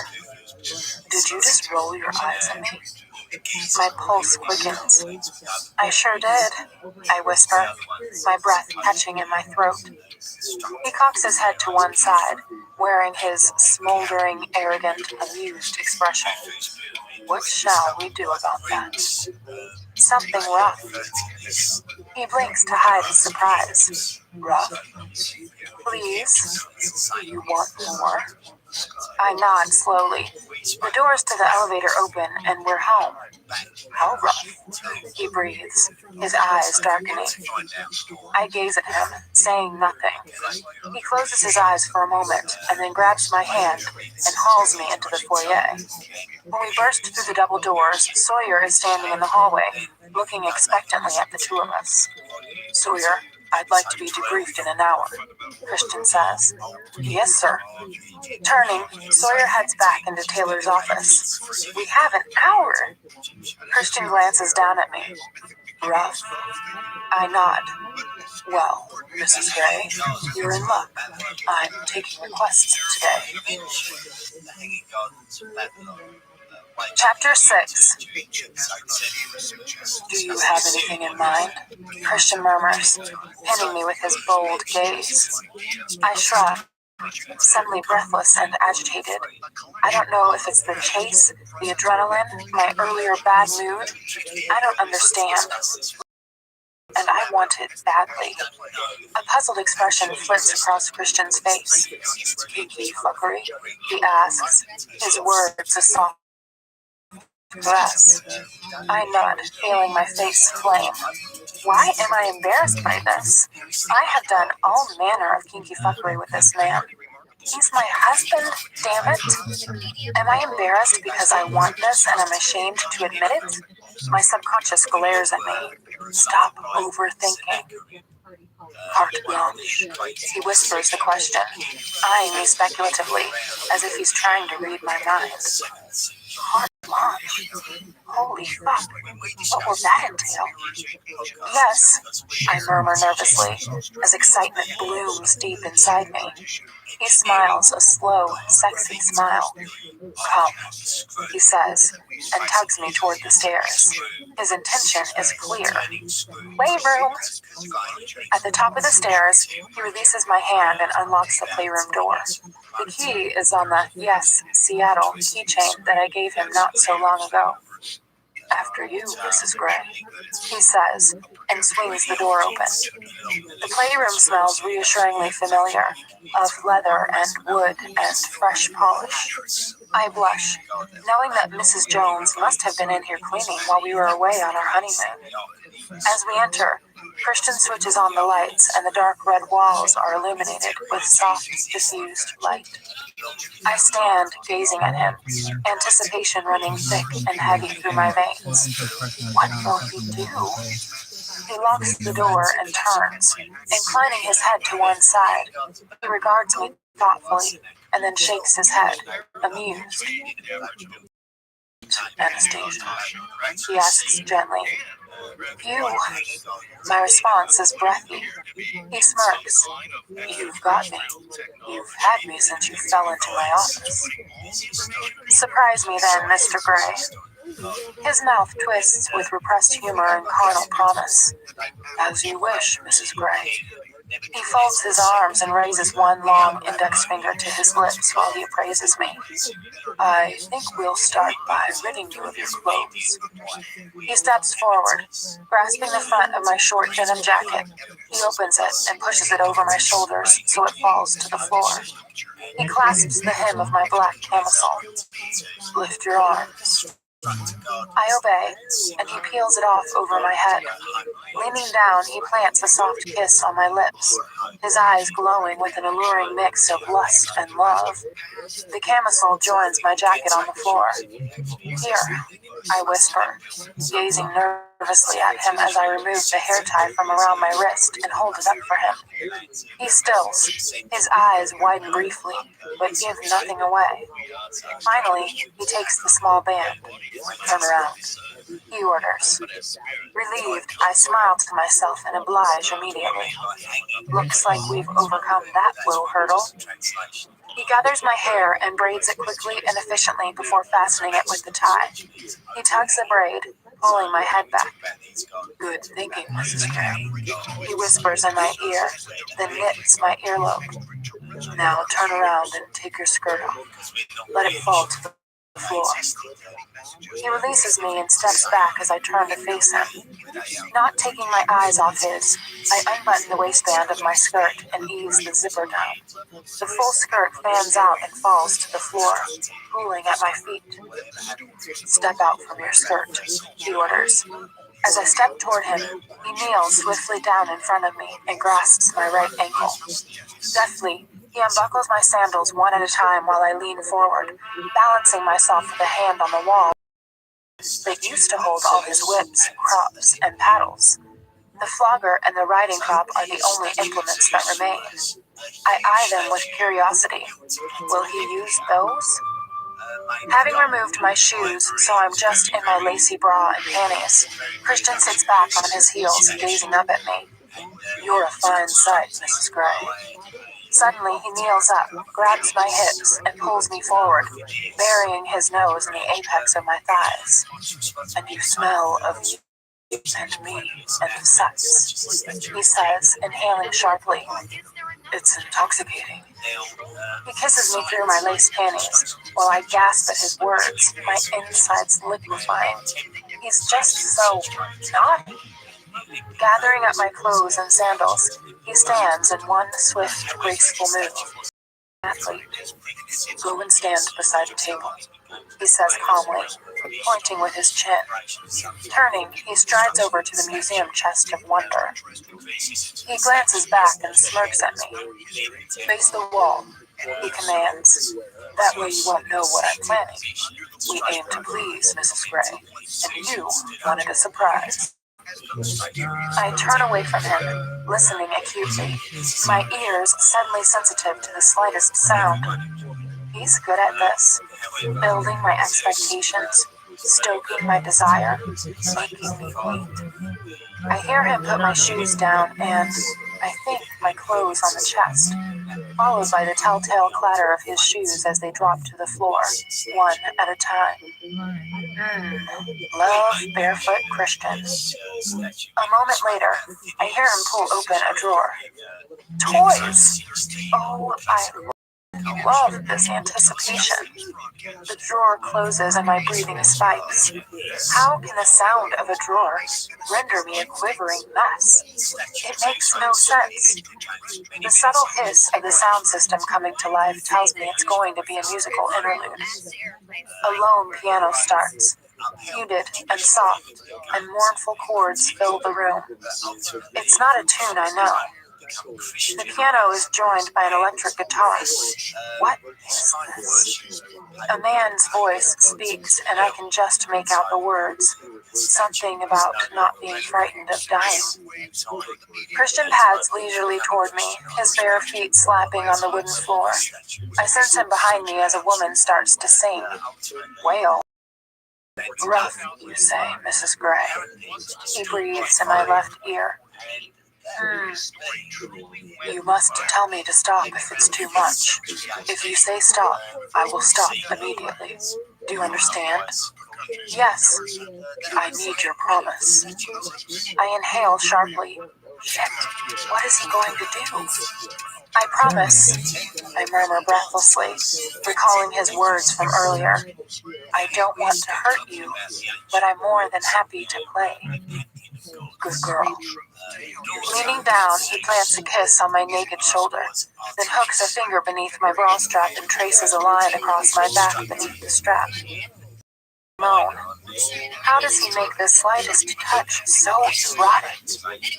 Take it off, he whispers in my ear, and I hurriedly oblige and let my bra fall to the floor.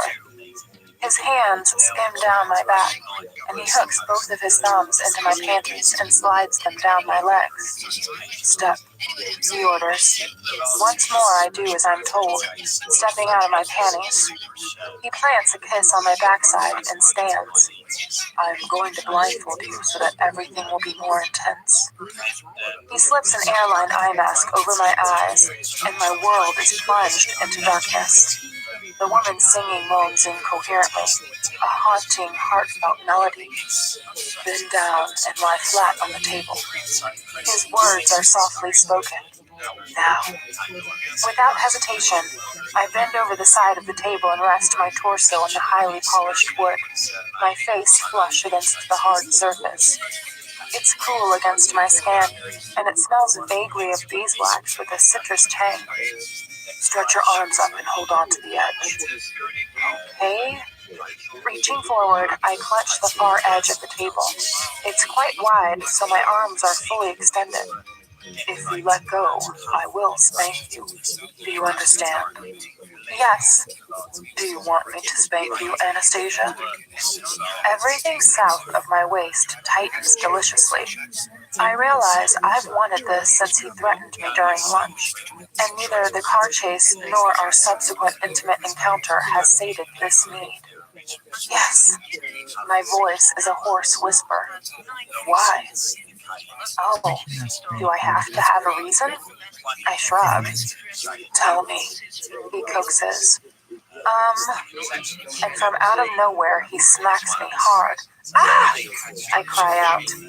Hush now. He gently rubs my behind where he's hit me. Then he leans over me, his hips digging into my backside, plants a kiss between my shoulder blades, and trails kisses across my back.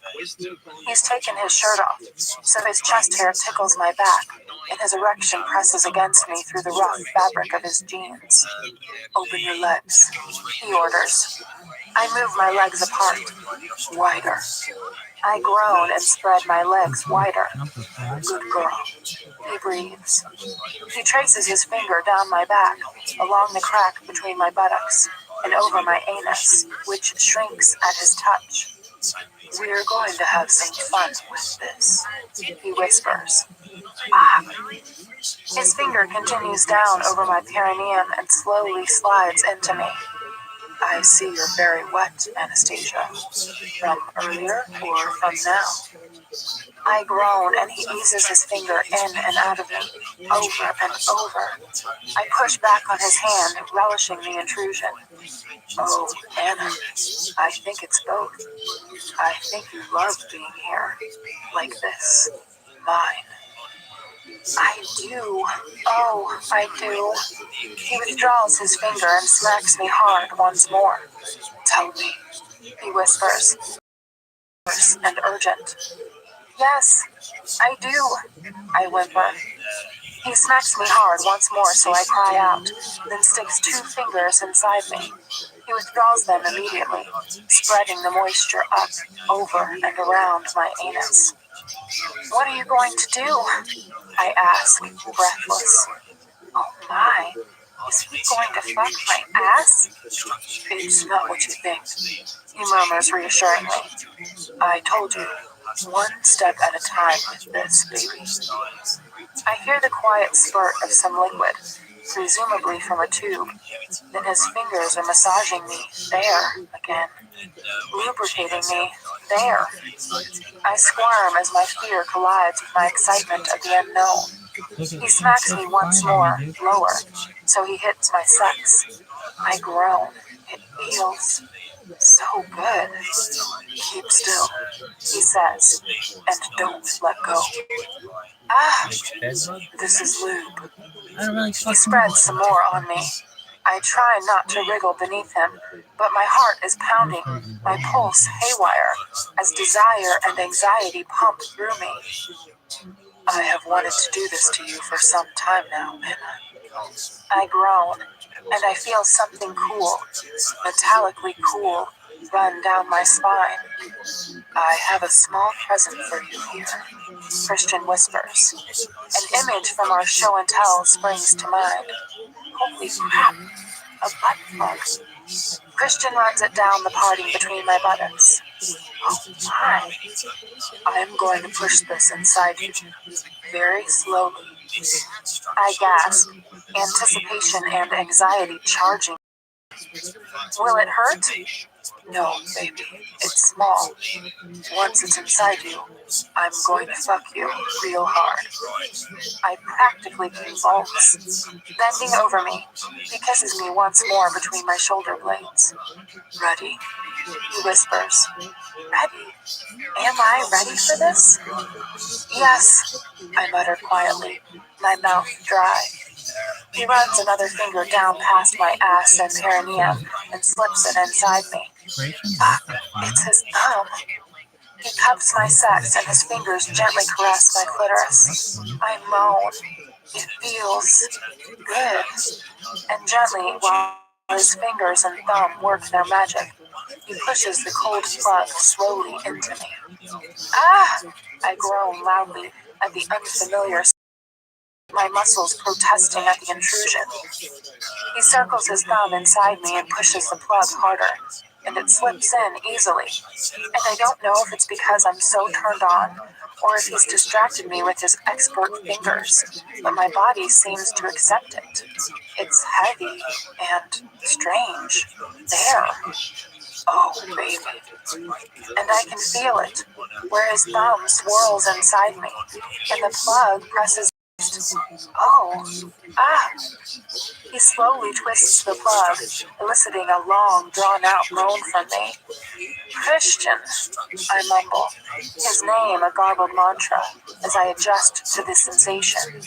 Good girl, he murmurs. He runs his free hand down my side until it reaches my hip. Slowly, he withdraws his thumb, and I hear the telltale sound of his zipper opening. Grasping my other hip, he pulls me back and parts my legs farther, his foot pushing against mine. Don't wiggle the table, Anna, he warns. No, I gasp. Something rough? Tell me if I'm too rough, understand? Yes, I whisper, and he slams into me and pulls me onto him at the same time, jolting the plug forward, deeper. Fuck! I cry out. He stills, his breathing harsher, and my panting matches his. I try to assimilate all the sensations, the delicious fullness, the tantalizing feeling that I am doing something forbidden, the erotic pleasure that spirals outward from deep within me. He pulls gently on the plug. Oh my! I moan, and I hear his sharp intake of breath, a gasp of pure, unadulterated. It heats my blood. Have I ever felt so wanted? So, again, he whispers. Yes. Stay flat, he orders. He eases out of me and rams into me again.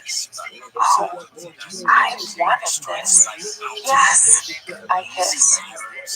And he picks up the pace, his breathing more labored, matching my own as he thrashes into me. Oh, Anna, he gasps. He moves one of his hands from my hips and twists the plug then, tugging it slowly, pulling it out and pushing it back in. The feeling is indescribable, and I think I'm going to pass out on the table. He never misses a beat as he takes me again and again, moving strong and hard inside me, my insides tightening and quivering. Oh, stop! I moan. This is going to rip me apart. Yes, baby, he hisses.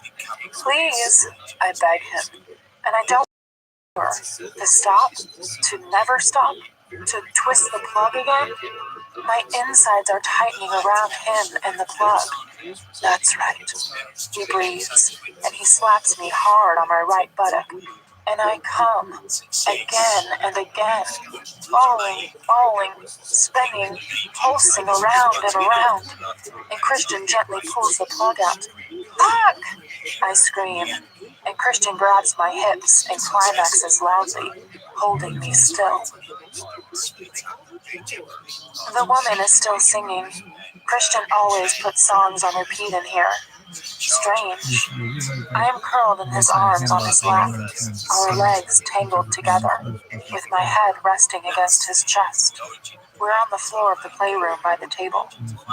Welcome back, he says, peeling the blindfold off me. I blink as my eyes adjust to the muted light. Tipping my chin back, he plants a soft kiss on my lips, his eyes focused on and anxiously searching mine. I reach out to caress his face. He smiles.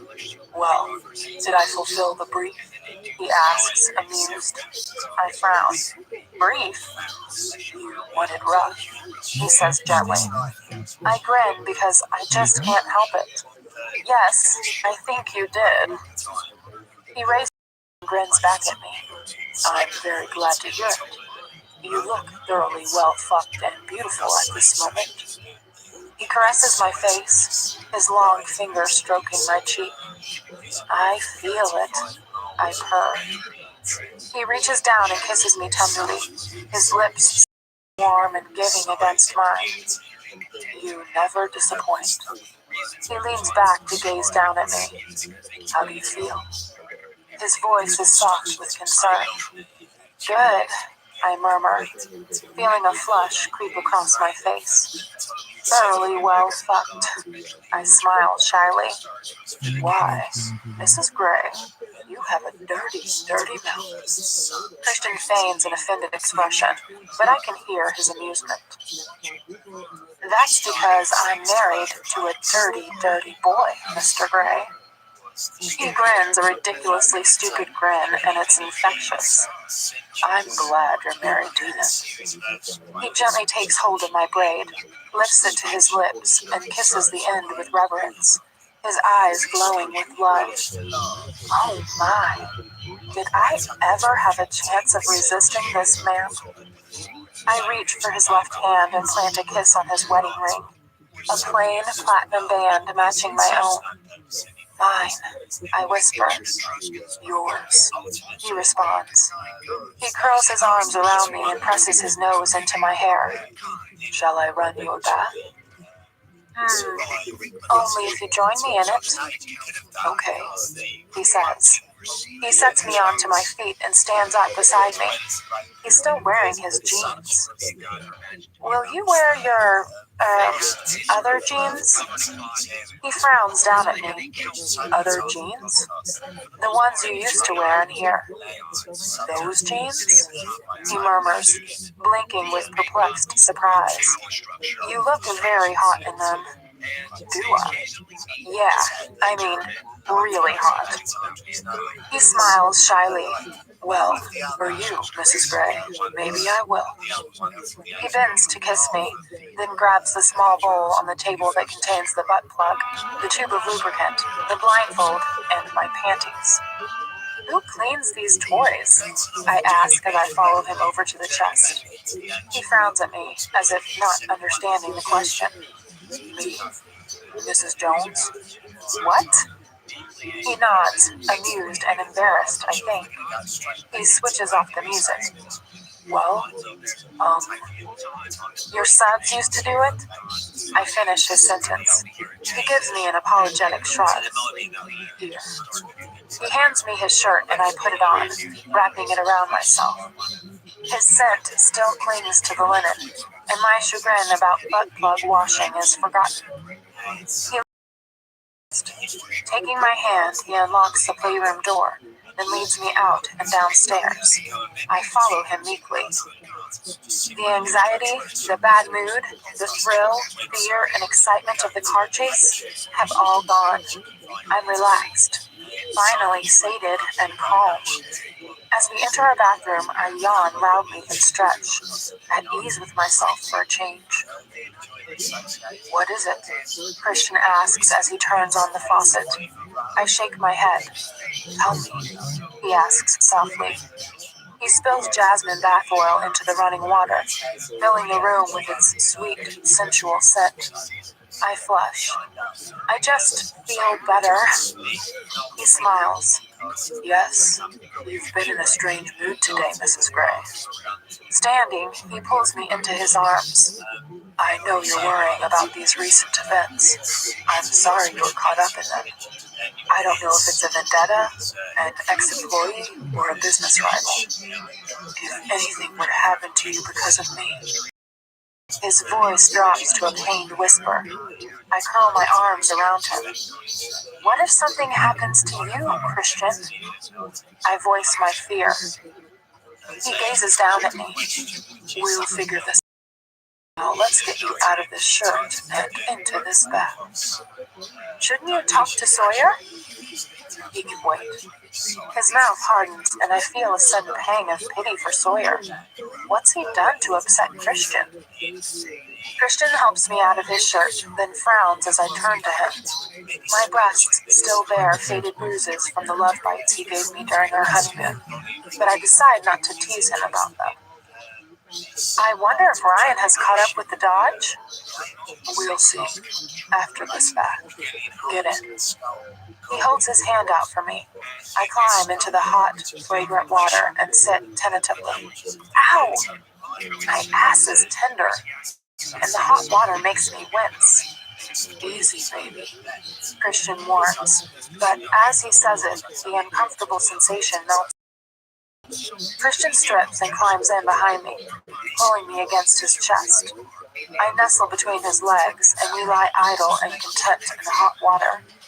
I run my fingers down his legs, and gathering my braid in one hand, he twirls it gently between his fingers. We need to go over the plans for the new house. Later this evening? Sure. That woman is coming back again. My subconscious gazes up from volume 3 of The Complete Works of Charles Dickens and glowers. I'm with my subconscious. I sigh. Unfortunately, Gia Mateo's designs are breathtaking. I must get my things ready for work, I whisper. He stills. You know you don't have to go back to work, he murmurs. Oh no, not this again. Christian, we've been through this. Please don't resurrect that argument. He tugs my braid so my face tilts up and back. Just saying. He plants a soft kiss on my lips. I pull on sweatpants and a camisole and decide to fetch my clothes from the playroom. As I make my way across the hallway, I hear Christian's raised voice from his study. I freeze. Where the fuck were you? Oh shit. He's shouting at Sawyer. Cringing, I dash upstairs to the playroom. I really don't want to hear what he has to say to him. I still find shouty Christian intimidating. Poor Sawyer. At least I get to shout back. I gather up my clothes and Christian's shoes, then notice the small porcelain bowl with the butt plug still on top of the museum chest. Well, I suppose I should clean it. I add it to the pile and make my way back downstairs. I glance nervously through the great room, but all is quiet. Thank heavens. Taylor will be back tomorrow evening, and Christian is generally calmer when he's around. Taylor is spending some quality time today and tomorrow with his daughter. I wonder idly if I'll ever get to meet her. Mrs. Jones comes out of the utility room. We startle each other. Mrs. Gray, I didn't see you there. Oh, I'm Mrs. Gray now. Hello, Mrs. Jones. Welcome home, and congratulations. She smiles. Please, call me Anna. Mrs. Gray, I wouldn't feel comfortable doing that. Oh, why must everything change just because I have a ring on my finger? Would you like to run through the menus for the week? She asks, looking at me expectantly. Menus? This is not a question I have ever anticipated being asked. She smiles. When I first worked for Mr. Gray, every Sunday evening I would run through the menus for the upcoming week with him and list anything he might need from the grocery store. I see. Shall I take those for you? She holds out her hands for my clothes. Oh, actually, I haven't finished with these. And they are hiding the bowl with the butt plug in it. It's a wonder I can look Mrs. Jones in the eye. She knows what we do. She cleans the room. Jeez, it's just weird having no privacy. When you're ready, Mrs. Gray, I'd be more than happy to run through things with you. Thank you. We are interrupted by an ashen-faced Sawyer. He stalks out of Christian's study and briskly crosses the great room. He gives us both a brief nod, not looking either of us in the eye, and slinks into Taylor's study. I'm grateful for his intervention, as I don't wish to discuss menus or butt plugs with Mrs. Jones right now. Offering her a brief smile, I scurry back to the bedroom. Will I get used to having domestic staff at my beck and call? I shake my head. One day, maybe. I dump Christian's shoes on the floor and my clothes on the bed, and take the bowl with the butt plug into the bathroom. I eye it suspiciously. It looks innocuous enough, and surprisingly clean. I don't want to dwell on that, and I wash it quickly with soap and water. Will that be enough? I'll have to ask Mr. Sexpert if it should be sterilized or something. I shudder at the thought. I like that Christian has turned the library over to me. It now houses an attractive white wooden desk I can work at. I take out my laptop and check my notes on the 5 manuscripts I read on our honeymoon. Yep, I have everything I need. Part of me dreads going back to work, but I can never tell. He'd seize on the opportunity to make me quit. I remember Roach's apoplectic reaction when I told him I was getting married, and to whom, and how, shortly afterward, my position was confirmed. I realize now it was because I was marrying the boss. The thought is unwelcome. I am no longer acting editor. I am Anastasia Steele. I haven't yet plucked up the courage to tell Christian that I am not going to change my name at work. I think my reasons are solid. I need some distance from him, but I know there will be a fight when he finally realizes. Perhaps I should discuss this with him tonight. Sitting back in my chair, I start my final chore of the day. I glance at the digital clock on my laptop, which tells me it's 7 in the evening. Christian still hasn't emerged from his study, so I have time. Taking the memory card out of the Nikon camera, I load it into the laptop to transfer the photographs. As the pictures upload, I reflect on the day. Is Ryan back? Or is he still on his way to Portland? Has he caught up with the mystery woman? Has Christian heard from him? I want some answers. I don't care that he's busy. I want to know what's going on. And I suddenly feel a tad resentful that he's keeping me in the dark. I rise, intending to go and confront him in his study, but as I do, the photos from the last few days of our honeymoon pop up on screen. Holy crap!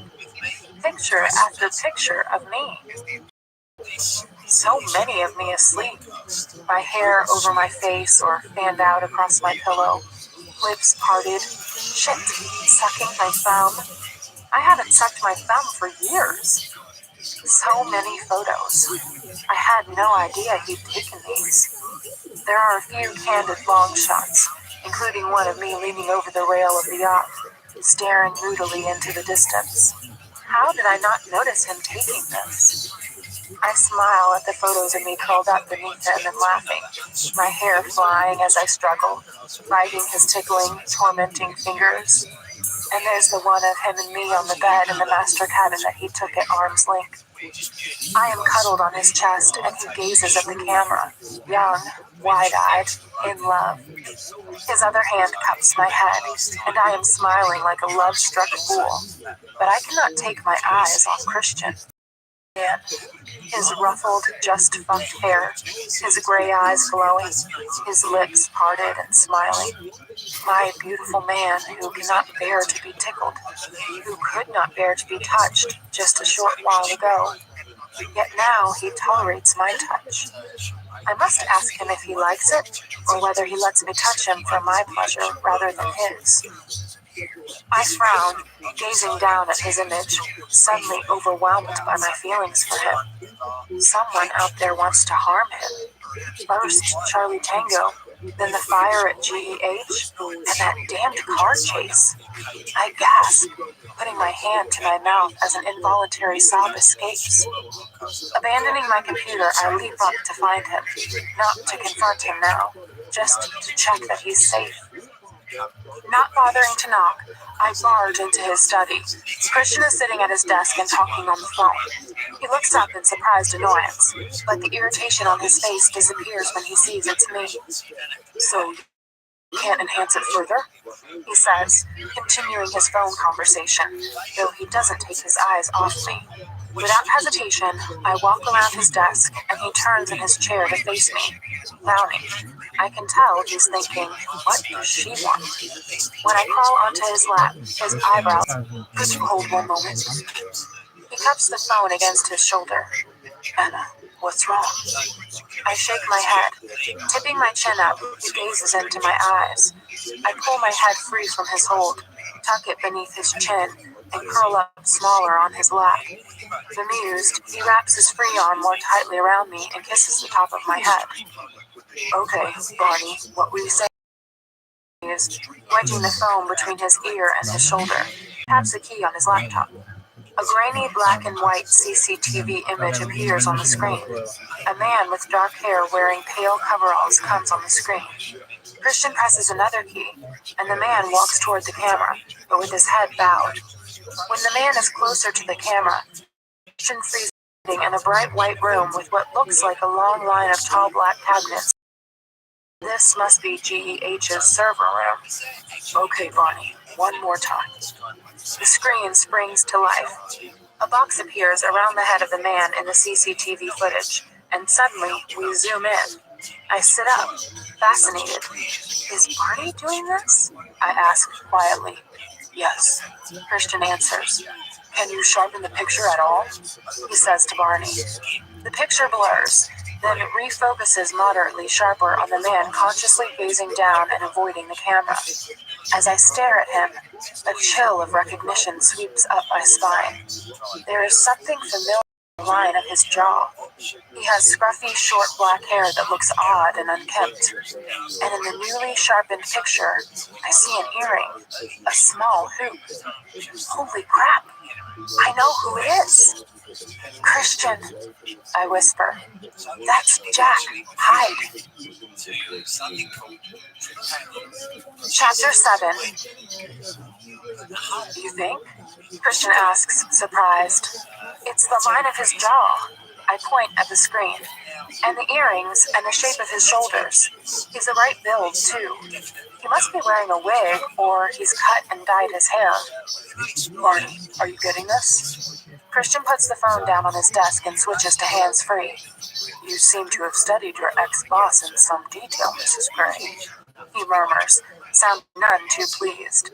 I scowl at him, but I'm saved by Barney. Yes, sir. I heard Mrs. Gray. I'm running face recognition software on all the digitized CCTV footage right now. Where else this asshole? I'm sorry, ma'am.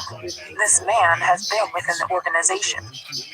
I glance anxiously at Christian, who ignores Barney's expletive. He's studying the CCTV picture closely. Why would he do this? I ask Christian. He shrugs. Revenge, perhaps. I don't know. You can't fathom why some people behave the way they do. I'm just angry that you ever worked so closely with him. Christian's mouth presses into a hard, thin line, and he hits my waist with his arm. We have the contents of his hard drive too, sir. Barney adds. Yes, I remember. Do you have an address for Mr. Hyde? Christian says sharply. Yes, sir, I do.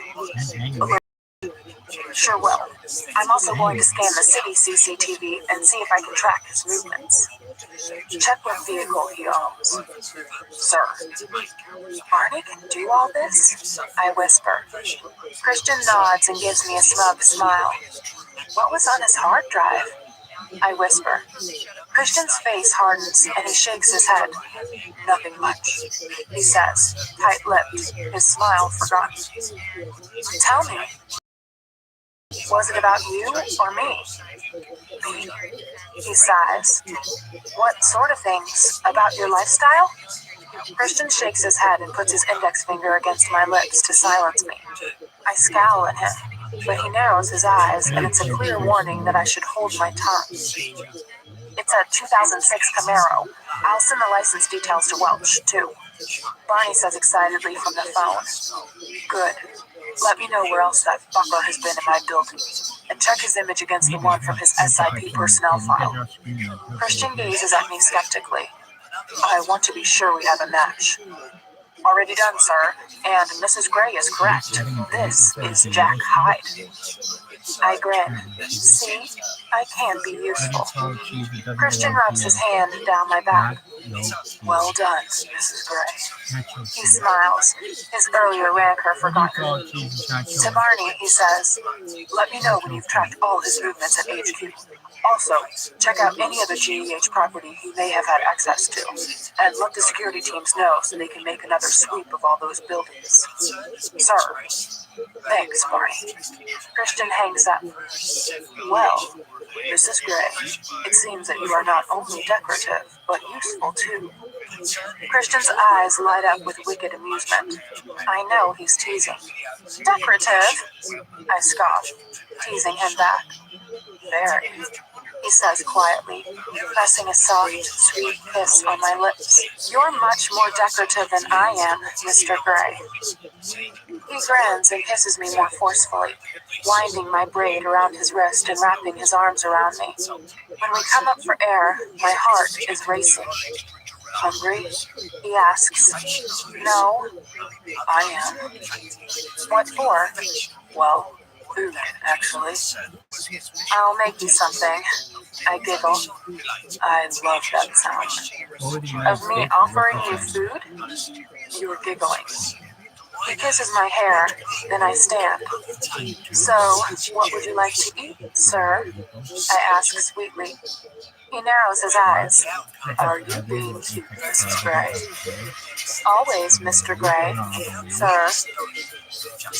He smiles a sphinx-like smile. I can still put you over my knees. He murmurs seductively. I know. I grin. Placing my hands on the arms of his office chair, I lean down and kiss him. That's one of the things I love about you. But stow your twitching palm. You're hungry. He smiles his shy smile, and my heart clenches. Oh, Mrs. Gray, what am I going to do with you? You're going to answer my question. What would you like to eat? Something light. Surprise me. He says, mirroring my words from the playroom earlier. I'll see what I can do. I sashay out of his study and into the My heart sinks when I see Mrs. Jones is there. Hello, Mrs. Jones. Mrs. Gray, are you ready for something to eat? She is stirring something in a pot on the stove that smells delicious. I was going to make subs for Mr. Gray and me. She pauses for a heartbeat. Sure, she says. Mr. Gray likes French bread. There are some in the freezer cut to sublink. I'd be happy to make it for you, ma'am. I know, but I'd like to do. I understand. I'll give you some room. What are you cooking?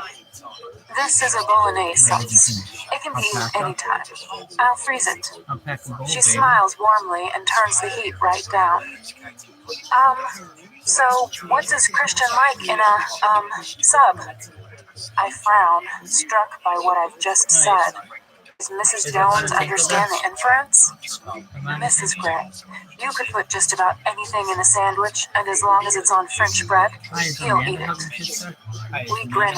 Okay, thank you. I skip to the freezer and find the French bread cut to size in Ziploc bags. I place 2 of them on a plate, pop them in the microwave, and set it to defrost. Mrs. Jones has disappeared. I frown as I return to the fridge to search for ingredients. I suppose it will be up to me to set the parameters by which Mrs. Jones and I will work together. I like the idea of cooking for Christian on the weekends. Mrs. Jones is more than welcome to do it during the week. The last thing I'll want to do when I come from work is cook. A bit like Christian's routine with his submissives. I shake my head. I mustn't overthink this. I find some ham in the fridge, and in the crisper, a perfectly ripe avocado. As I am adding a touch of salt and lemon to the mashed avocado, Christian emerges from his study with the plans for the new house in his hands. He puts them on the breakfast bar, saunters toward me, and wraps his arms around me, kissing my neck. Barefoot and in the kitchen, he murmurs. Shouldn't that be barefoot and pregnant in the kitchen? I smirk. He stills, his whole body tensing against me. Not yet, he declares, apprehension clear in his voice. No, not yet. He relaxes. On that, we can agree, Mrs. Gray. You do want kids, though, don't you? Sure, yes, eventually. But I'm not ready to share you yet. He kisses my neck again. Oh, share? What are you making? Looks good. He kisses me behind my ear, and I know it's to distract me. A delicious tingle travels down my spine. Subs, I smirk, recovering my sense of humor. He smiles against my neck and nips my earlobe.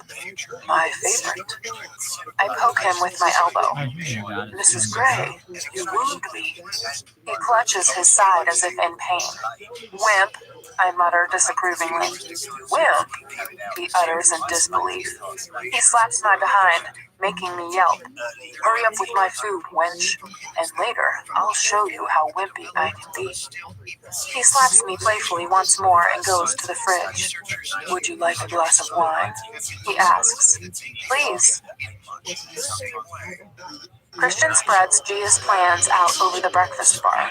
She really has some spectacular ideas. I love her proposal to make the entire downstairs back wall glass, but Christian comes. I sigh. I don't want to take all the character out of the house. Character? Yes. What Gia is proposing is quite radical, but, well, I fell in love with the house as it is, warts and all. Christian's brow furrows as if this is anathema to him.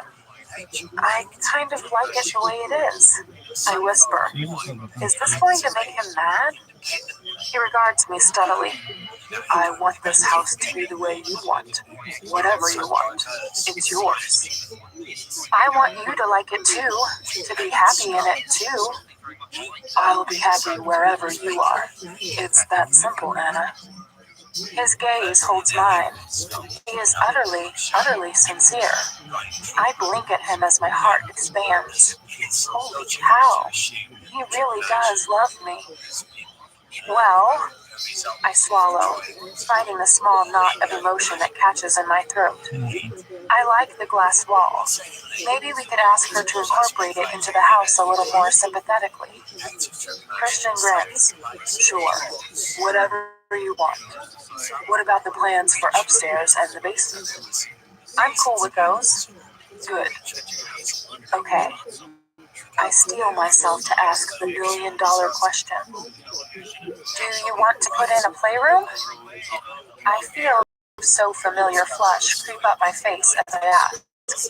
Christian's eyebrows shoot up. Do you? He replies, surprised and amused at once. I shrug. If you want. He regards me for a moment.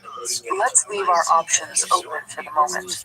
After all, this will be a family home. I'm surprised by the stab of disappointment I feel. I guess he's right. Although, when are we going to have a family? It could be years. Besides, we can improvise. I like improvising. I whisper. He grins. There's something I want to discuss. Christian points to the master bedroom, and we start a detailed discussion of bathrooms and separate walk-in closets. When we finish, it's 9:30 in the evening.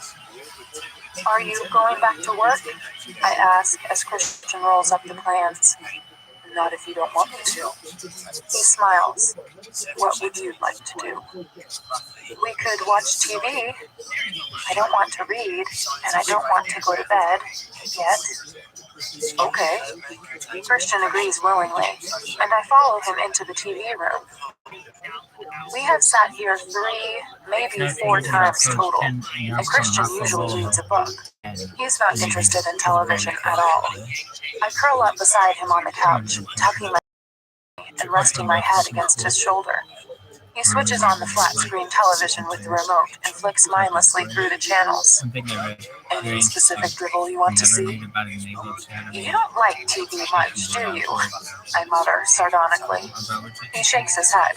Waste of time. But I'll watch something with you. I thought we could make out. He lifts his face to mine. Make out? He gazes at me as if I'd grown 2 heads. He stops the endless flicking, leaving the TV on an overlit Spanish soap opera. Yes? Why is he so horrified? We could go to bed and make out. We do that all the time. When was the last time you made out in front of the TV? I ask, shy and teasing at the same time. He shrugs and shakes his head. Pressing the remote again, he flicks through another few channels before settling on an old episode of The X-Files. Christian? I've never done that, he says quietly. Never? No. Not even with Mrs. Robinson? He snorts. Baby, I did a lot of things with Mrs. Robinson. Making out was not one of them. He smirks at me, and then narrows his eyes with amused curiosity. Have you? I flush. Of course. Well, kind of. What? Who with? Oh, no. I do not want to have this discussion. Tell me. He persists. I gaze down at my knotted fingers. He gently covers my hands with one of his. When I glance up at him, he's smiling at me. I want to know, so I can beat whoever it was to a pulp. I giggle. Well, the first time? There's more than one fucker? He growls. I giggle again. Why so surprised, Mr. Gray? He frowns briefly, runs a hand through his hair, and looks at me as if seeing me in a completely different light. He shrugs. I just am, given your lack of experience. I flush. I've certainly made up for that since I met you. You have. He grins. Tell me. I want to know. I gaze into his patient gray eyes, trying to gauge his mood.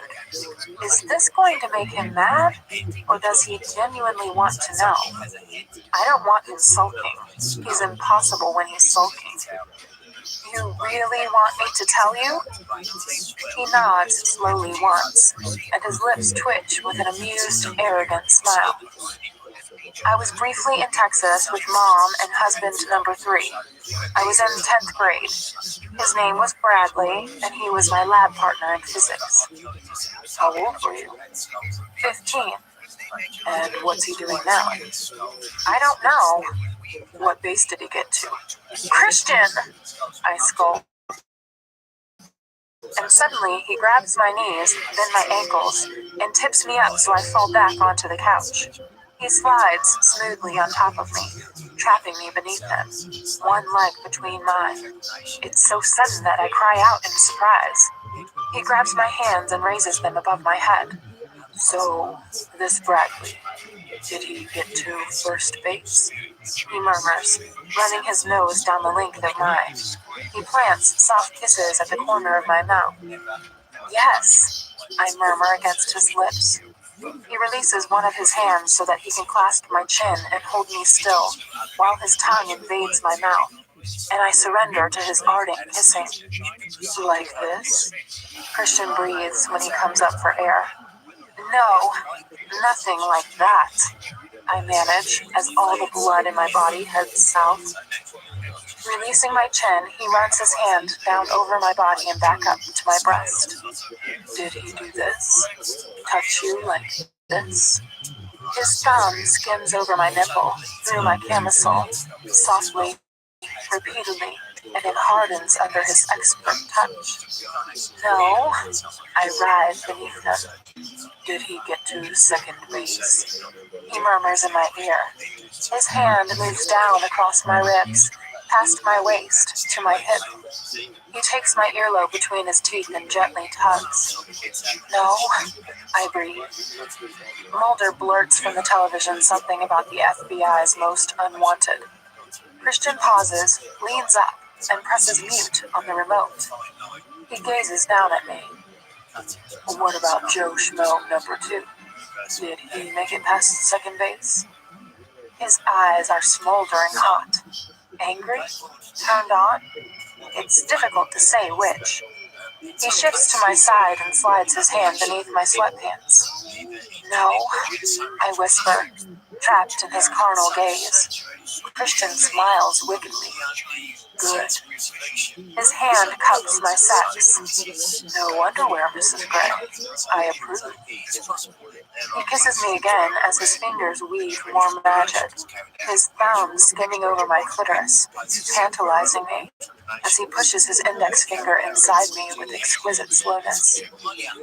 We're supposed to be made, I groan. Christian stills. I thought we were. No sex. What? No sex. No sex, huh? He withdraws his hand from my sweatpants. Here. He traces my lips with his index finger, and I taste my slick saltiness. He pushes his finger into my mouth, mirroring what he was doing a moment earlier. Then he shifts so he's between my legs, and his erection pushes against me. He thrusts once, twice, and again. I gasp as the material of my sweatpants rubs and the right way. He pushes once more, grinding into me. This what you want? He murmurs, and moves his hips rhythmically, rocking against me. Yes, I moan. His hand moves back to concentrate on my nipple once more, and his teeth scrape along my jaw. Do you know how hot you are, Anna? Worse as he rocks harder against me. I open my mouth to articulate a response and fail miserably, groaning loudly. He captures my mouth once more, tugging at my bottom lip with his teeth before plunging his tongue into my mouth again. He releases my other wrist, and my hands travel greedily up his shoulders and into his hair as he kisses me. When I pull on his hair, he groans and raises his eyes to mine. Ah, do you like me touching you? I whisper. His brow furrows briefly, as if he doesn't understand the question. He stops grinding against me. Of course I do. I love you touching me, Anna. I'm like a starving man at a banquet when it comes to your touch. His voice hums with passionate sincerity. Holy cow. He kneels between my legs and drags me up to haul off my top. I'm naked beneath it. Grabbing the hem of his shirt, he yanks it over his head and tosses it on the floor, then pulls me onto his kneeling lap. His arms clasped just above my behind. Touch me, he breathes. Oh my. Tentatively, I reach up and brush the tips of my fingers through the smattering of chest hair over his sternum, over his burn scars. He inhales sharply and his pupils dilate, but it's not with fear. It's a sensual response to my touch. He watches me intently as my fingers float delicately over his skin, first to one nipple and then the other. They pucker beneath my caress. Leaning forward, I plant soft kisses on his chest, and my hands move to his shoulders, feeling the hard, sculptured lines of sinew and muscle. Whoa, he's in good shape. I want you, he murmurs, and it's a green light to my libido. My fingers move into his hair, pulling his head back so I can claim his mouth, fire licking hot and high in my belly. He groans and pushes me back onto the couch. He sits up and rips off my sweatpants, undoing his fly at the same time. Oh, run, he whispers, and swiftly he fills me. Ah! I groan, and he stills, grabbing my face between his hands. I love her, he murmurs, and very slowly, very gently, he makes love to me until I come apart at the seams, calling his name and wrapping myself around him, never wanting to let him go. I lay sprawled on his chest. We're on the floor of the TV room. You know, we've completely bypassed third base. My fingers trace the line of his pectoral muscles. He laughs. Next time. He kisses the top of my head. I look up to stare at the television screen, where the end credits for The X-Files play. Christian reaches for the remote and switches the sound back on. You liked that show? I ask. When I was a kid. Oh, Christian as a kid. Kickboxing and The X-Files and no touching. You? He asks. Before my time. You're so... Christian smiles fondly. I like making out with you, Mrs. Gray. Likewise, Mr. Gray. I kiss his chest, and we lie silently watching as the X-Files finish and the commercials come on. It's been a heavenly 3 weeks. Car chases and fires and psycho ex-bosses notwithstanding. Like being in our own private bubble, I muttered dreamily. Christian hums deep in his throat. I'm not sure I'm ready to share you with the rest of the world yet. Back to reality tomorrow, I murmur, trying to keep the melancholy from my voice. Christian sighs and runs his other hand through his hair. Security will be tight. I put my finger over his lips. I don't want to hear this lecture again. I know. I'll be good. I promise. Which reminds me. I shift, propping myself up on my elbows to see him better. Why were you shouting at Sawyer? He stiffens immediately. Oh, shit. Because we were followed. That wasn't Sawyer's fault. He gazes at me levelly. They should never have let you get so far in front. They know that. I blush guiltily and resume my position, resting on his chest. Fault. I wanted to get away from them. That wasn't enough. Christian is suddenly curt. This is not up for discussion, Anastasia. It's a fact, and they won't let it happen again. Anastasia?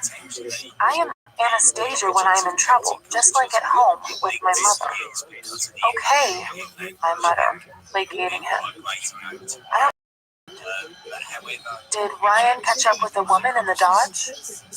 No, and I'm not convinced it was a woman. Oh? I look up again. Sawyer saw someone with their hair tied back, but it was a brief look. He assumed it was a woman. Now, given that you've identified that fucker, maybe it was him. He wore his hair like that. The disgust in Christian's voice is palpable. I don't know what to make of this news. Christian runs his hand down my naked back, distracting me. Anything happened to you? He murmurs, his eyes wide and serious. I know, I whisper.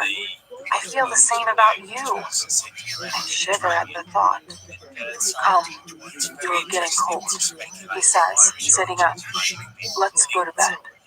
We can cover third base there. He smiles a lascivious smile, as mercurial as ever. Passionate, angry, anxious, sexy. My 50 shades. I take his hand and he pulls me to my feet, and without a stitch on, I follow him through the great room to the bedroom. The following morning, Christian squeezes my hand as we pull up outside SIP. He looks very much the powerful executive in his dark navy suit and matching tie. I smile. He's not been this smart since the ballet in Monaco. You know you don't have to do this, Christian murmurs. I am tempted to roll my eyes at him. I know, I whisper, not wanting Sawyer and Ryan to overhear me from the front of the Audi. He frowns, and I smile. But I want to, I continue. You know this. I lean up and kiss him. His frown doesn't disappear. What's wrong? He glances uncertainly at Ryan as Sawyer climbs out of the car. I'll miss having you to myself. I reach up to caress his face. Me too, I kiss him. It was a wonderful honeymoon. Thank you. Go to work, Mrs. Gray. You too, Mr. Gray. Sawyer opens the door. I squeeze Christian's hand once more before I climb out onto the sidewalk. As I head into the building, I give him a little wave. Sawyer holds open the door and follows me in. Hi, Anna. Claire smiles from behind the reception desk. Claire, hello. I smile back. You look wonderful. Good honeymoon? The best. Thank you. How's it been here? Old Man Roach is the same, but security has been stepped up and our service overhauled. But Anna will tell you. Sure she will. I give Claire a friendly smile and head to my office. Hannah is my assistant. She is tall, slim, and ruthlessly efficient to the point that sometimes I find her a little intimidating. But she's sweet to me, in spite of the fact that she's a couple of years older. She has my latte waiting, the only coffee I let her get for me. Hi, Hannah, I say warmly. Anna, how was your honeymoon? Fantastic. Here, for you. I pop the small bottle of perfume I bought for her onto her desk, and she claps her hands with glee. Oh, thank you, she says enthusiastically. Your urgent correspondence is on your desk, and Roach would like to see you at 10. That's all I have to report for now. Good, thank you, and thanks for the coffee. Wandering into my office, I rest my briefcase on my desk and gaze at the piled up letters. I have a lot to do. Just before 10, there's a timid tap on my door. Come in. Elizabeth looks around the door. Hi, Anna. I just wanted to say welcome back. Hey, I have to say, reading through minutes, I wish I was back in the south of France. Elizabeth laughs, but her laughter is off, forced, and I cock my head to one side and gaze at her like Christian does to me. Glad you're back safely, she says. I'll see you in a few minutes at the meeting with Roach. Okay, I murmur, and she shuts the door behind her.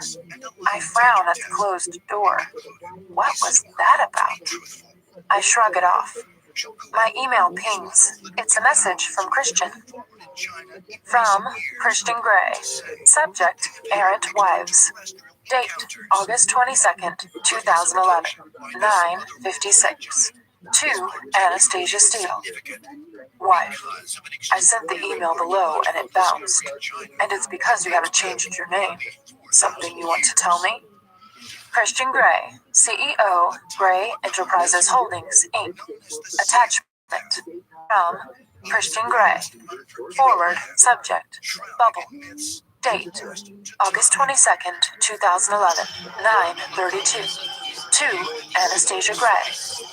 Mrs. Gray, love covering all the bases with you. Have a great first day back. Miss our bubble already. X.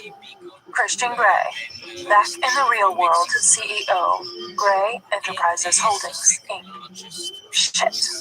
I hit reply immediately. From Anastasia Steele. Subject, don't burst the bubble. Date, August 22nd, 2011, 9:58. To Christian Gray. Husband, I am all for a baseball metaphor with you, Mr. Gray.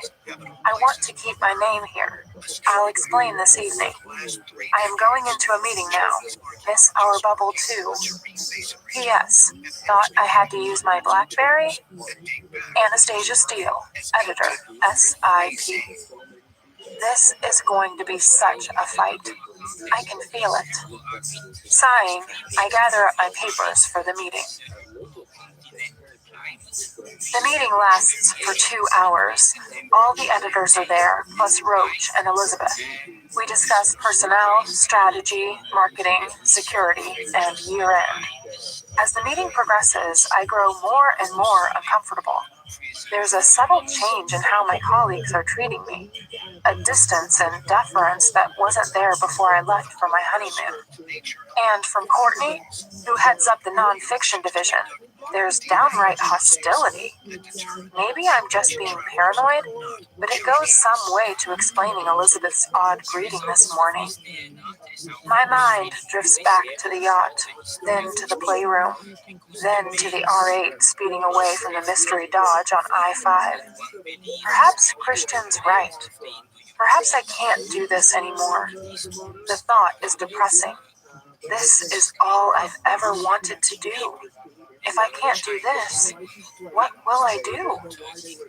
As I walk back to my office, I try to dismiss these dark thoughts. When I sit down at my desk, I quickly check my emails.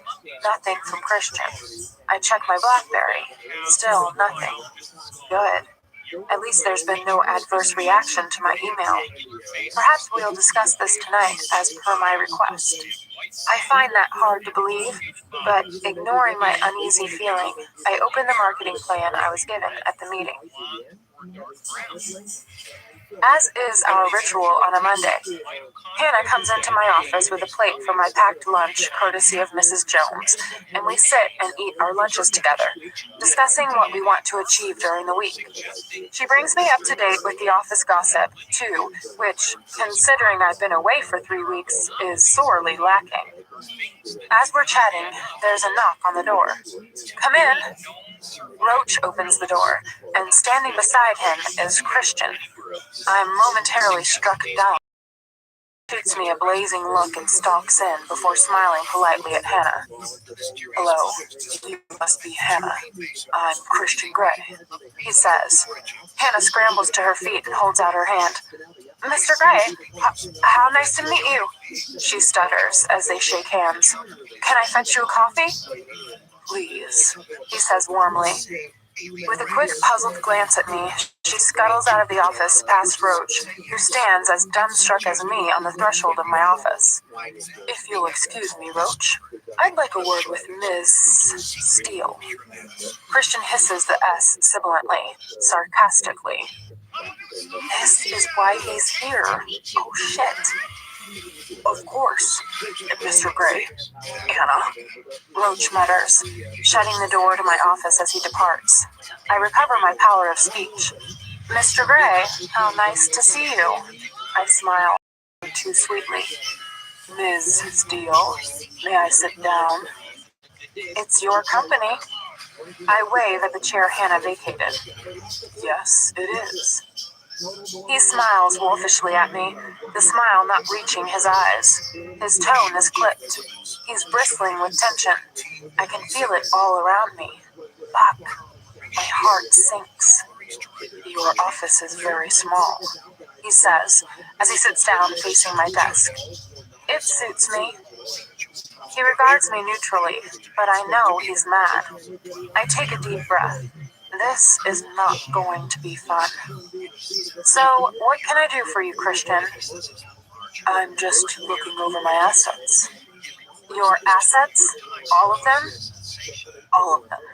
Some of them need rebranding. Rebranding? In what way? I think you know. His voice is menacingly quiet.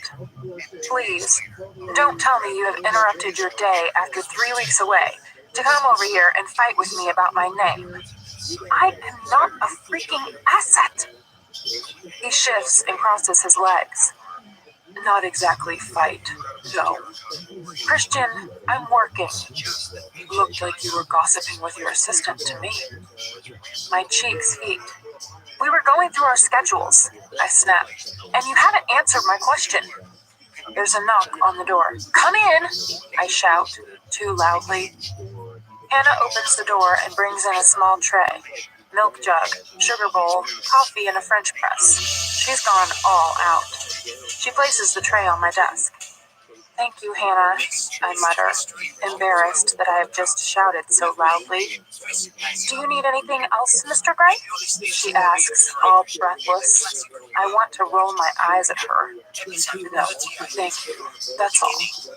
He smiles, his dazzling, panty-dropping smile at her. She flushes and exits, simpering. Christian turns his attention back to me.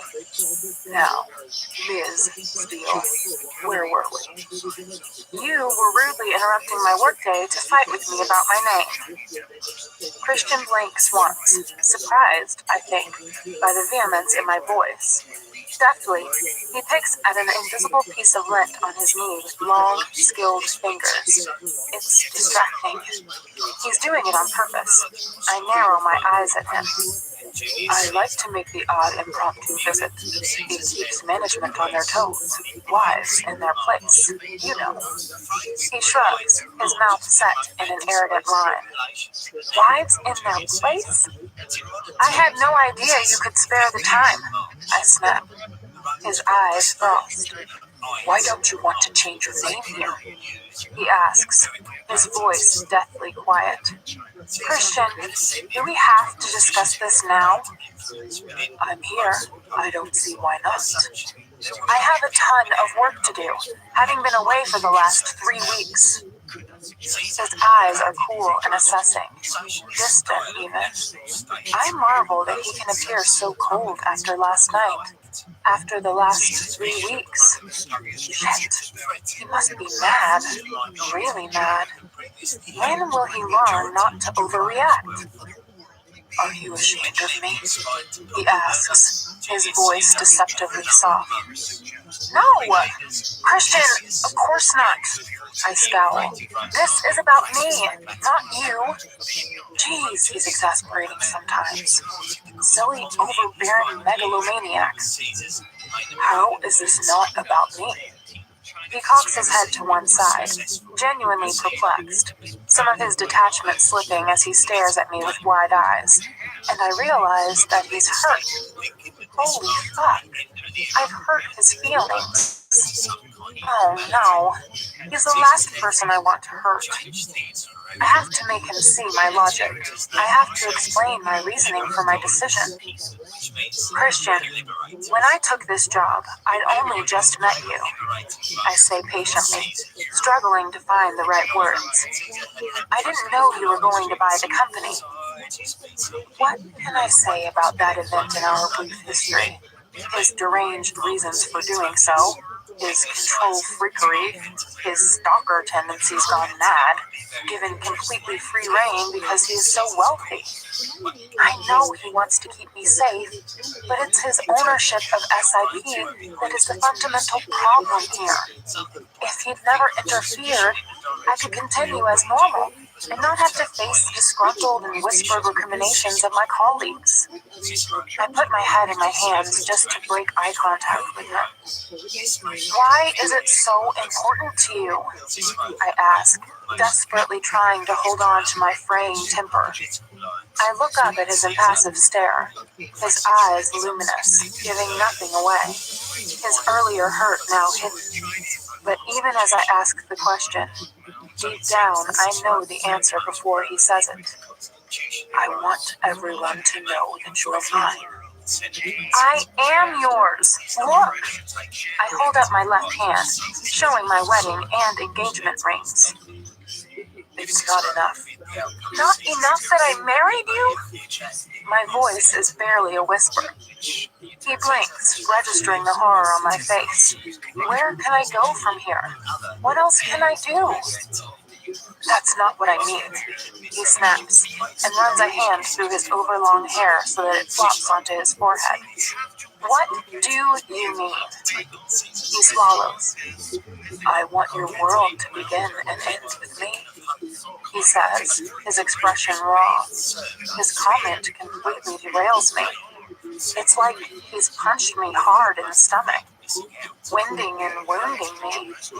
And the vision comes to mind of a small, frightened, copper-haired, gray-eyed boy in dirty, mismatched, ill-fitting clothes.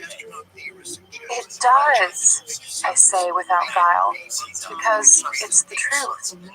I'm just trying to establish a career, and I don't want to trade on your name. I have to do something, Christian. I can't stay imprisoned at a Scala or the new house with nothing to do. I'll go crazy. I'll suffocate. I've always worked, and I enjoy this. This is my dream job. It's all I've ever wanted. But doing this doesn't mean I love you less. You are the world to me. My throat swells and tears prick the backs of my eyes. I must not cry. Not here. I repeat it over and over in my head. I must not cry. I must not cry. He stares at me, saying nothing. Then a frown crosses his face as if considering what I've said. I suffocate you? His voice is bleak, and it's an echo of a question he's asked me before. No. Yes. No. This is such an exasperating conversation. Not one that I want to have now. Here. I close my eyes and rub my forehead, trying to fathom how we got. Look, we were talking about my name. I want to keep my name here because I want to put some distance between you and me. But only here. That's all. You know, everyone thinks I got the job because of you, when the reality is... I stop when his eyes widen. Oh no. Is it because of him? Do you want to know why you got the job, Anastasia? Anastasia? Shit. What? What do you mean? He shifts in his chair as if steeling himself. Do I want to know? The management here gave you Hyde's job to babysit. They didn't want the expense of hiring a senior executive when the company was mid-sale. They had no idea what the new owner would do with it once it passed into his ownership. And, wisely, they didn't want an expensive redundancy. So, they gave you Hyde's job to caretake until the new owner... He pauses, and his lips twitch in an ironic smile. Namely me, took over. Holy crap! What are you saying? So it was because of him. Fuck! I'm horrified. He smiles and shakes his head at my alarm. Relax. You've more than risen to the challenge. You've done very well. There's the tiniest hint of pride in his voice, and it's almost my undoing. Oh, I murmur incoherently, reeling from this news. I sit right back in my chair, open-mouthed, staring at him. He shifts again. I don't want to suffocate you, Anna.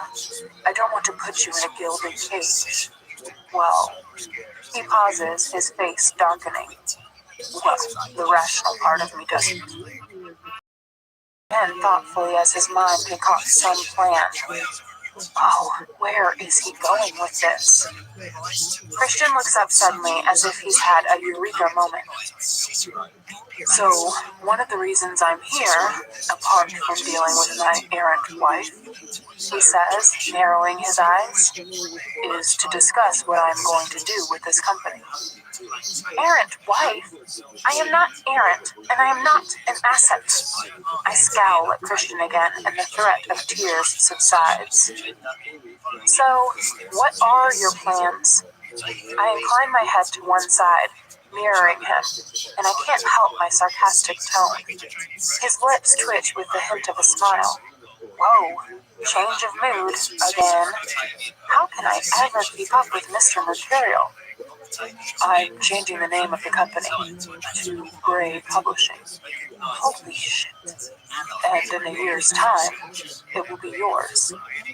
My mouth drops open once more, wider this time. This is my wedding present to you. I shut my mouth, then open it, trying to articulate something, but there's nothing there. My mind is blank. So, do I need to change the name to Steel Publishing? He's serious. Holy fuck. Christian, I whisper when my brain finally reconnects with my mouth. You gave me a watch. I can't run a business. He tilts his head to one side and gives me a censorious frown. I ran my own business from the age of 21. But you, control freak and whiz kid extraordinaire. Geez, Christian, you majored in economics at Harvard before you dropped out. At least you have some idea. I sold paint and cable ties for 3 years on a part-time basis, for heaven's sake. I've seen so little of the world, and I know next to nothing. My voice rises, growing louder and higher as I complete my tirade. You're also the most well-read person I know. He counters earnestly. You love a good book. You couldn't leave your job while we were on our honeymoon. You read how many manuscripts? 4? 5? I whisper. And you wrote full reports on all of them. You're a very bright woman, Anastasia. I'm sure you'll manage. Are you crazy? Crazy for you, he whispers. And I snort, because it's the only expression my body can make. He narrows his eyes. You'll be a laughingstock, buying a company for the little woman who has only had a full-time job for a few months of her adult life? Do you think I give a fuck what people think? Besides, you won't be on your own. I gape at him. He really has lost his marbles this time. Christian, I put my head in my hands. My emotions have been through a ringer. Is he crazy? And from somewhere dark and deep inside, I have this sudden, inappropriate need to laugh. When I look up at him again, his eyes widen. Something amusing you, Miss Steele? Yes, you. His eyes widen further, shocked, but also amused. Laughing at your husband? That will never do. And you're biting your lip. His eyes darken that way. Oh no, I know that look. Sultry, seductive, salacious. Nope, no, not here. Don't even think about it, I warn, alarm clear in my voice. Think about what, Anastasia? I know that look. We're at work. He leans forward, his eyes glued to mine, molten gray and hungry. Holy shit. I swallow instinctively. We're in a small, reasonably soundproof office with a lockable door, he whispers. Growth, moral, turpitude. I enunciate each word carefully. Not with your husband. With my boss's boss. Lady, I hiss. You're my wife. Christian? No, I mean it. You can fuck me 7 shades of Sunday this evening, but not now. Not here. He blinks and narrows his eyes once more. Then, unexpectedly, he laughs. 7 shades of Sunday? He arches an eyebrow, intrigued. I may hold you to that, Miss Steele. Oh, stop with the Miss Steele! I snap and thump the desk, startling us both. For heaven's sake, Christian, if it means so much to you, I'll change my name. His mouth pops open as he inhales sharply, and then he grins, a radiant, all teeth showing, joyous grin. Wow. Good. He claps his hands, and all of a sudden, he stands. What now? Mission accomplished. Now, I have work to do. If you'll excuse me, Mrs. Gray. Ah, this man is so maddening. But what, Mrs. Gray? I sag. Just go. I intend to. I'll see you this evening. I'm looking forward to 7 shades of Sunday. I scowl. Oh, and I have a stack of business-related social engagements coming up, and I'd like you to accompany me. I gape at him. Will you just go? I'll have Andrea call Hannah to put the dates in your calendar. There are some people you need to meet. You should get Hannah to handle your schedule from now on. Okay, I mumble, completely bemused, bewildered, and shell-shocked. He leans over my desk. What? How? I am caught in his hypnotic gaze. Love doing business with you, Mrs. Gray. He leans in closer as I sit paralyzed, and he plants a soft, tender kiss on my lips. Later, baby, he murmurs. He stands abruptly, winks at me, and leaves. I lay my head on my desk, feeling like I've been run over by a freight train. The freight train that is my beloved husband. He has to be the most frustrating, annoying, contrary man on the planet. I sit up and frantically rub my eyes. What have I just agreed to? Okay, Anna Gray running SIP. I mean, Gray Publishing. The man is insane. There's a knock on the door and Hannah pokes her head around. You okay? She asks. I just stare at her. She frowns. Doing this? But can I make you some tea? I nod. Twining's English breakfast? Weak and black? I nod. Coming right up, Hannah. I stare blankly at my computer screen, still in shock. How can I make him understand? Email. From Anastasia Steele. Subject, not an asset. Date, August 22nd, 2011, 14:23. To Christian Gray.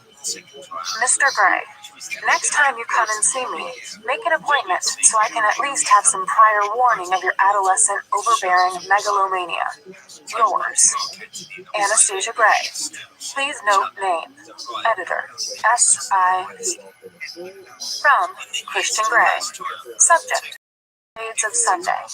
Date, August 22nd, 2011, 14:34. To Anastasia Steele. My dear Mrs. Gray. Emphasis on my. What can I say in my defense? I was in the neighborhood, and no, you are not an asset. You are my beloved wife. As ever, you make my day. Christian Gray, CEO and overbearing megalomaniac, Gray Enterprises Holdings, Inc. He is trying to be funny, but I am in no mood to laugh. I take a deep breath and go back to my correspondence. Christian is quiet when I climb into the car that evening. Hi, I murmur. Hi, he responds warily, as he should. Disrupt anyone else's work today? I ask, too sweetly. A ghost of a smile crosses his face. Only Flynn's. No. Next time you go to see him, I'll give you a list of topics I want covered. I hiss. You seem out of sorts, Mrs. Gray. Steadily at the backs of Ryan's and Sawyer's heads in front of me. Christian shifts beside me. Hey, he says softly and reaches for my hand. All afternoon, when I should have been concentrating on work, I was trying to figure out what to say to him. But I became angrier and angrier with each passing hour. I've had enough of his cavalier, petulant, and frankly childish behavior. I snatched my hand out of his, in a cavalier, petulant, and childish manner. You're mad at me? He whispers. Yes, I hiss. Holding my arms protectively across my body, I gaze out my window. He shifts beside me once more. But I will not let myself look at him. I don't understand why I'm so mad at him, but I am. Really fucking mad. As soon as we pull up outside of Scala, I break protocol and leap out of the car with my briefcase. I stomp into the building, not checking to see who is following. Ryan scuttles into the foyer behind me and dashes to the elevator to press the call button. What? I snap when I'm alongside him. His cheeks redden. Apologies, ma'am, he mutters. Christian comes and stands beside me to wait for the elevator, and Ryan retreats. So it's not just me you're mad at, Christian murmurs dryly. I glare up at him and see a trace of a smile on his face. Are you laughing at me? I narrow my eyes. I wouldn't dare, he says, holding his hands up like I'm threatening him at gunpoint. He's in his navy suit, looking crisp and clean with floppy sex hair and a guileless expression. You need a haircut, I mutter. Turning away from him, I step into the elevator. Do I? He says while brushing his hair off his forehead. He follows me in. Yes. I tap the code for our apartment into the keypad. So you're talking to me now? Just. What exactly are you mad about? I need an indication. He asks cautiously. I turn and gape at him. Do you really have no idea? Surely, for someone so bright, you must have an inkling. I can't believe you're that obtuse. He takes an alarmed step back. You really are mad. I thought we had sorted all this in your office, he murmurs, perplexed. Christian, I just capitulated to your petulant demands. That's all. The elevator doors open and I storm out. Taylor is standing in the hallway. He takes a step back and quickly shuts his mouth as I steam past him. Hi, Taylor, I mutter. Mrs. Gray, he murmurs. Dropping my briefcase in the hallway, I head into the great room. Mrs. Jones is at the stove. Good evening, Mrs. Gray. Hi, Mrs. Jones, I mutter. I head straight to the fridge and pull out a bottle of white wine. Christian follows me into the kitchen and watches me like a hawk as I take a glass down from the cupboard. He removes his jacket and casually places it on the countertop. Do you want to drink? I ask, super sweetly. No thanks, he says, not taking his eyes off me. And I know that he's helpless. He does not know what to do with me. It's comical on one level and tragic on another. Well, screw him. I am having trouble locating my compassionate self since our meeting this afternoon. Slowly, he removes his tie and then opens the top button of his shirt. I pour myself a large glass of Sauvignon Blanc, and Christian runs a hand through his hair. When I turn around, Mrs. Jones has disappeared. She's my human shield. I take a slug of wine. It tastes good. Stop this, Christian whispers.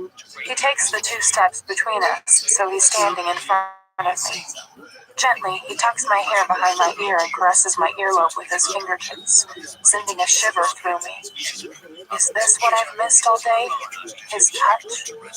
I shake my head, causing him to release my ear and gaze up at him. Talk to me, he murmurs. What's the point? You don't listen to me.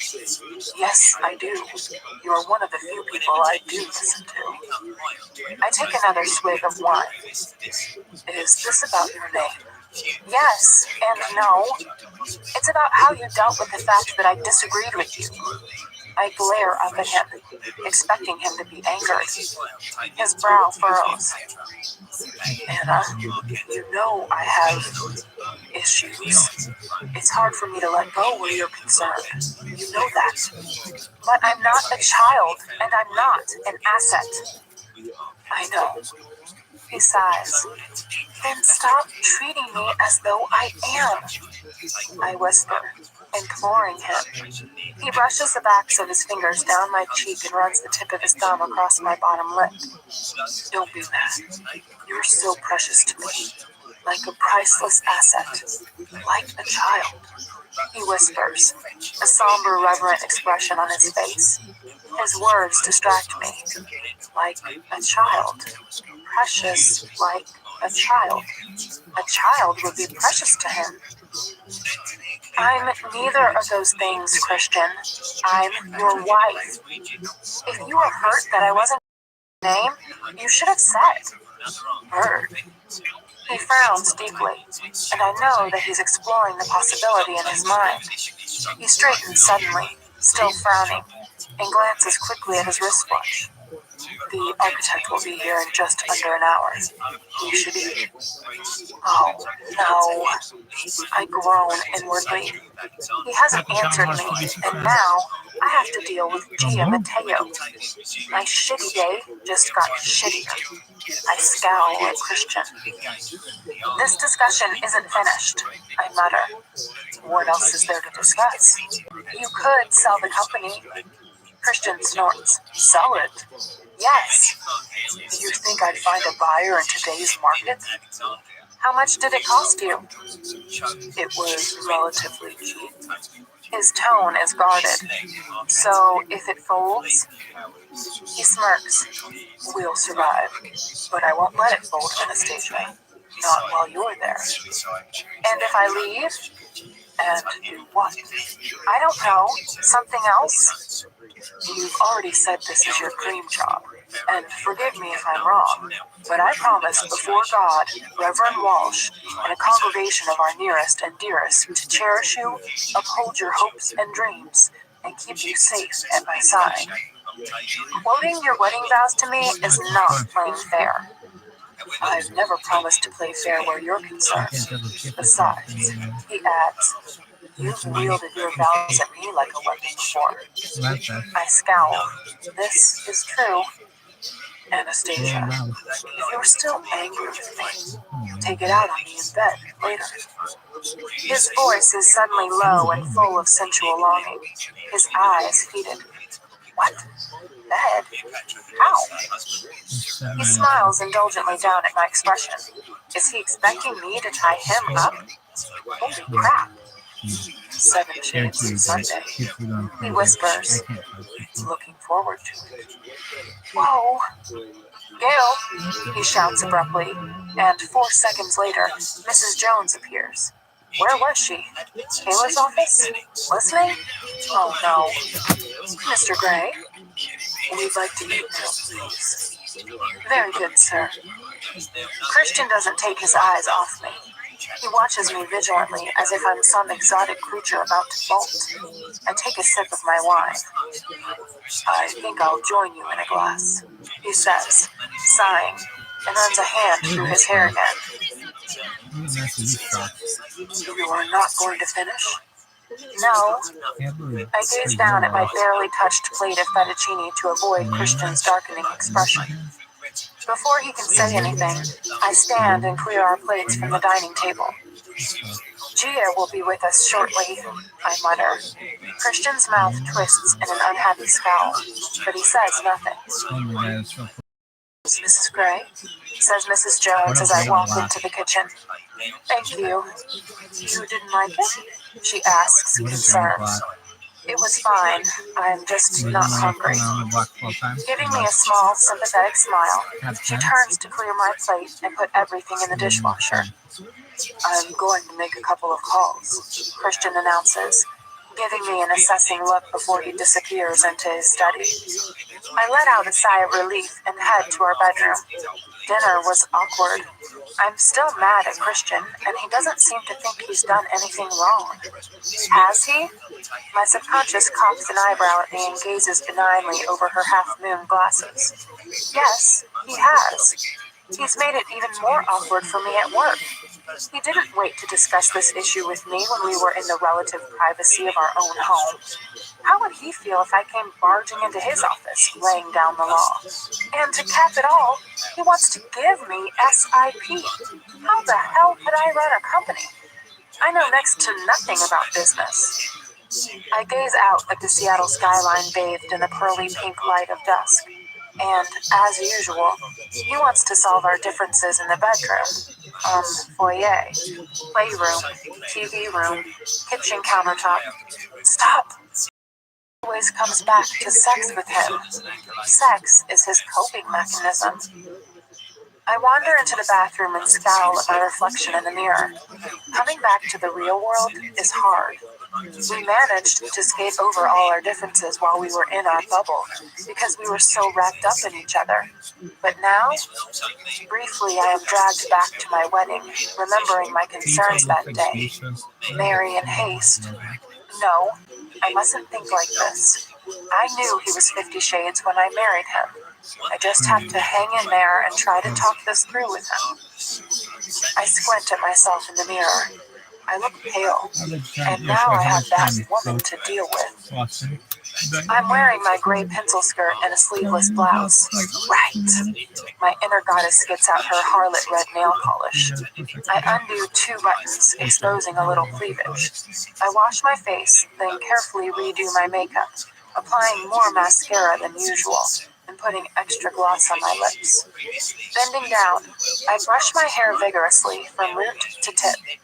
When I stand, my hair is a chestnut haze around me that tumbles to my breasts. I tuck it artfully behind my ears and go in search of my pumps rather than my flats. When I reemerge into the great room, Christian has the house plan spread out on the dining table. He has music playing through the sound system. It stops me in my tracks. Mrs. Gray, he says warmly, then looks quizzically at me. What's this? I ask. The music is stunning. Beauré's Requiem.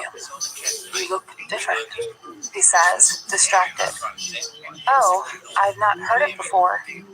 It's very calming, relaxing, he says, and raises an eyebrow. Have you done something to your hair? Brushed it, I mutter. I'm transported by the haunting voices. Abandoning the plans on the table, he walks toward me, a slow saunter in time to the music. Dance with me, he murmurs. To this? It's a requiem, I squeak, shocked. Yes. He pulls me into his arms and holds me, burying his nose in my hair and swaying gently from side to side. He smells his heavenly self. Oh, I've missed him. I wrap my arms around him and fight the urge to cry. Why are you so infuriating? I hate fighting with you, he whispers. Well, stop being such an arse. He chuckles and the captivating sound reverberates through his chest. He tightens his hold on me. Arse? Ass. I prefer arse. You should. It suits you. He laughs once more and kisses the top of my head. A requiem? I murmur, a little shocked that we are dancing to it. He shrugs. It's just a lovely piece of music, Anna. Taylor coughs discreetly in the entranceway, and Christian releases me. Miss Mateo is here, he says. Oh, joy. Show her in, Christian says. He reaches over and clasps my hand as Miss Gia Mateo enters the room. Chapter 8. Gia Mateo is a good-looking woman, a tall, good-looking woman. She wears her short, salon blonde, perfectly layered and coiffed hair like a sophisticated crown. She's dressed in a pale gray pantsuit. The slacks and fitted jacket hug her lush curves. Her clothes look expensive. At the base of her throat, a solitary diamond glints, matching the single carat studs in her ears. She's well-groomed, one of those women who grew up with money and breeding, though her breeding seems to be lacking this evening. Her pale blue blouse is undone too far, like blush. Christian, Anna. She beams, showing perfect white teeth, and holds out a manicured hand to shake first Christian's, then my hand. It means I have to release Christian's hand to reciprocate. She's a fraction shorter than Christian, but then she's in killer heels. Gia, Christian says politely. I smile coolly. You both look so well after your honeymoon, she says smoothly, her brown eyes gazing at Christian through long mascara lashes. Christian puts his arm around me, holding me close. We had a wonderful time. Thank you. He brushes his lips against my temple, taking me by surprise. See? He's mine. Annoying, infuriating even, but mine. I grin. Right now, I really love you, Christian Grey. My hand around his waist, then into his rear pocket of his pants and squeeze his behind. Gia gives us a thin smile. Have you managed to look over the plans? We have, I murmur. I gaze up at Christian, who grins down at me, one eyebrow raised in wry amusement. Amused at what? My reaction to Gia or my squeezing his butt? Please, Christian says. The plans are here. He gestures toward the dining table. Taking my hand, he leads me to it, Gia following in our wake.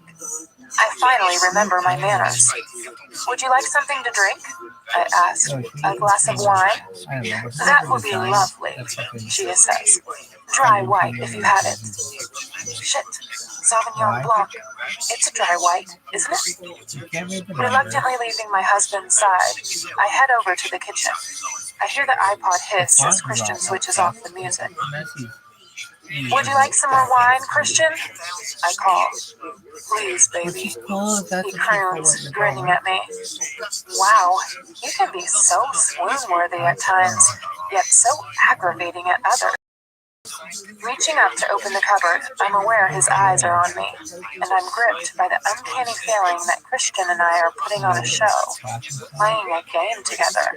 But this time, we're on the same side, pitted against Ms. Mateo. Does he know that she's attracted to him and is being too obvious about it? It gives me a small rush of pleasure when I realize maybe he's trying to reassure me. Or maybe he's just sending a message loud and clear to this woman that he's taken. Mine. Mine. My inner goddess is wearing her gladiatrix outfit, and she's taking no prisoners. Smiling to myself, I collect 3 glasses from the cupboard, take the opened bottle of Sauvignon Blanc from the fridge, and place them all on the breakfast bar. Gia is leaning over the table while Christian stands beside her and points to something on the plants. I think Anna has some opinions on the glass wall, but generally we're both pleased with the ideas you've come up with. Oh, I'm glad, Gia gushes, obviously relieved. And as she says it, she briefly touches his arm in a small, floaty gesture. Christian stiffens immediately, but subtly. She doesn't even seem to notice. Leave him the fuck alone, lady. He doesn't like to be touched. Stepping casually aside so he's out of her reach, Christian turns to me. Thirsty here, he says. Coming right up. He is playing the game. She makes him uncomfortable. Why didn't I see that before? That's why I don't like her. He's used to how women react to him. I've seen it often enough, and usually he thinks nothing of it. Touching is something else. Well, Mrs. Gray to the rescue. I hastily pour the wine, gather all 3 glasses in my hands, and hurry back to my knife in distress. Offering a glass to Gia, I deliberately position myself between them. She smiles courteously as she accepts it. I hand the second to Christian, who takes it eagerly, his expression one of amused gratitude. Cheers, Christian says to us both, but looking at me. Gia and I raise our glasses and answer in unison. I I take a welcome sip of wine. Anna, you have some issues with the glass wall? Gia asks. Yes, I love it. Don't get me wrong.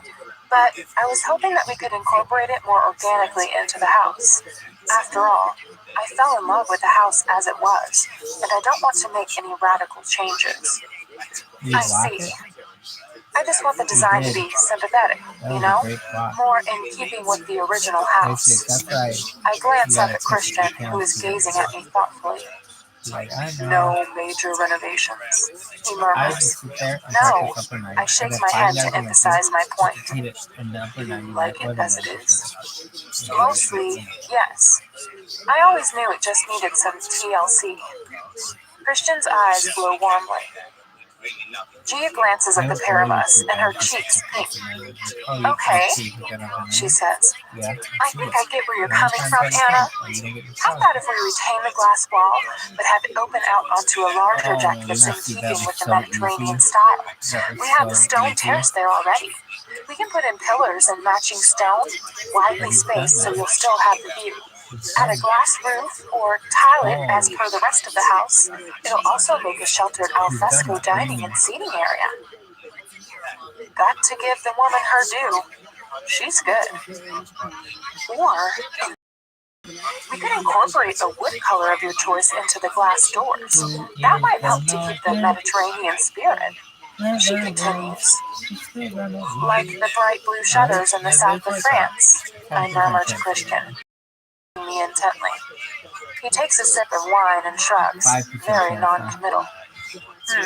He doesn't like that idea, but he doesn't overrule me, shoot me down, or make me feel stupid. God, this man is a mass of contradictions. His words from yesterday come to mind. I want this house to be the way you want, whatever you want. It's yours. He wants me to be happy. Happy in everything I do. Deep down, I think I know this. It's just, I stop myself. Don't think about our argument now. My subconscious glares at me. Gia is looking at Christian, waiting for him to make the decision. I watch as her pupils dilate and her glossed lips part. Her tongue darts quickly over her top lip before she takes a sip of her wine.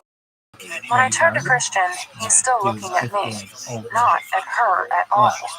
Yes, I am going to have words with Miss Mateo. Anna, what do you want to do? Christian murmurs, very clearly deferring to me. I like the deck idea. Me too. I turn back to Gia. Hey lady, look at me, not him. I'm the one making the decisions on this. I think I'd like to see revised drawings showing the bigger deck and pillars that are in keeping with the house. Reluctantly, Gia drags her greedy eyes away from my husband and smiles down at me. Does she think I'm not going to notice? Sure, she acquiesces pleasantly. Any other issues? Other than you eye-fucking my husband? Christian wants to remodel the master suite, I murmur. There's a discreet cough from the entrance to the great room. We three turn as one to find Taylor standing there. Taylor?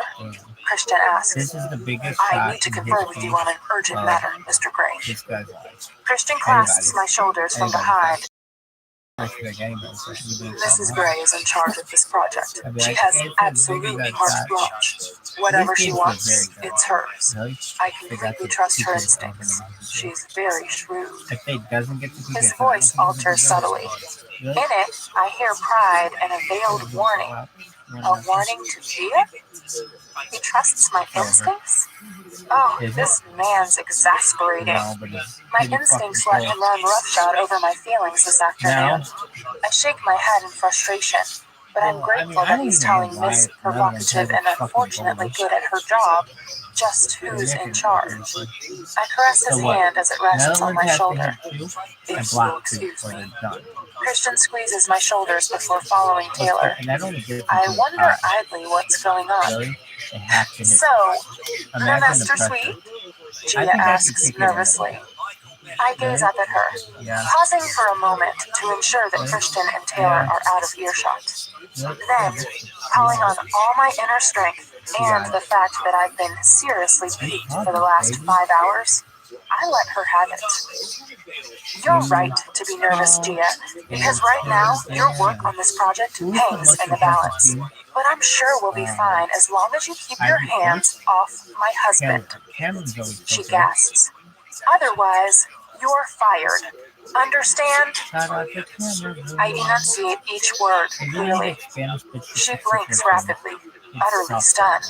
She cannot believe what I've said. I cannot believe what I've just said.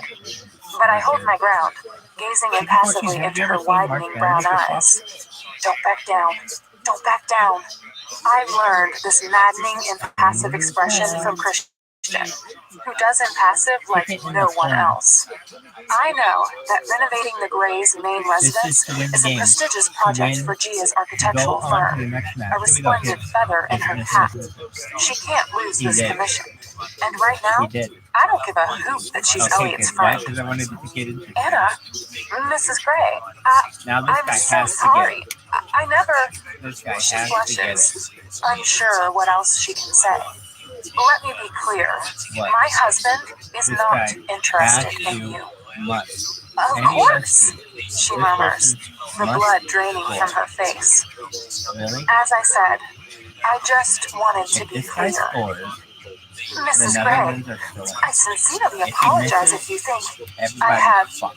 She stops, still floundering for something to say. Good. As long as we understand each other, we'll be fine. Now, I'll let you know what we have in mind for the master suite. Then, I'd like a rundown on all the materials you intend to use. As you know, Christian and I are determined this house should be ecologically sustainable, and I'd like to reassure him as to where all the materials are coming from and what they are. Did he get a yellow card? Of course, she stutters, wide-eyed and frankly a little intimidated by me. Is a my inner voice runs around the arena, moving to the crowd. Gia pats her hair into place, and I realize this is a nervous gesture. The master suite? She prompts anxiously, her voice a breathless whisper. Now that I have the upper hand, I feel myself relax for the first time since my meeting with Christian this afternoon. I can do this. My inner goddess is celebrating her inner bitch. Oh, what happened? Christian joins us just as we're finishing up. All done? He asks. He puts his arm around my waist and turns to Gia. Yes, Mr. Gray. Gia smiles brightly, though her smile looks brittle. I'll have the revised plans to you in a couple of days. Excellent. You're happy? He asks me directly, his eyes warm and probing. I nod and blush for something I don't understand. I'd better be going, Gia says, again too brightly. She offers her hand to me first this time, then to Christian. Until next time, Gia, I murmur. Yes, Mrs. Gray, Mr. Gray. Taylor appears at the entrance of the great room. Taylor will see you out.